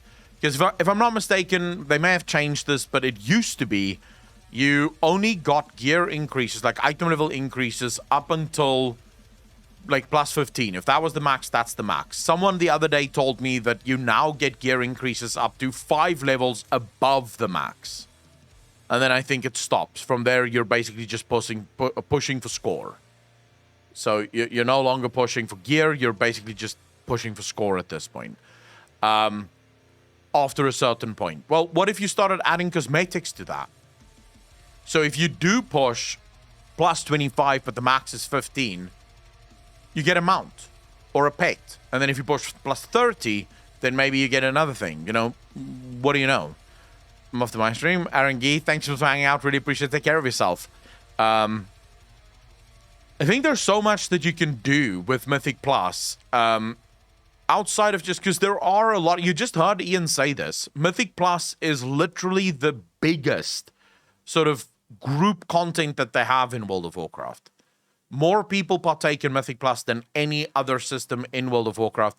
And I think it speaks to the success of Mythic Plus. The question, or the biggest issue I have, is what about the people that is struggling to get groups to actually get into it? If you do 20 plus in time, you get extra drops, loot, as opposed to M15 plus. Disruptor, how you doing, brother? I hope they adopted the Diablo 3 Greater Rift system, 100% for keys. Choose what level you want to do in a drop-down menu, and the key doesn't deplete if you don't manage to finish it. People leaving keys are cancer. Well, yeah, I would actually just remove the key system entirely. Literally just have one key that effectively determines the level of all the dungeons that you're going to go in. So if you have a 12 key, all the dungeons you go into is going to be 12 until you upgrade it to 13. So you can basically do whatever the fuck you want, right? Alright, so old raid content. Will people be able to solo mythic raids in Dragonflight? Yeah, probably. Lol Falendor, how you doing, bro? Thanks for the follow, really appreciate that. Yeah, probably not trivially, but yes. The way this generally works is I know we've kind of confused it a bit with squishes and offsetting multipliers to counteract those squishes. It's ultimately the product of your power growth as a player through gear, through levels, through other things. Over the course of a given expansion from start to finish, as you get 10 levels and you get 150 plus item levels of gear, you probably get at least 4 times as powerful in terms of total stats, hit points, DPS, and so forth. If you compare the numbers players are putting out in Sepulchre today to what they were doing in 9.0 pre-patch at level 50, you'll probably find that it's about quadruple. 2 expansions later, you're like 4 times 4, 16 to 20 times more powerful, and that means that you can now go and solo stuff that required 20 players 2 expansions ago. 1 more expansion, and now you're like 80 times more powerful, and that's the part where you can go in and destroy stuff. But there's that middle ground where it's like mechanics don't kind of matter. The raid wasn't trivial for 20 people back then. You might have the power of 20 people, but that doesn't mean you're going to walk in and one-shot mythic bosses or anything. And as players reach that point, we definitely go back in and make adjustments to old encounters where there are mechanics that forcibly required multiple people or that will frustrate if you go there solo, and this is around the time when we start taking a look at 2 expansions ago to smooth out some of those rough edges. It is an insane power creep. Very true.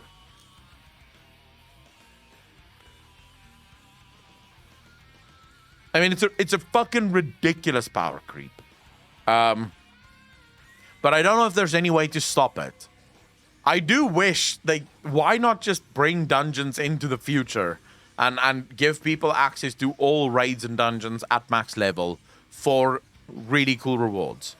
That's sort of what I would do. We spoke about this before. But ultimately, in my opinion, we should... If you want to solo a raid, so let's say you go to ICC, right? Nandy Dandy, thanks for the follow, really appreciate that. Welcome to the channel. Thank you, thank you, thank you. So let's say you want to solo ICC. It's very easy. You're going to smash it, no problem. But let's imagine you do ICC current. So you do it minimum item level, no echo.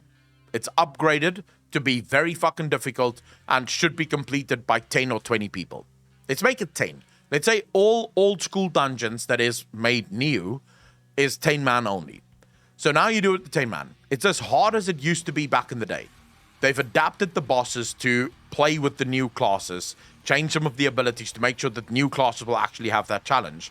The difference being, back in the day, the drop chance for Invincible was 100%. You have 100% drop chance when you do it as hard. But if you do it as Stomp, it's a 1% drop chance on the mount. So the rewards that you get in these older dungeons when you do it at minimum item level no echo is full rewards. If you do it just solo, you get 1% drop chance and you're just basically gonna have to farm it every week. So it sort of provides everyone with that level of, oh, I love the dungeon, I love the raid, I really want to do it as if it was hard. I'm gonna go do it and it's gonna be a lot of fun. Versus those people that go, nah, I just like the farming thing. Like, I don't mind if it takes me weeks and weeks and months to farm it. I enjoy it. You know, I enjoy going in there alone and just playing on my own. So I'm not going to bother with signing up and doing it hard mode. I feel like that is the better way to deal with this. Community. What are some examples of the Community Council's influence on Dragonflights? They had their own space on the forums. And that really helped us figure out what goes on the forums, because we have the normal forum space we don't pay attention to, and we have the community council space that we don't pay attention to. So it was really fun to not pay attention to either of those two. I don't think the community council did jack shit. I also think the community council is a complete and utter fucking joke within World of Warcraft. Just, it is a joke. And if you think I'm wrong, speak up now. Who here thinks I'm wrong, that the community council isn't bad? Like, it's a good thing.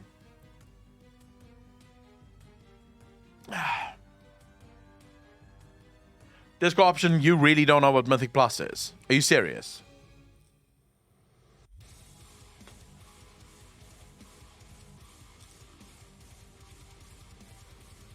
The community council is literally the community on the forums, only you don't have to listen to the whole community on the forums. Why don't you just read the normal fucking forums? Like, why do you need a community council? Like, just read the normal forums. People already share their fucking thoughts there. You don't need a council. What are they going to tell you that the normal forums won't? It's basically just saying we're too lazy to read all of the forums, so we'll just get these 100 people to do it instead. Anyway, let's see. What did the Community Council add here? I think most recently, over the course of the Eternity's End PTR, in our last Shadowlands update, we changed a number of things like how flying was earned and unlocked, how the ability to make the second Universal Covenant legendary was earned, what the requirements were, and all of that was the direct product of feedback from how we had it initially on the PTR, and players noting that it was going to cause frustration for their playstyles, and they felt like they were going to have to do content that they preferred not to do. They were going to feel like they were on a clock in terms of needing to get this by a certain date, and so those changes were a direct result of that conversation, and I think we're really happy with how it all played out. The last few weeks, the Community Council has been relatively quiet, just because Shadowlands is out there and we have We have talked through most of the changes in Eternity's End, and we all knew we have some big announcements coming up. We'll have a lot to talk about soon, but there wasn't much to discuss until we got past the announcement. You have so many outlets: Twitch, Twitter, forums, Reddit, YouTube. What's interesting to me here is Ian is basically saying we ignored all of the players screaming about the way that we wanted to do flying, but once those 100 unique souls in the community council started speaking up, we finally listened and heard them. It's like I complained about it on Twitter. Asmongold complained about it. Baliala complained about it. I made videos about it. Asmongold made videos about it. Breach even fucking chimed in on it, and they go, we didn't know anything was wrong until the community council said something. Hey man, was watching your content on YouTube for like forever, and now I finally found you online. Not that much a Twitch watcher. I wanted to jump in and give a follow and say hi. Nandy Dandy, thank you so much for the first time chat, dude. Really appreciate it. Welcome to the channel. Thank you. Jastar, thanks for the follow. Really appreciate it. Welcome to the channel, bro. Thank you. More like Asmon Mold. Dude, you would be molding too if you were constantly fucking punching uphill. Because that's what we're doing with Blizzard. We just have to constantly punch uphill until they listen. So you'd be molding too, for the most part. Yeah, I still feel like the community council is just dog shit. Like, it makes no sense to me. If you wanted to have a council of influencers, I feel like that would be a different thing. You know, if you had a council of Twitch streamers that also formed part of like First World Raiders, high tier Mythic Plus players, our peers, stuff like that. If you wanted to have a council like that, I feel like that would work better. Because as a content creator, you get a feel for what your audience wants. So I can answer questions based on what you guys tell me, simply because you tell me. Whereas I've looked at the community council and I've looked at the way they discuss things, and half the time it feels like they're just wasting their fucking time in there. We're listening to people give us feedback about how you don't want to be forced to do something, so we're going to make you use dragon riding and not let you use the mounts you grinded for years to earn. As much as I like watching Asmon, man's really high on WoW Copium, even though he talks shit towards the game. I think everyone is a little bit on WoW Copium at the moment, though. Transmog. Any changes to the Transmog system?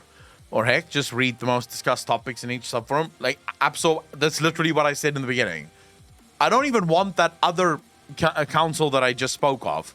Like, you don't need a council. Just literally go onto forums, click the little button that shows you like the most commented forum posts, and just start reading from the top.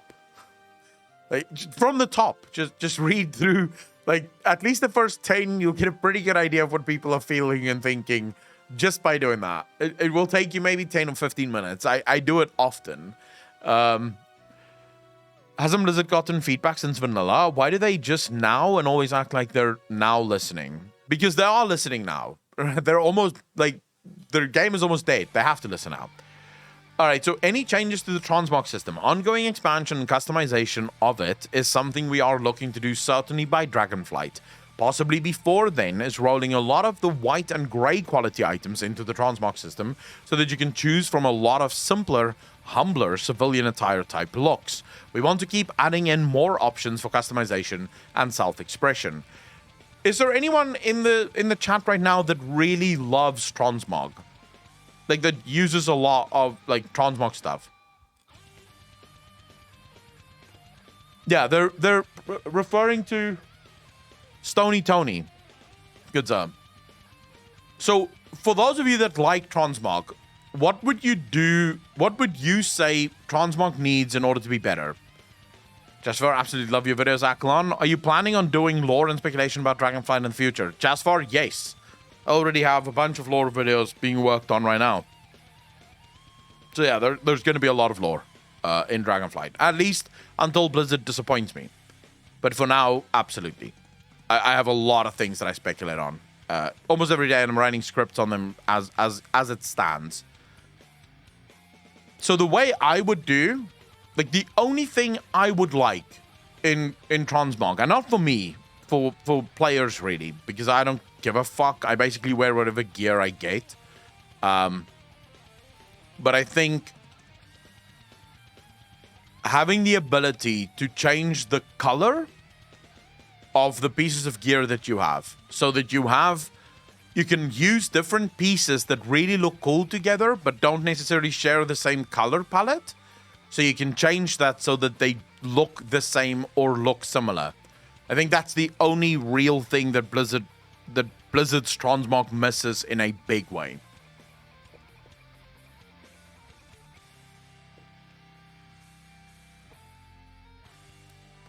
Disco option, you think World of Warcraft's transmog system is better than Final Fantasy's glam system? Everyone I've ever spoken to says the exact same opposite.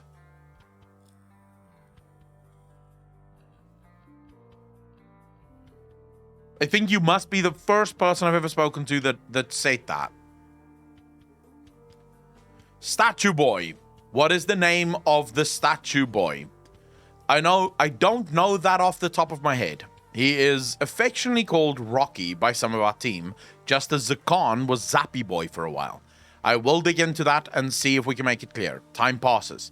The name of the Stone Watcher in the cinematic is Kuranos.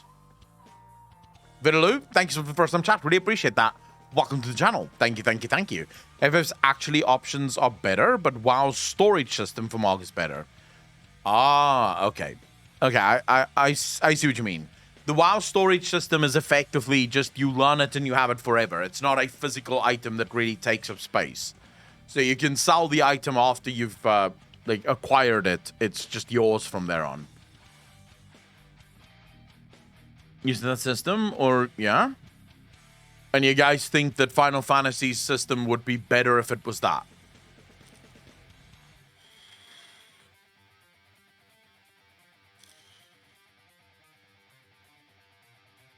Bowstrong? I mean, they managed to make me care about him in a hell of a lot shorter time than it took to care about Zuvul. So yeah, I would agree with you. His story is probably a hell of a lot more fleshed out than Zuvul's as well. If it is inconvenient, is how it feels, and is how I feel. Matt Wombat, how you doing? But 14's armors are far more parts, are for the most part more aesthetic and complex over WoW's body paint armor. The storage system specifically I do like better. Oh my god, the bloat from FF14 would be fixed so fast. Why doesn't Yoshi P just do that? Do you think the servers do not allow for it or something like that? Samurai, you want my thoughts on Classic Wrath?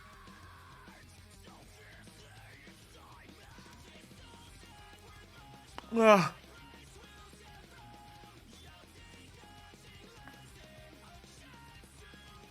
I don't really care.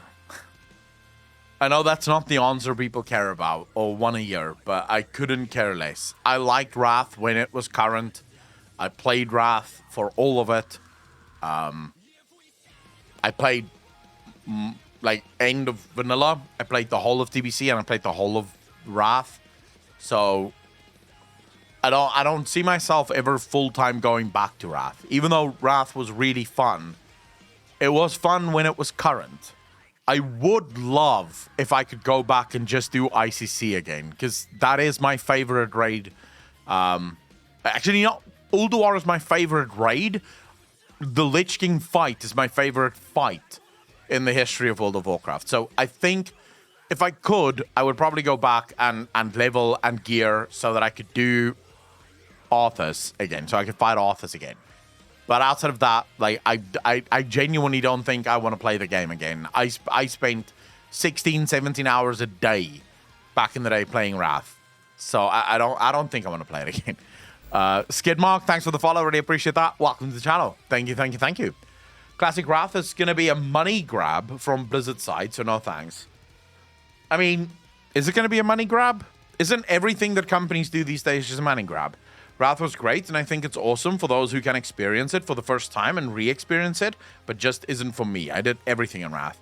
I pretty much, I think, maxed out everything you could max out in Wrath. Needing to create all colored versions of every different piece of dyeable clothing and having them available to choose from every player or something like that. I can understand why they can't do it. I just feel like it would be an easier fix than whatever the fuck they're trying to do with it now, which is just creating more and more bag space, or getting people to buy more and more retainers in order to store that shit in.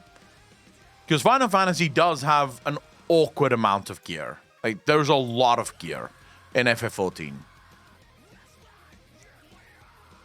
All right, so that's the end of the longest interview I have ever done in my life. Dude, you guys realize we took 4 hours to work through that fucking interview, right?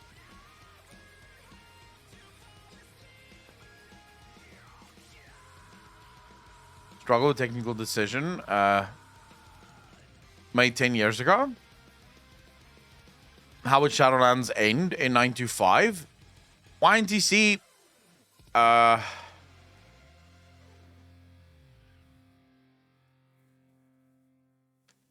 Shadowlands is already over. So basically what you're asking is, what is the next step? So the next step is we return to Azeroth, most likely to find that the Scourge in Northrend is acting up. There is problems in Northrend. When we arrive in Northrend, we discover the Proto-Drakes. So the Proto-Drakes have returned once again. Why? Because the last time we encountered Proto-Drakes, we encountered them in Northrend. For good reason. Northrend is literally next to the Dragon Isles. Remember, the Dragon Isles is open now, which means the Proto-Drakes can finally move around again. They can actually invade Azeroth if needs be. So we're probably going to go to Northrend. We're going to fight some Proto-Drakes. And this is going to lead us to ask, what the fuck? Where the Dragonflight will then inform us that, yes, our ancestral home is now open for business. We'll get on our boats and we'll sail to the Dragon Isles. That's what I think is going to happen. I don't know. I don't know how Blizzard exactly wants to end it, or lead into it. We're going to need some kind of explanation for how we go from killing a Titan plus fuck you in the cunt kind of guy to now struggling to kill normal dragons. You know, we're gonna need some explanation there. We just killed a planet-sized fucking dude, right? We just killed like a big-ass fucking Titan plus.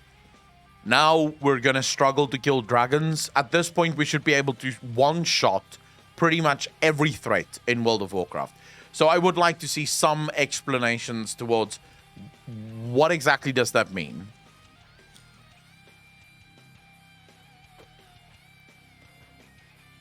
Dragonflight will address the sword. They confirmed that Dragonflight will not address the sword. All right, so I see that chat really cares about the sword addressing thing. Ian Azikostas' answer to the address of the sword, right? The answer that Ian gave to why... I want to give you guys the exact quote. I don't want to fuck this up. D-Wolf actually tagged me in it. D-Wolf. How fucking long ago did you tag me in it? Here we go. All right, so Ian says exactly. What's actually happening with the rest of Azeroth? Will we see any revisions or adjustments there? After all, there's still a big sword in the side of our world soul. Ian answers, we used our artifact weapon to drain the corruption from that sword in 2018. Everything is fine. It's just a big splinter. But no, this is a story that really focuses on the new continent of the Dragon Isles. As always, there are going to be some stories that touches Stormwind or Orgrimmar, or other major parts of Eastern Kingdoms or Kalimdor, but we're not updating or doing significant new stuff in those old zones. It's really about the Dragon Isles. And then immediately, some people jumped on the, well, there you go. You don't have to worry about the sword anymore. And they sort of willfully ignore why players like myself are annoyed and peeved at the sword still being a problem. I'm aware that we have removed whatever corruption was in the sword. But there is a number of things that I still don't have answers to. The biggest one is if you went to the doctor. Imagine if I took a sword and I stabbed you in your asshole, right? So I stuck a sword up your asshole. You go to the doctor and the doctor says, oops, this sword is poisoned. We'll quickly get the poison off. So they take the poison off. Yeah? And then the doctor goes, well, it looks like it's healing. You're like, yeah, but the sword is still in there. The doctor says, yeah, but it's just a sword. It's healing. You're going to be fine. And you're like, yeah, but there's still a sword up my fucking asshole. And I would like there to not be a sword up my asshole because I don't think it's healthy to have a fucking sword up my asshole. Like, no one's going to go, that's the right attitude that this doctor is having. It's not just a splinter. It's a giant-ass sword that's stuck into the fucking planet. At some point, that has to be dealt with. But there's a bunch of other things that I would settle for if they could at least answer it.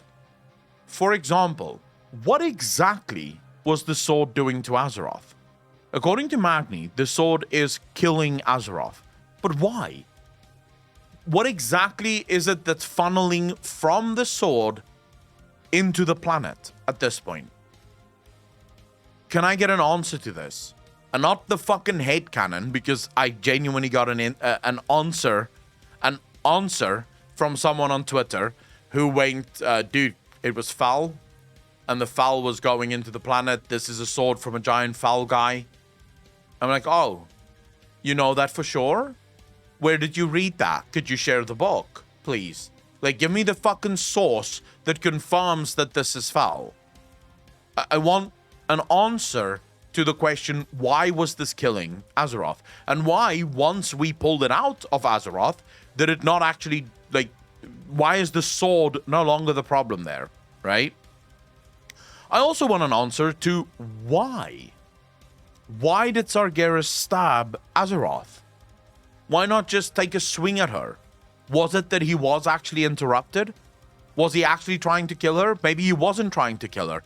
What exactly was he doing? I would like answers to some of these questions.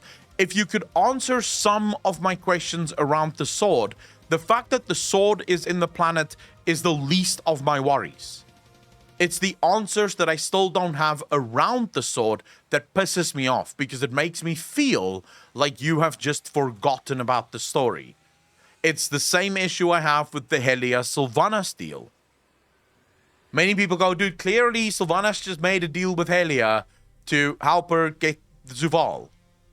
It's like, yeah, but clearly there was more to this fucking deal. Helia tells Sylvanas, do not forget about our deal, Banshee. Sylvanas now has a lantern from Helia, but what was the deal? What exactly was the deal that was made between Helia and Sylvanas? How exactly does Helia and Odin showing up in the Shadowlands play to this deal? Why is there no explanation of why this deal is? What is the fucking lantern? What was in the lantern? Is there an answer? Should I expect an answer? What is the point of this? Again, when you leave so much of the story out of the game and you allow us to just keep guessing, it gets frustrating. Because if I don't know where to go next. That's the annoying bit of the sword. I don't think it's the fact that the sword sticks into the planet that annoys people. It's the fact that we still don't even know why the fucking sword is there. And even if it is just something simple as Sargeras wanted to kill Azeroth and then the Titans interfered. Thank you. Thank you for answering. That's all we wanted to know, you know? Now, put it in a nice little story bit and be done with it. But if you don't answer fundamental questions like that, it leads the player base to this place where we now sort of feel paralyzed in what can we expect next, because we don't even know where we are. I'm sort of thinking about the Whispers, the End Time dungeon, you know? How much of that is real?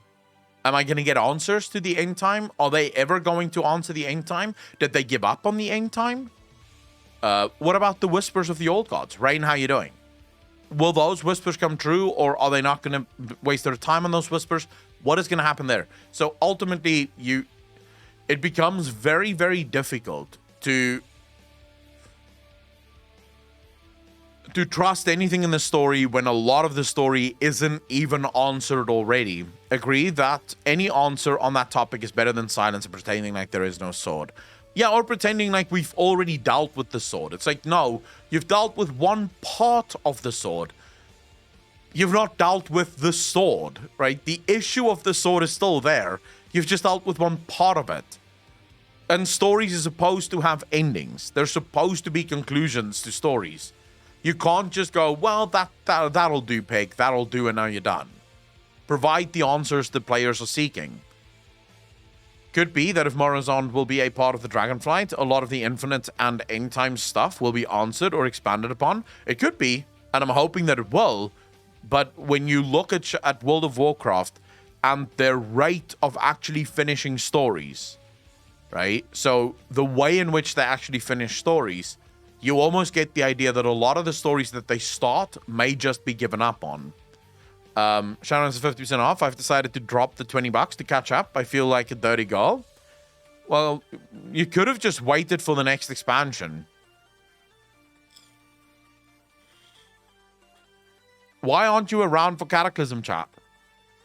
Or when they fuck up Dragonflight? I mean, that is possible. Cataclysm on a private server. But I won't be caught up, right?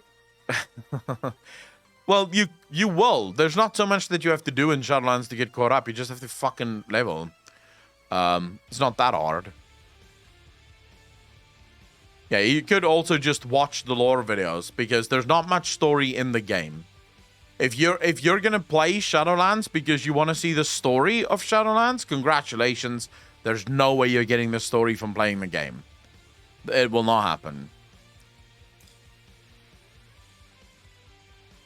No, Oreb. I refuse to buy a book for a game that I've already paid for. So, you know, if they want to give me the book because I paid for the game, no problem. But if they expect me to buy a book so that I can get the story that I paid for by playing the game, and I didn't get the story for playing the game, then they can literally shove the book up their ass. I will not pay Christy Golden a fucking cent. I don't have a problem with her, and I know it's not her decision, but you know what? I might get the book at some point, borrowing it from the internet or some shit like that. Maybe at some point. Waiting for leaked audio of the news are in a meeting, ranting who the fuck cares about the fucking sword and spitefully writing a resolution to it. Well, yeah, I'm pretty sure a lot of, I think they do hate the fact that the player base can be incessant on so many things. I'm pretty sure they do hate that.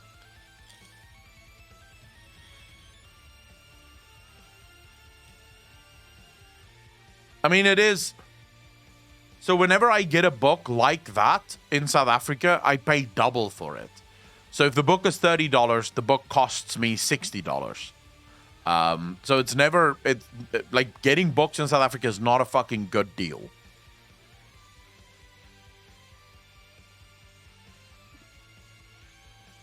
I'm just hoping.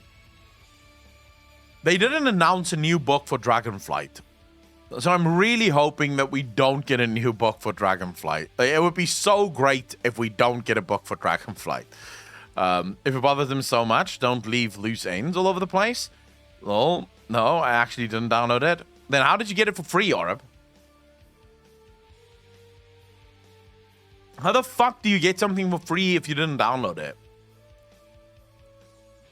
Pedro, I think we all want them to tell the story in the game. The problem is you have to convince them first that that's the best way to tell the fucking story, which usually they will not listen to. You know how? It's being written as we speak. Remember the comic books we got a while back? I don't mind books if they actually add a bit to like the story, and it's sort of a story that you can't really tell in a game. Those books are fine. It's the books that you could absolutely tell in the game and you decide not to because, well, I guess fuck it, you know? Some audios like Legion, before they released it, I don't know. Let's not even talk about the books because I get fucking triggered when I think about the books. Like, I genuinely get fucking triggered when I think about the books in World of Warcraft. They were free in Battle.net, and they could be downloaded. I love them, and I still have them in my possession. Sargeras' sword is the worst thing that came out of Legion. Took away our artifact weapons, was left there without any conclusion. You know, you just want to huff the paper. Alright, ladies and gentlemen. Who are we raiding? Give me someone to raid.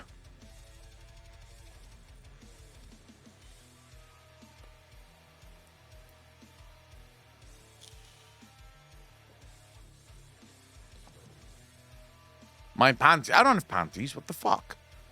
You want to raid Jay the Bard? We can do that. I can raid Zakror as well. But I feel like we've already raided Zakror. So let's do Jay. Let's raid Jay. Ladies and gentlemen, let's go say hello to Jay. We haven't raided Jay in a really long time.